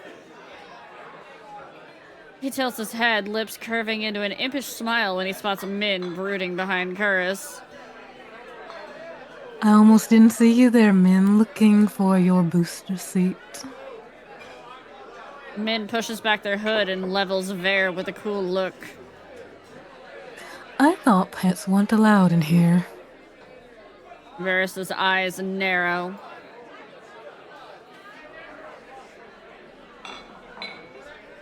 Oh. Hold on, I'll take away the text in a minute here. At the first sign of an impending fight, Leander vaults over the counter.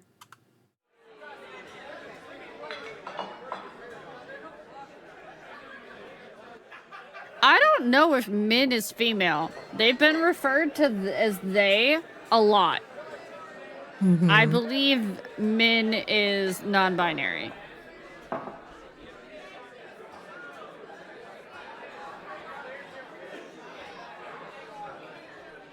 Let's try and keep the peace. It's not every day the esteemed doctor takes us up on a drink.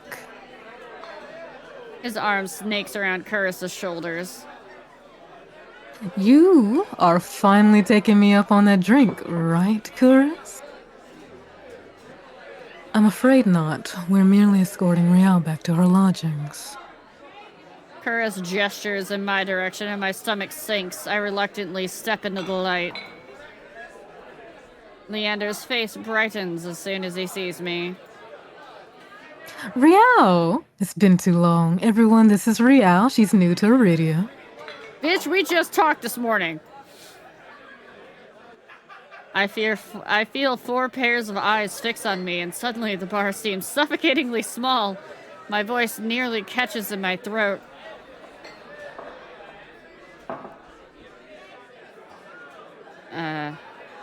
Hi, everyone. Again? Again? You've met? Ias and Vare regard me with subtly amused expressions. Just gonna let you all soak in that art. Soak in the art. I just want to ship them all with each other. God damn.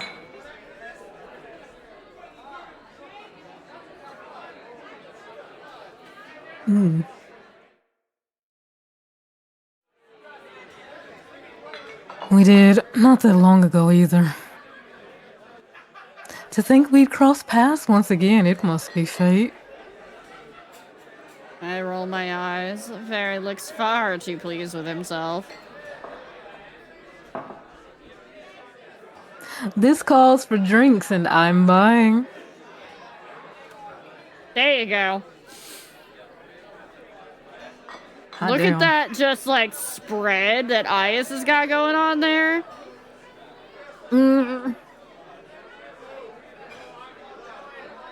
Oh, I have many thoughts and none of them are in the Bible. Look at Vare's legs. I know. I guess I'll have to talk.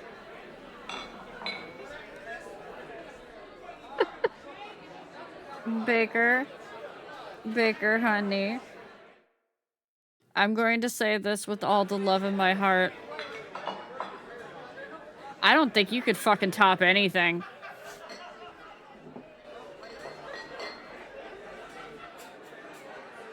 Gone for the throat.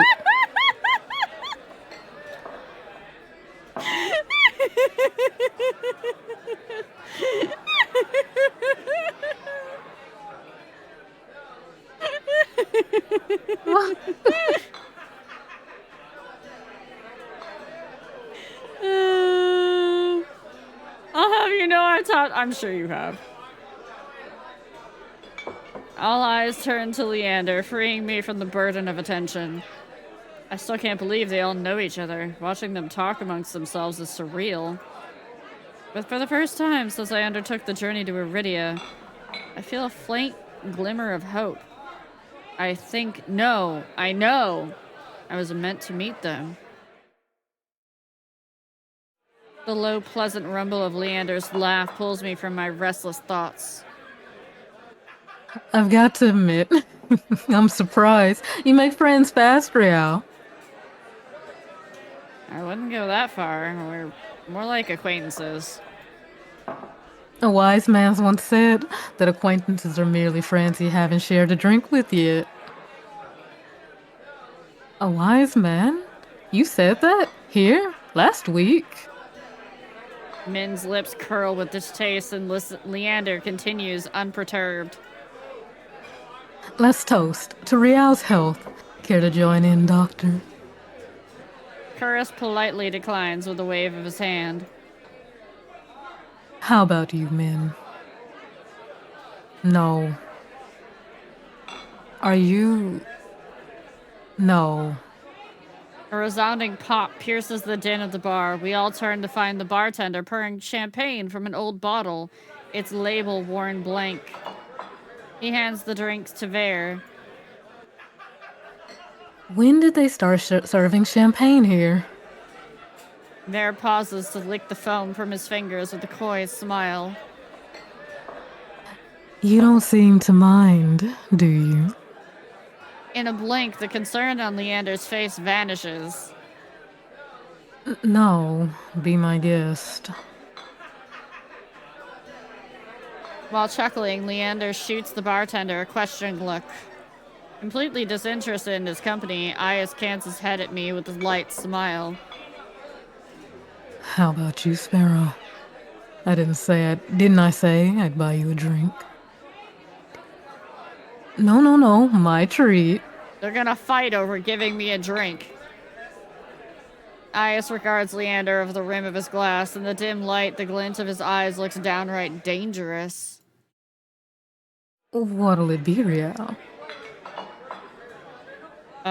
Water! We're having water! Water's fine. Allow me. Leander pushes away from the counter to flag down the bartender. Min and Curtis drift toward one end of the bar. Both seem eager to leave at a moment's notice, and neither has ordered anything. Also, another reason why I peg Curtis as being Romiel is because Romiel is an Ellison, and this is definitely an Ellison body type, you know? How dare me so hot? Ayas and Very linger. Several glasses stand empty between them, and the two show no signs of slowing down. I know which one chat wants. I know which one Sari wants. I know which one chat wants. Chat, I need a vote. Well, one or two. We need a vote.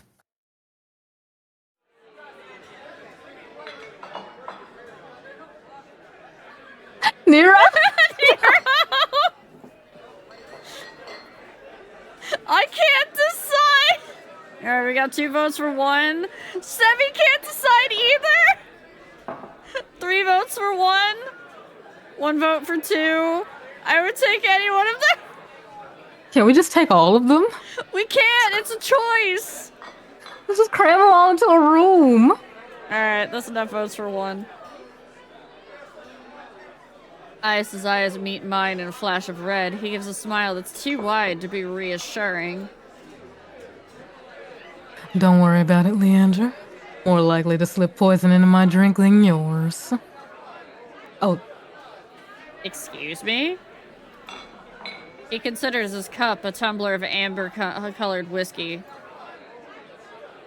Leander's tried to kill me a dozen times now. It's always a gamble. Vare looks my way with a half-lidded gaze softened by his 3rd glass of champagne. If I were you, I wouldn't let Leander put anything in my mouth.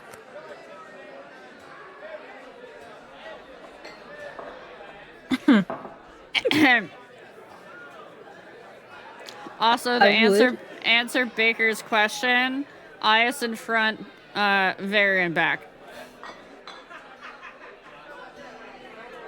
He grins, revealing the sharp white tips of his fangs. The Wet Wick is one of Iridia's finest drinking establishments. Allow us to treat you the best way. Treat you to the best the city has to offer. Why did you clip that, Sevi? I'm gonna have to go delete that. May I interest you in the signature watered-down drink, or perhaps some of stale nut leather? He gestures at a chipped ceramic bowl filled with spindly speckled jerky that I can only assume is nut leather. What is it with the food in this city?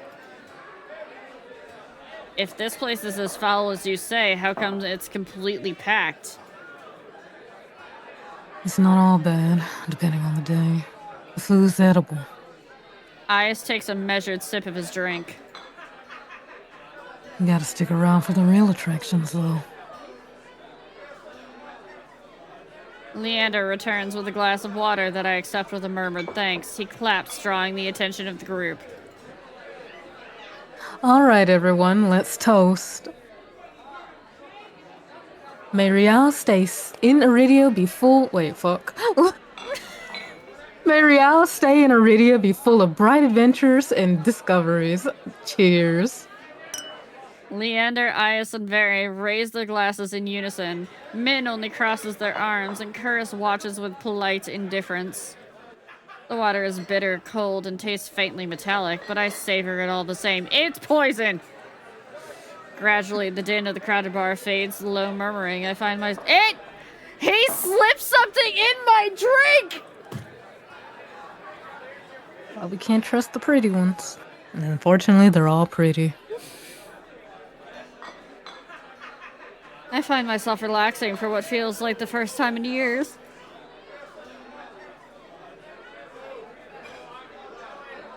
Aren't you the popular one, Rial? You must have met Curris first. It would be more accurate to say that I found her. He saved my life. I merely performed my duty as a doctor.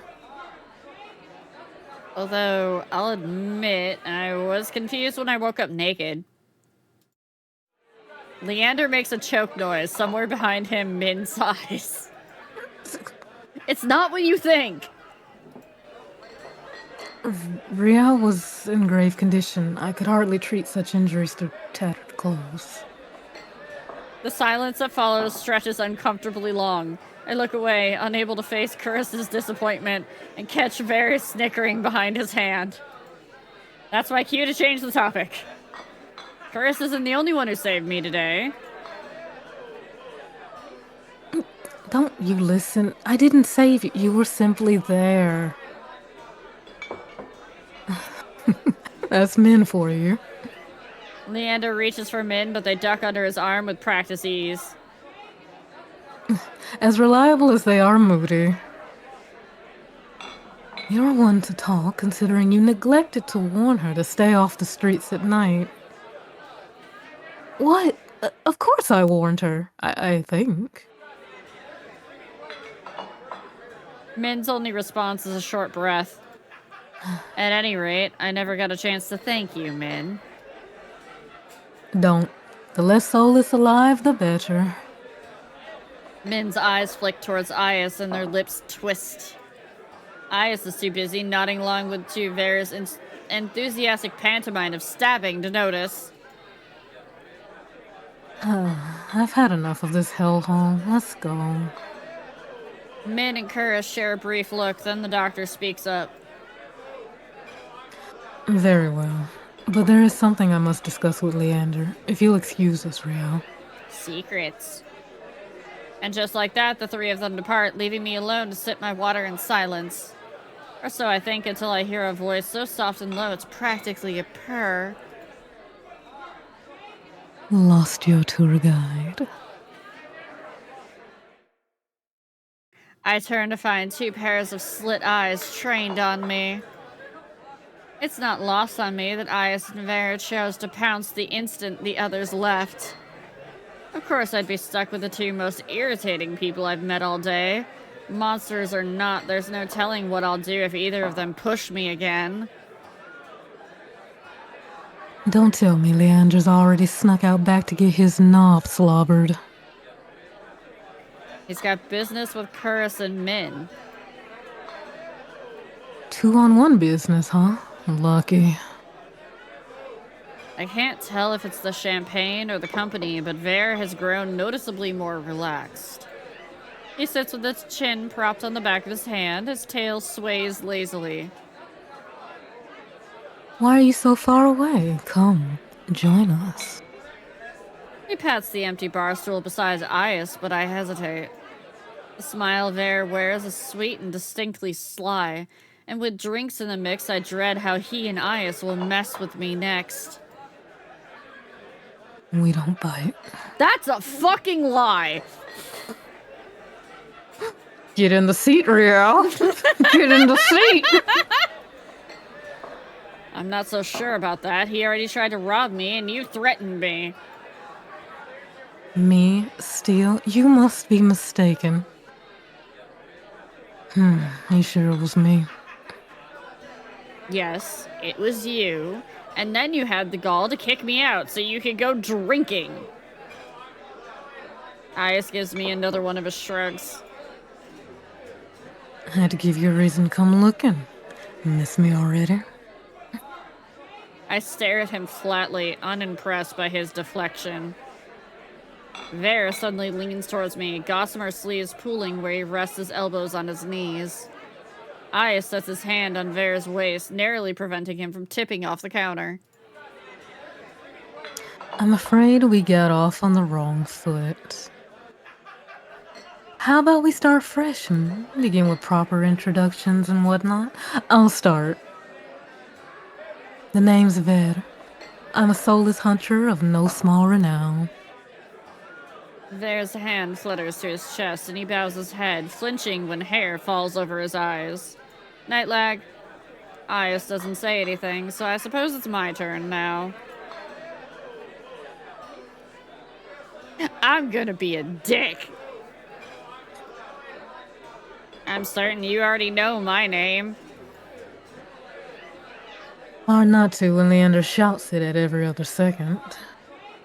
Ver tips his head back and drains the rest of his champagne. It's a pleasure to formally meet you, Rio. He says my name slowly and deliberately, savoring every syllable. A tingle jumps down my spine, and I quickly turn my gaze away. Ias smirks at my reaction. Is something funny? Nope. I open my mouth and close it just as quickly. They want me to react, goading me into another ridiculous game. While their sharp cat-like eyes keep me on edge, something about this tension is fun. It must be the fatigue.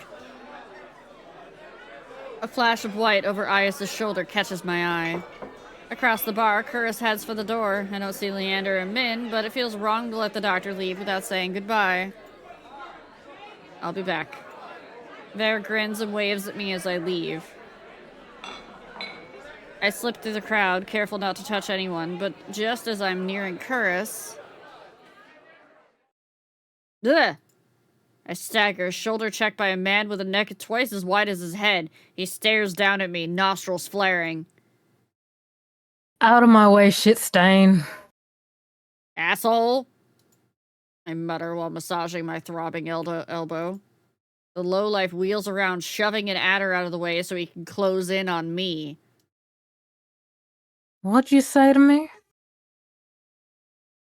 He shoves me backwards, sending me stumbling to the sticky floor.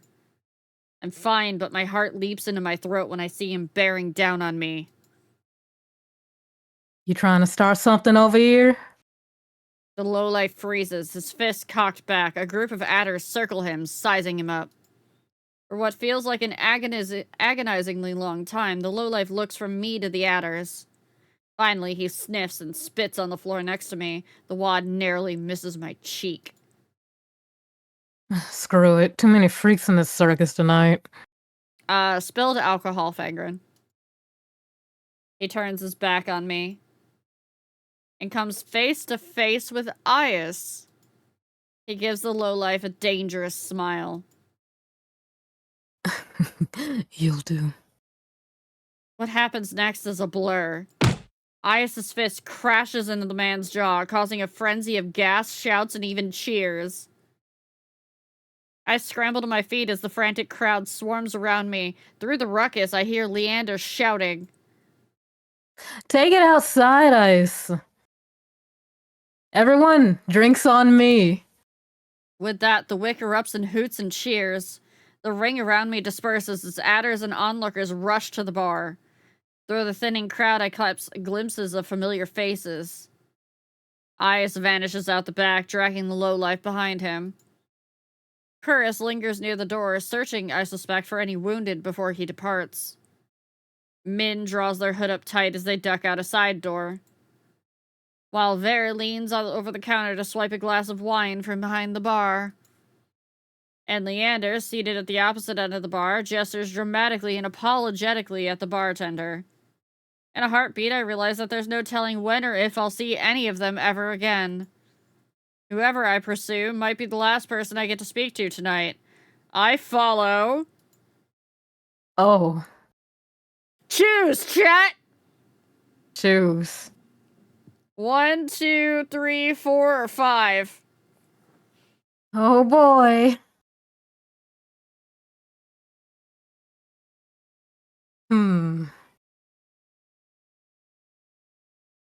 Alright, we have 2 votes for Leander currently.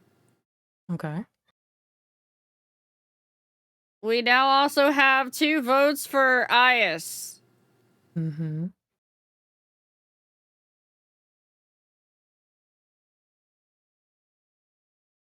We have 2 votes for Ver.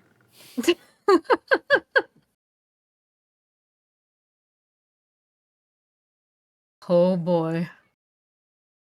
We have too many ties. Yep. Sorry, I need you to be the tiebreaker. Oh boy.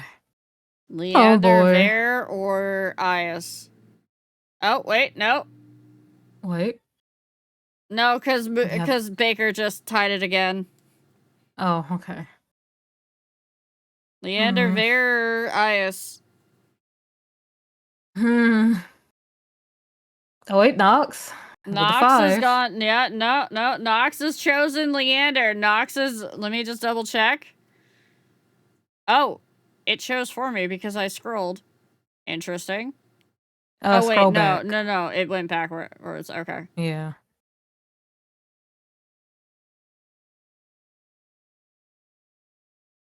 I'm also counting, and it looks like Leander is the winner.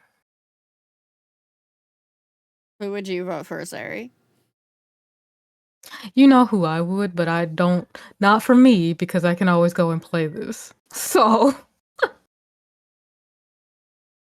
Chat. And I'm also. I want you to guys to now tell me which one you think I would vote for.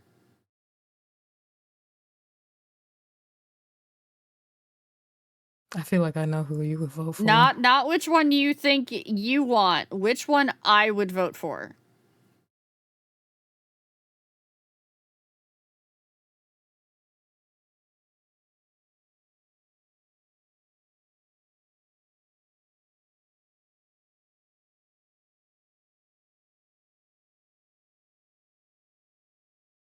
I don't know enough. I abstain. That's valid. That is a good thing you could do. Yeah.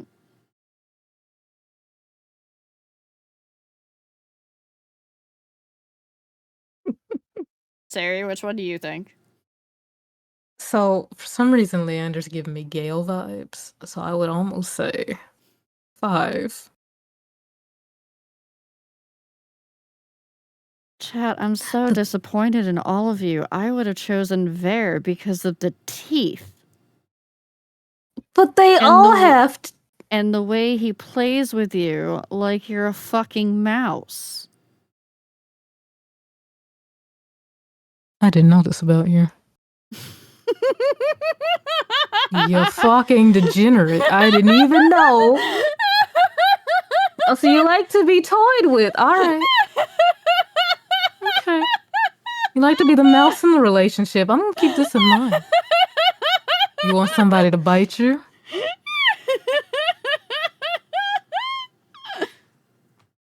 I mean, to be fair, if it was a double, it would definitely be Ias and Ver. So They can get eaten on both ends. Ayo. It slipped out. Hole. It's okay. It's fine. Oh, you got full named. You got full named. I forgot where we were for a moment. I was just chilling. Oh boy. I'll never live this down.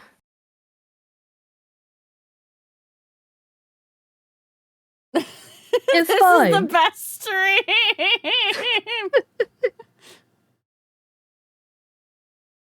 Well, I'm going with chat stories.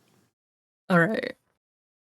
Yet again, I find myself squeezing through a crowd to reach Leander. As the bartender leaves, Leander's expression falls with a spent sigh.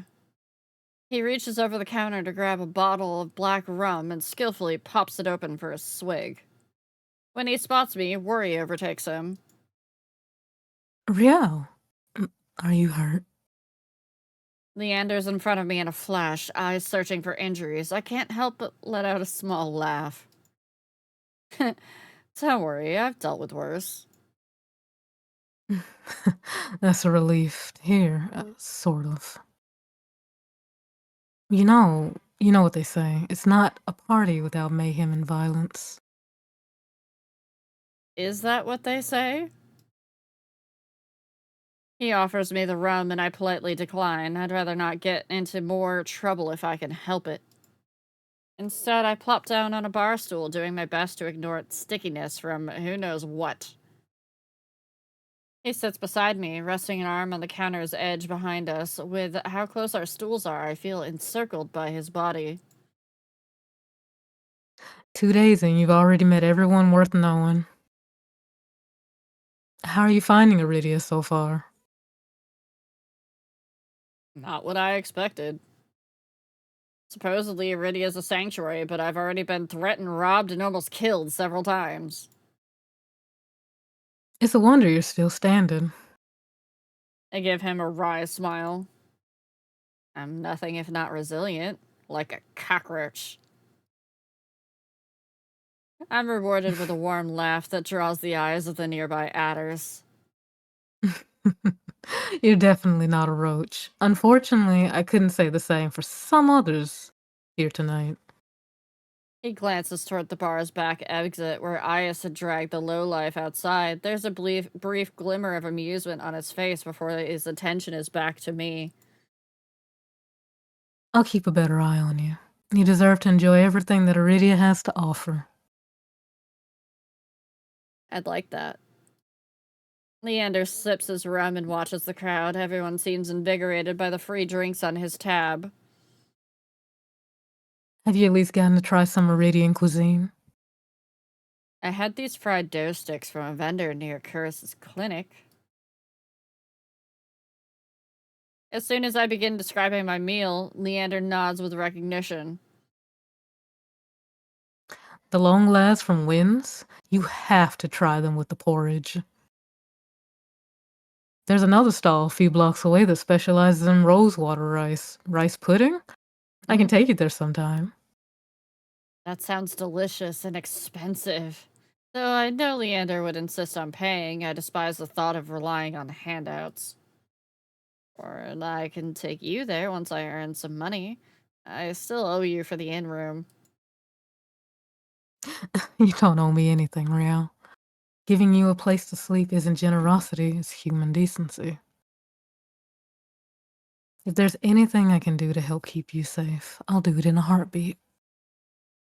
Everything he says feels alien to me. The concept of human decency has long felt obsolete in this world, let alone someone actually caring for my safety. I stare at him, inspecting those clear emerald eyes for any hint of deception. Is there something on my face? I sigh and lean back. If only. Oh? What were you looking for?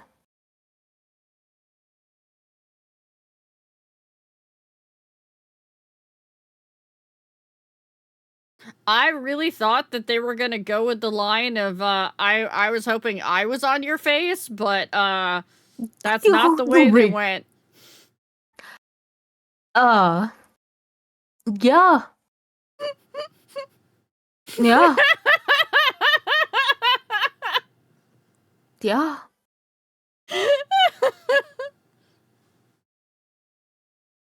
Deception, condescension, disdain, take your pick. I hear his full laugh again, like rich velvet to my ears. You're really something, though I can't blame you for being paranoid. Well, did you find anything? I'm still looking. I'm always game for a staring contest. He sets the rum back on the counter with a clink. The next thing I know, Leander carefully takes one of my hands in his. The leather is rough, but his warmth seeps through. I can't change whatever happened in your past, believe me. I would try if I could. But you're here now, and I'll do my best to help you. I'm grateful you're even giving me a chance at all. My gaze drops to my hand wrapped up in his larger one. I remember how he felt yesterday. His smooth skin was electric to the touch. If you've seen what I've done, you might feel differently. He lifts my chin with the crook of his finger, forcing our eyes to lock once more. No, that's an illegal move. That is Yes. absolutely fucking illegal. No, No, let's go. No, I want it. No, you're not. No, No, I would illegal like. move. Illegal No, move. let me see. I want to know. Sorry, 1 second. Overcoming thirst. Okay. You're not dangerous, Rio. Trust me on that. My heart skips. I feel trapped in the softness of his expression and the lightness of his touch. His eyes are captivating, like cut jewels peeking through long lashes. I'm going to stop for a moment, chat, because I want you to realize what I see when I see this face shape, by the way, and specifically this haircut. Has anyone clocked it yet? I'm staring. Not Oh my Treasure God. Planet. Now I can't unsee it, though.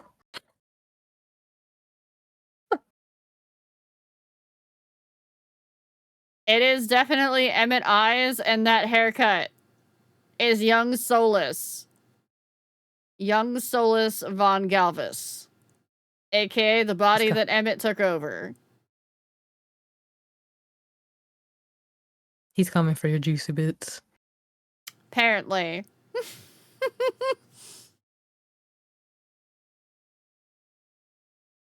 I don't get to admire them for long. Leander notices some adders watching us. He's blushing. Sorry. He is. He is blushing. He's blushing, chat. He loudly clears his throat and pulls away.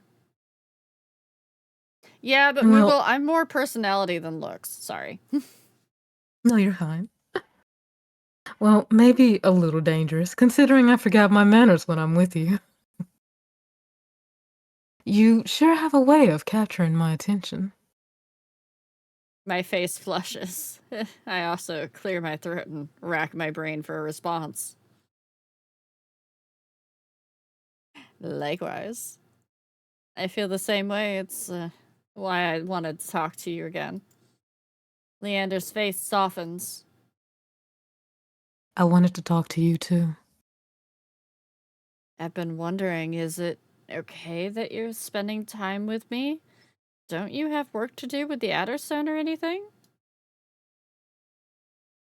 I don't know how his group functions, but he sure likes to spend time at the Wet Wick. Don't worry. There's plenty of work to do, but not tonight. Some days are slower than others, and you came at the right time. I smile, comforted by the idea of having good luck for once in my life. Sorry I crashed your little party. I had no idea you all knew each other. I had no idea you knew all of them. How did you manage to meet everyone so quickly? I honestly don't know. It's been a whirlwind. I'm a little jealous. Part of me wants to keep you all for myself. Whoa. Already? It's only the second day. God damn. This is labeled as a visual novel, Noliel.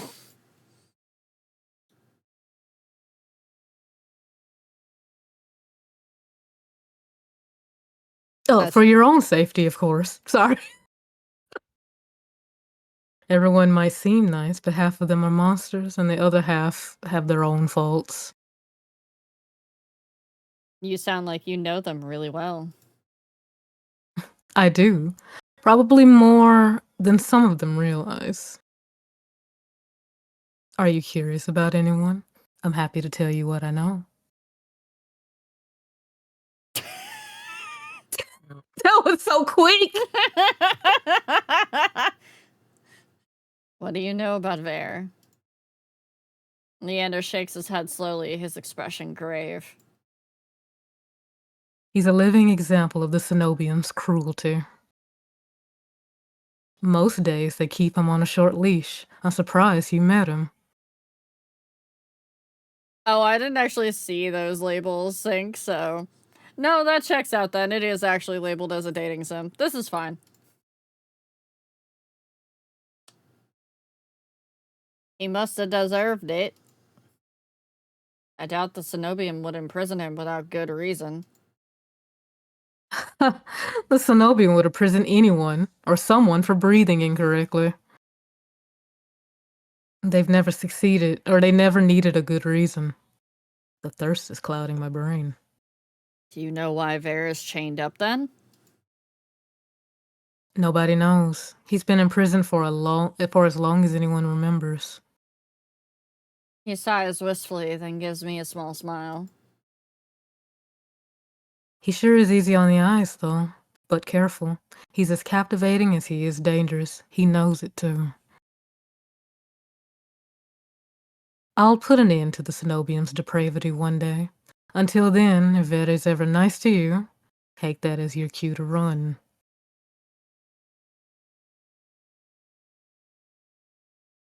Kura seems like a good person, although it's hard to believe anyone's a good person these days. What does your gut tell you? He's suspicious. No one can be that good without an agenda. Usually, I'd agree, but Kuris has made me a believer. He works hard to serve Lowtown. He's patched me up too many times to count. Sometimes he'll come across people who completely change your outlook. It doesn't happen often. I want him. You know, I happen to wonder if we hadn't chosen Leander as the person to talk to, if we would have gotten this option to actually, like, get information on the other ones. But in this case, I think you should trust him. You make it sound so easy. It's not easy. It's necessary. What's the point of living life if we can't trust one another? So you're friends with Ias? You could say that. We've known each other for a long time. Define long time. 6 years, give or take. He tells me I'm the first decent human he's met after coming from the Shroud. Could just be flattery, though. The Shroud. Flattery from Ias? I feel like we're talking about different people here. Really? What did you think of him? He was a jerk! I think he's a jerk. I thought he was gonna kill me when I first met him. Scared me half to death for no reason. Leander stifles a laugh, his eyes twinkling with fondness. Ice does well in Iridia because he knows how to scare people, but don't let it get to you. He's a monster. You don't think he's a threat? Not in the slightest.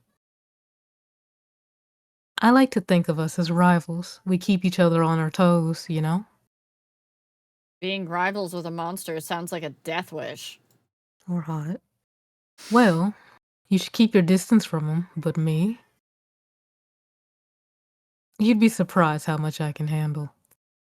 I don't think They're you making have it to ship easy. them, Sari. I think they're shipping themselves. I'm about to say they make it really easy. Holy sh... Min's interesting. Not very forthcoming, though. I get the feeling they could use a friend. You want to befriend them? No. I'm not sure that's even possible. It's possible, with enough persuasion, that is. Leander's eyes wander to the side door that Min slid out of. Are the two of you friends? Depends on your definition of friendship, but they've shown me their soft side, the one they hide behind their grumpy exterior. Chad, it's not me, I swear. It's me. I believe they're more attached to I believe they're more attached to the people around them than they let on. But these days, vulnerability doesn't give you much except a heartache. Unless you find the right person, of course. By the way, have you kept our little secret? Our secret? He wiggles his fingers at me. Oh, he means my curse. No one knows except you. Leander beams, his bright eyes crinkling at the corners. My heart flutters. I'm relieved to hear that.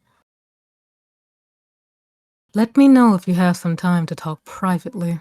I've gathered some relevant information that you might be interested in. Really? That was fast. I live to serve. It's a barely surface been... talk. It's barely been a full day. I don't doubt that Leander is flooded with connections, but I wonder what he's been able to dig up so soon. What kind of info? I'll share everything, but not here. There's too many prying ears. If you're not busy, we could go upstairs. It's hard for me to hide my eagerness, or maybe it's desperation, and any new knowledge about my curse. Yeah, sure, it's about the curse that we're eager about. My response comes out swiftly. I'm not busy. Leander gets to his feet, accessories jingling with each moment. After you. This has Also, gotta Min be is the end of the definitely demo. you. This has gotta Yeah. be the end of the demo, come on! We look at the bed. Oh, we're alone. Oh, fuck. Only after we enter my in-room do I start to overthink the situation. The room is little more than a dark box with a bed in the middle, which I forgot to make. Well, I didn't forget, I just never expected to have guests. This was also his room. Yet here I am, next to Leander, alone.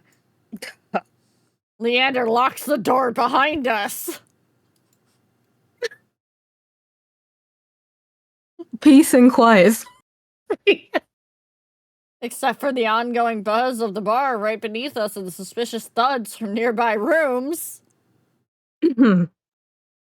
Leander moves with familiarity through the space. With a flick of his finger, the sconces light up on the wall. No, this was his room. This was.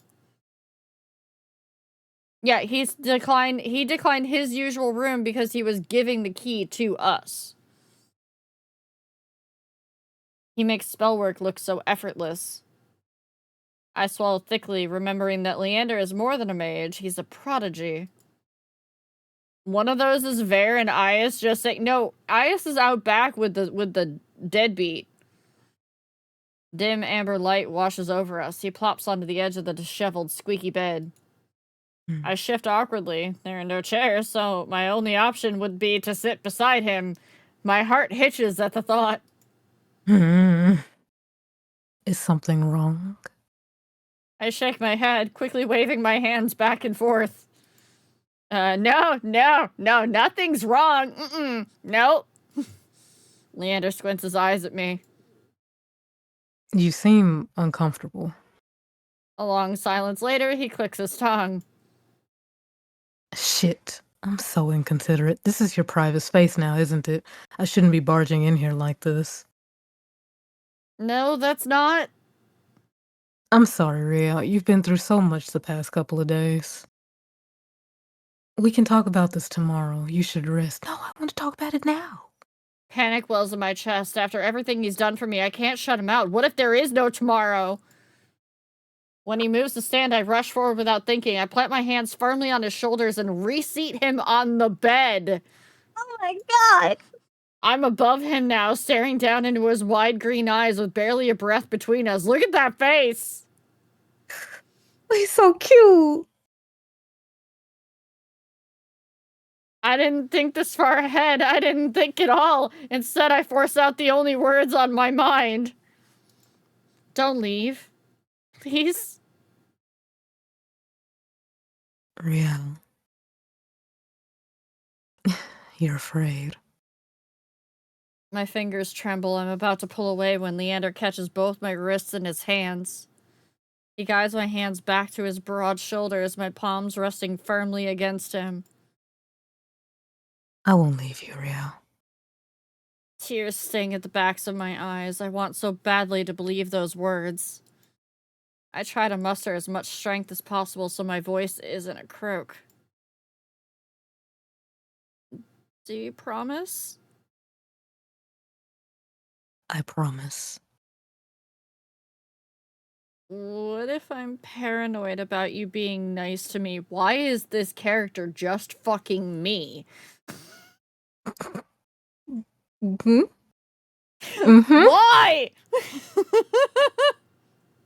Yup.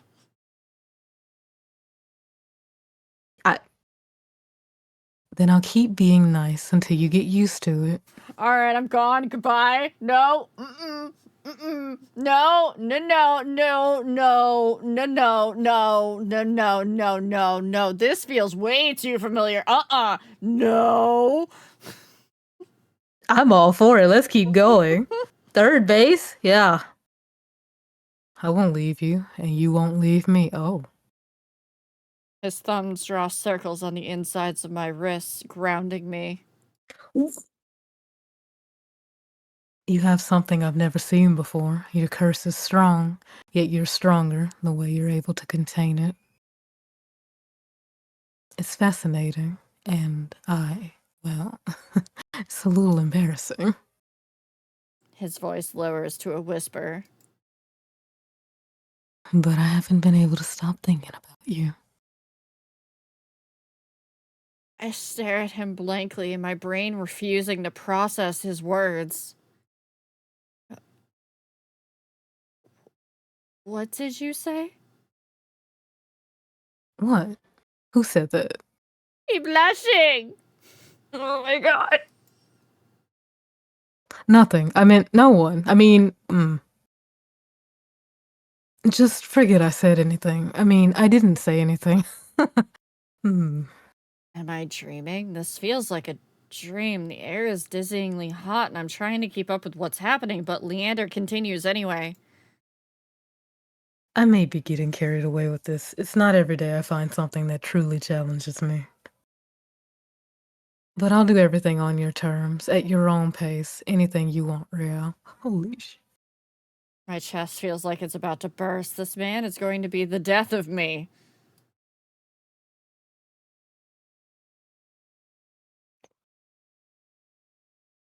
If you don't touch his face, I'm gonna grab you.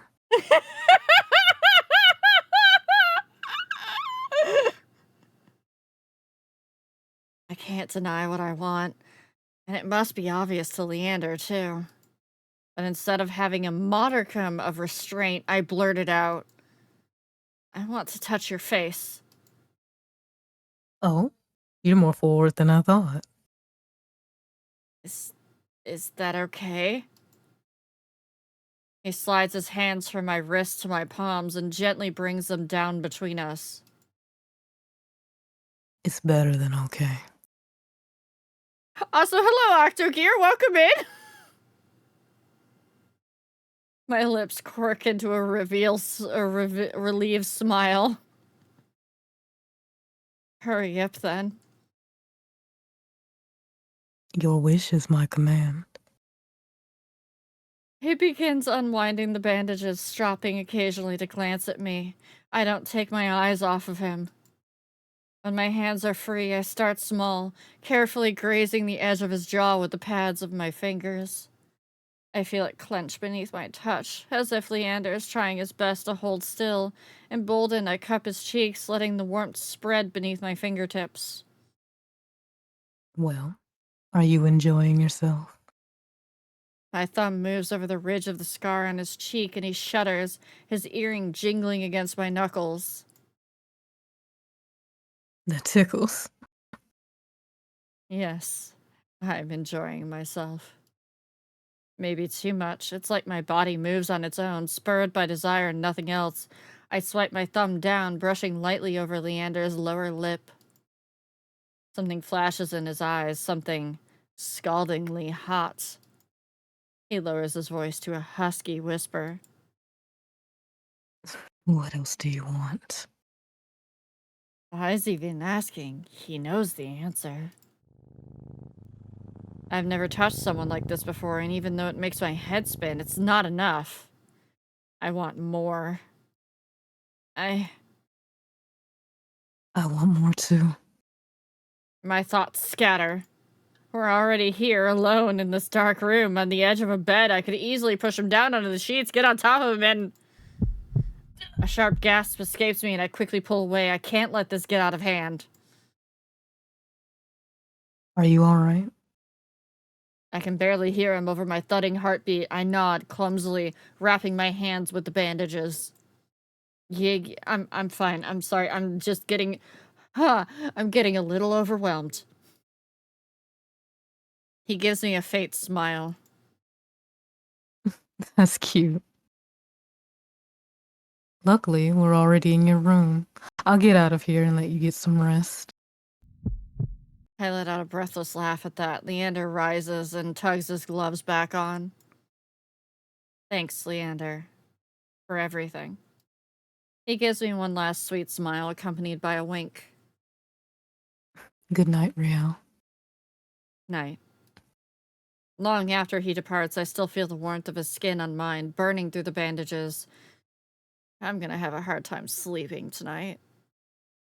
The feeling nags at the back of my drowsy mind. I'm forgetting something really important.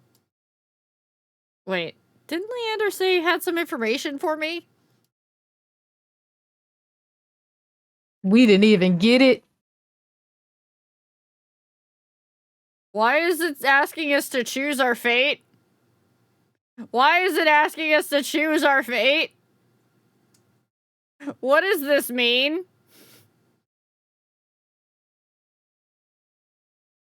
Why is this not demo over?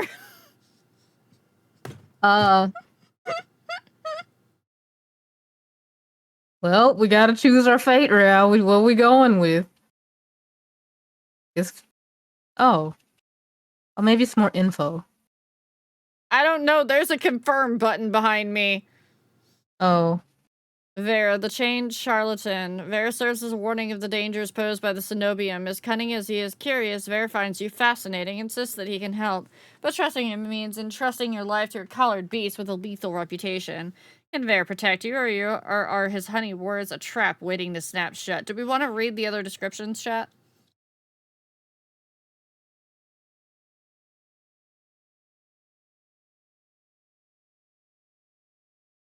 Chat. Okay. Leander, the heroic mage. Leander offers... Leander offers you something that should be impossible, a taste of normalcy to free of your curse. As the first person to withstand your touch, he could change your life, but some things are simply too good to be true. Leander promises to help unravel your curse, but at what cost? I do get Gale vibes from him, you're right. Aias, the demon renegade, is intimidating, yet laid-back outsider. Aias presides over a sea spring with unnerving powers. He offers you a miracle, but the price means submitting yourself to the horrifying presence at the heart of the spring. Will you gaze into the abyss for answers, even at the risk of losing yourself? Yes. Curus, the repentant angel! Fuck. From all appearances, Curus is a principled doctor of extraordinary skill, but you know little about the man beneath the professional mask, and Curus keeps even his friends at cool distance. If you uncover his deepest secrets, will you like what you find? Yeah, he's also an angel! I know! That's why I called him Brahmi! Oh, man! Min, the cursed outsider. Despite their cold nature and familiarity with violence, Min is just as desperate as you to get to into the Cenobian. You may be able to help each other, but they're keeping as many secrets as you. They claim they're dangerous, but they could be your only chance at getting into the Cenobium. Alright. What does this do? We did it! It is done! We did it, chat! We finished the demo! I'm hot and bothered. I need that shower now. Now rewind. No! I think Sari and I both have lost our voices at this point, and we need a break. If you want to see what, if you, Sari, we keep that off of Twitch. If you want to see what happens with Vare, you can go download the demo. It is a demo, so you don't have to get the whole game. It is free. Chat, say thank you to Sari, by the way. Beans. I am glad to have the opportunity to both fluster and squeal with my bean. Can I get a wow. Can I get a shout out for Sari, by the way? Screams. Can't wait for you two to do this for the full game. No. See, what's gonna happen is I'm gonna buy it and I'm gonna play it, and then Sari's gonna buy it and Sari's gonna play it, and we're gonna play it separately. Oh boy. Curtis, here I come. That way Sari can romance, Curtis, and I can romance everyone. I do kind of want to romance Ice too, but then I don't know. Leander's pretty nice. Oh man. I got a weakness for the asshole tentacle man. Of course you do. Of course you do. I can't help it. That just checks out. It's the easy smile and the gruff attitude, and he's just a dick. Chat, if you were going to choose one, which one would it be?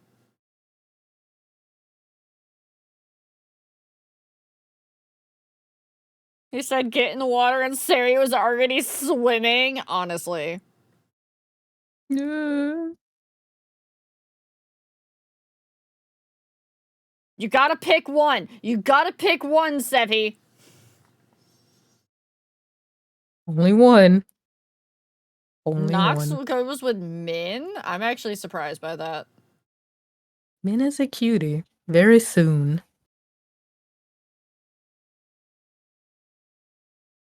I would definitely say that Min is you.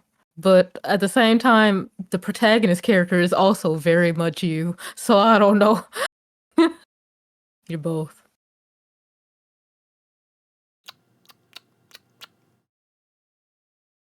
Wait, can we go to the CG gallery? Yes.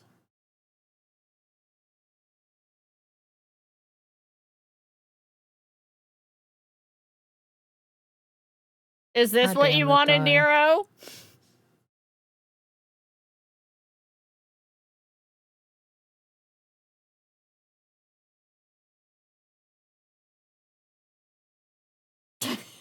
Also, Real, we're saying stream it, but I don't know if this game will be streamable when it comes out.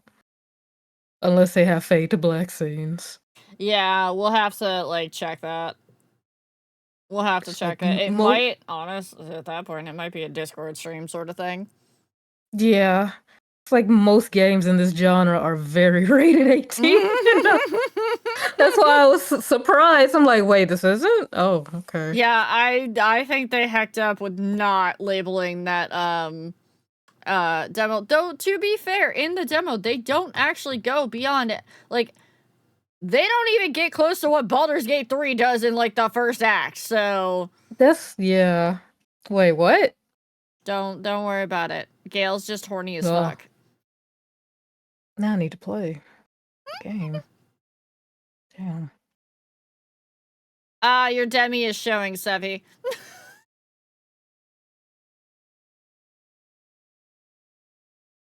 Yeah, it was lewd hand-holding. And yes, Sari, you do need to play Baldur's Gate 3.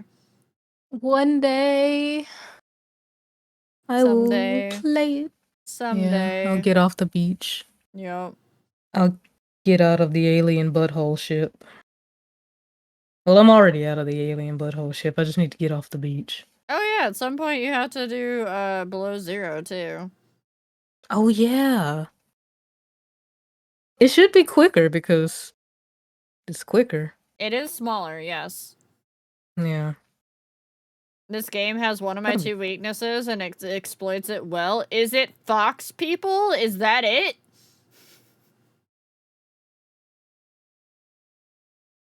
I am genuinely curious.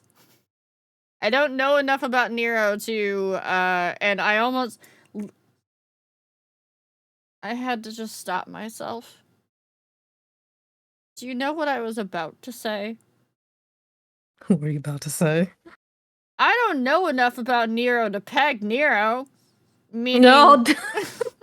meaning to, like, peg him down for information, like, as to what type he is and whatnot.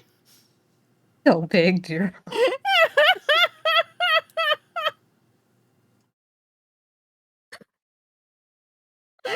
Oh no! You can't peg our tank.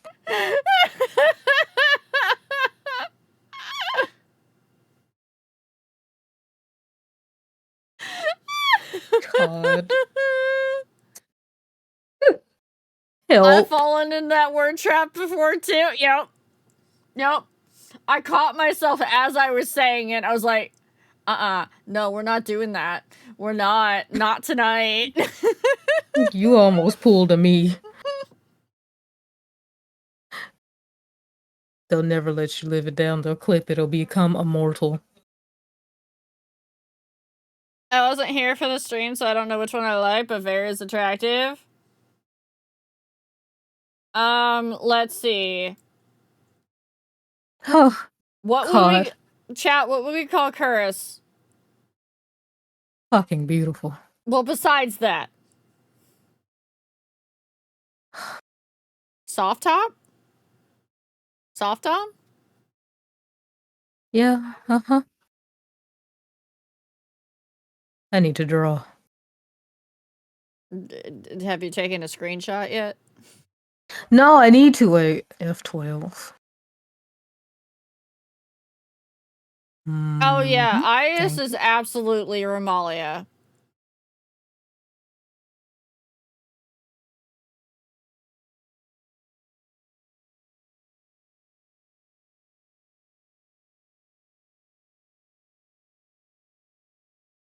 Because Ias is the brat tamer, Romalia. This man.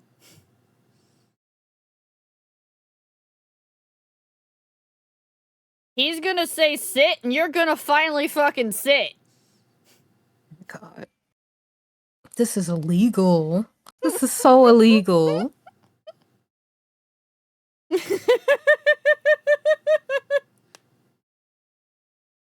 Yeah, the tentacles. Look, Now you can titties. see Yeah, I them. do see them now, yeah. What would he do with those in the full game? Oh, man. What? I'm breaking my disc in half. Oh my god. Here's the picture of them all together, chat. There you go.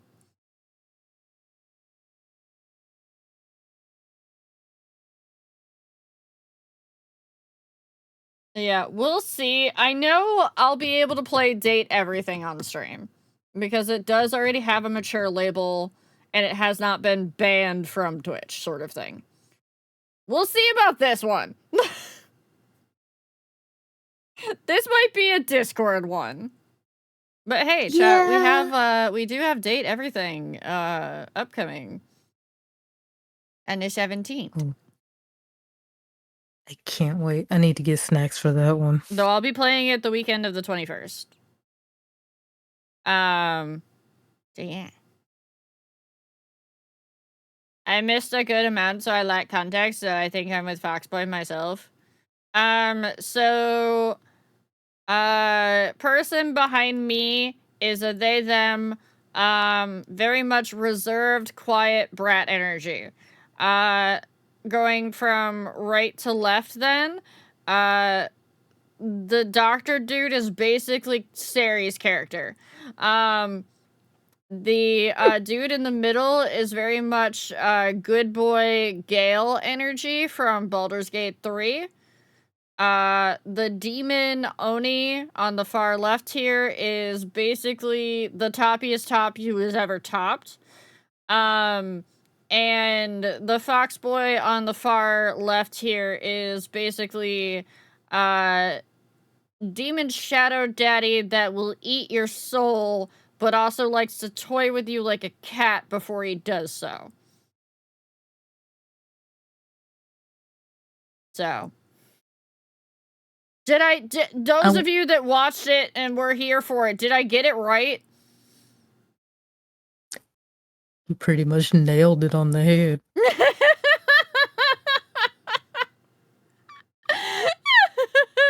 Oh, so Ramalia and I just have the same taste then. Gotcha. I'm still... It's me on the far left! Oh no! Finny, you can't say that out loud. You can't say that out loud! I just had a completely different image for Finny right then and there. I'm just like, oh, okay. Huh? Oh. Huh? Oh, I'm still amused that no one in chat clocked that I would have been between the two on the left. I'm gonna start just ripping into you again. Why? Miss. Why? You wanna between two monsters with you just wanna get bit? You wanna become prey. There's nothing wrong with that. Look, they say you are what you eat. So I mean you'll have plenty to eat. Phrasing? Oh, I meant that one. Oh, I know you did. I knew it was down to those two, but everyone said Ias, yeah. Well, everyone said, no, actually the votes landed less towards Ias and more towards Gale energy. More towards, Leander. Like, everybody was thinking that I was gonna go Leander, and I'm like, Leander's too good, boy. Now, remember, I chose Gale in BG3 because, and this isn't spoilers for Sari, don't worry.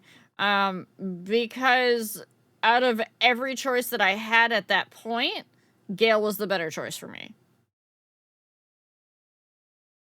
Because bookish man. And I liked bookish man. But yeah, given bookish man or monstery top men, yeah, monstery top men are probably gonna win out.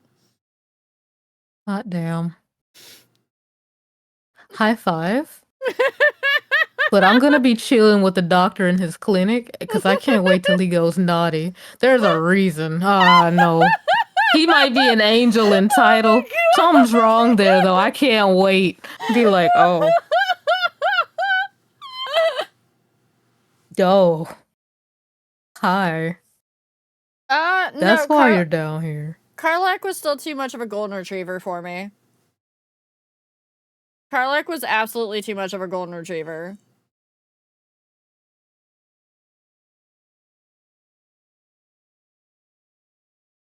Yeah. Usually golden retrievers do nothing more than, like, kind of, like, irritate me. At least if they're, like, interacting with me on a regular basis like that. In that context. Golden retrievers for other people are great. They're amazing, you know. But alright, chat. Ugh. It is 11 p.m. Eastern Standard Time, which is the only time that exists.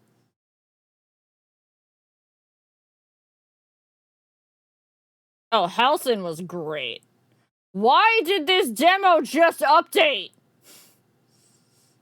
It did? It did for me for a second.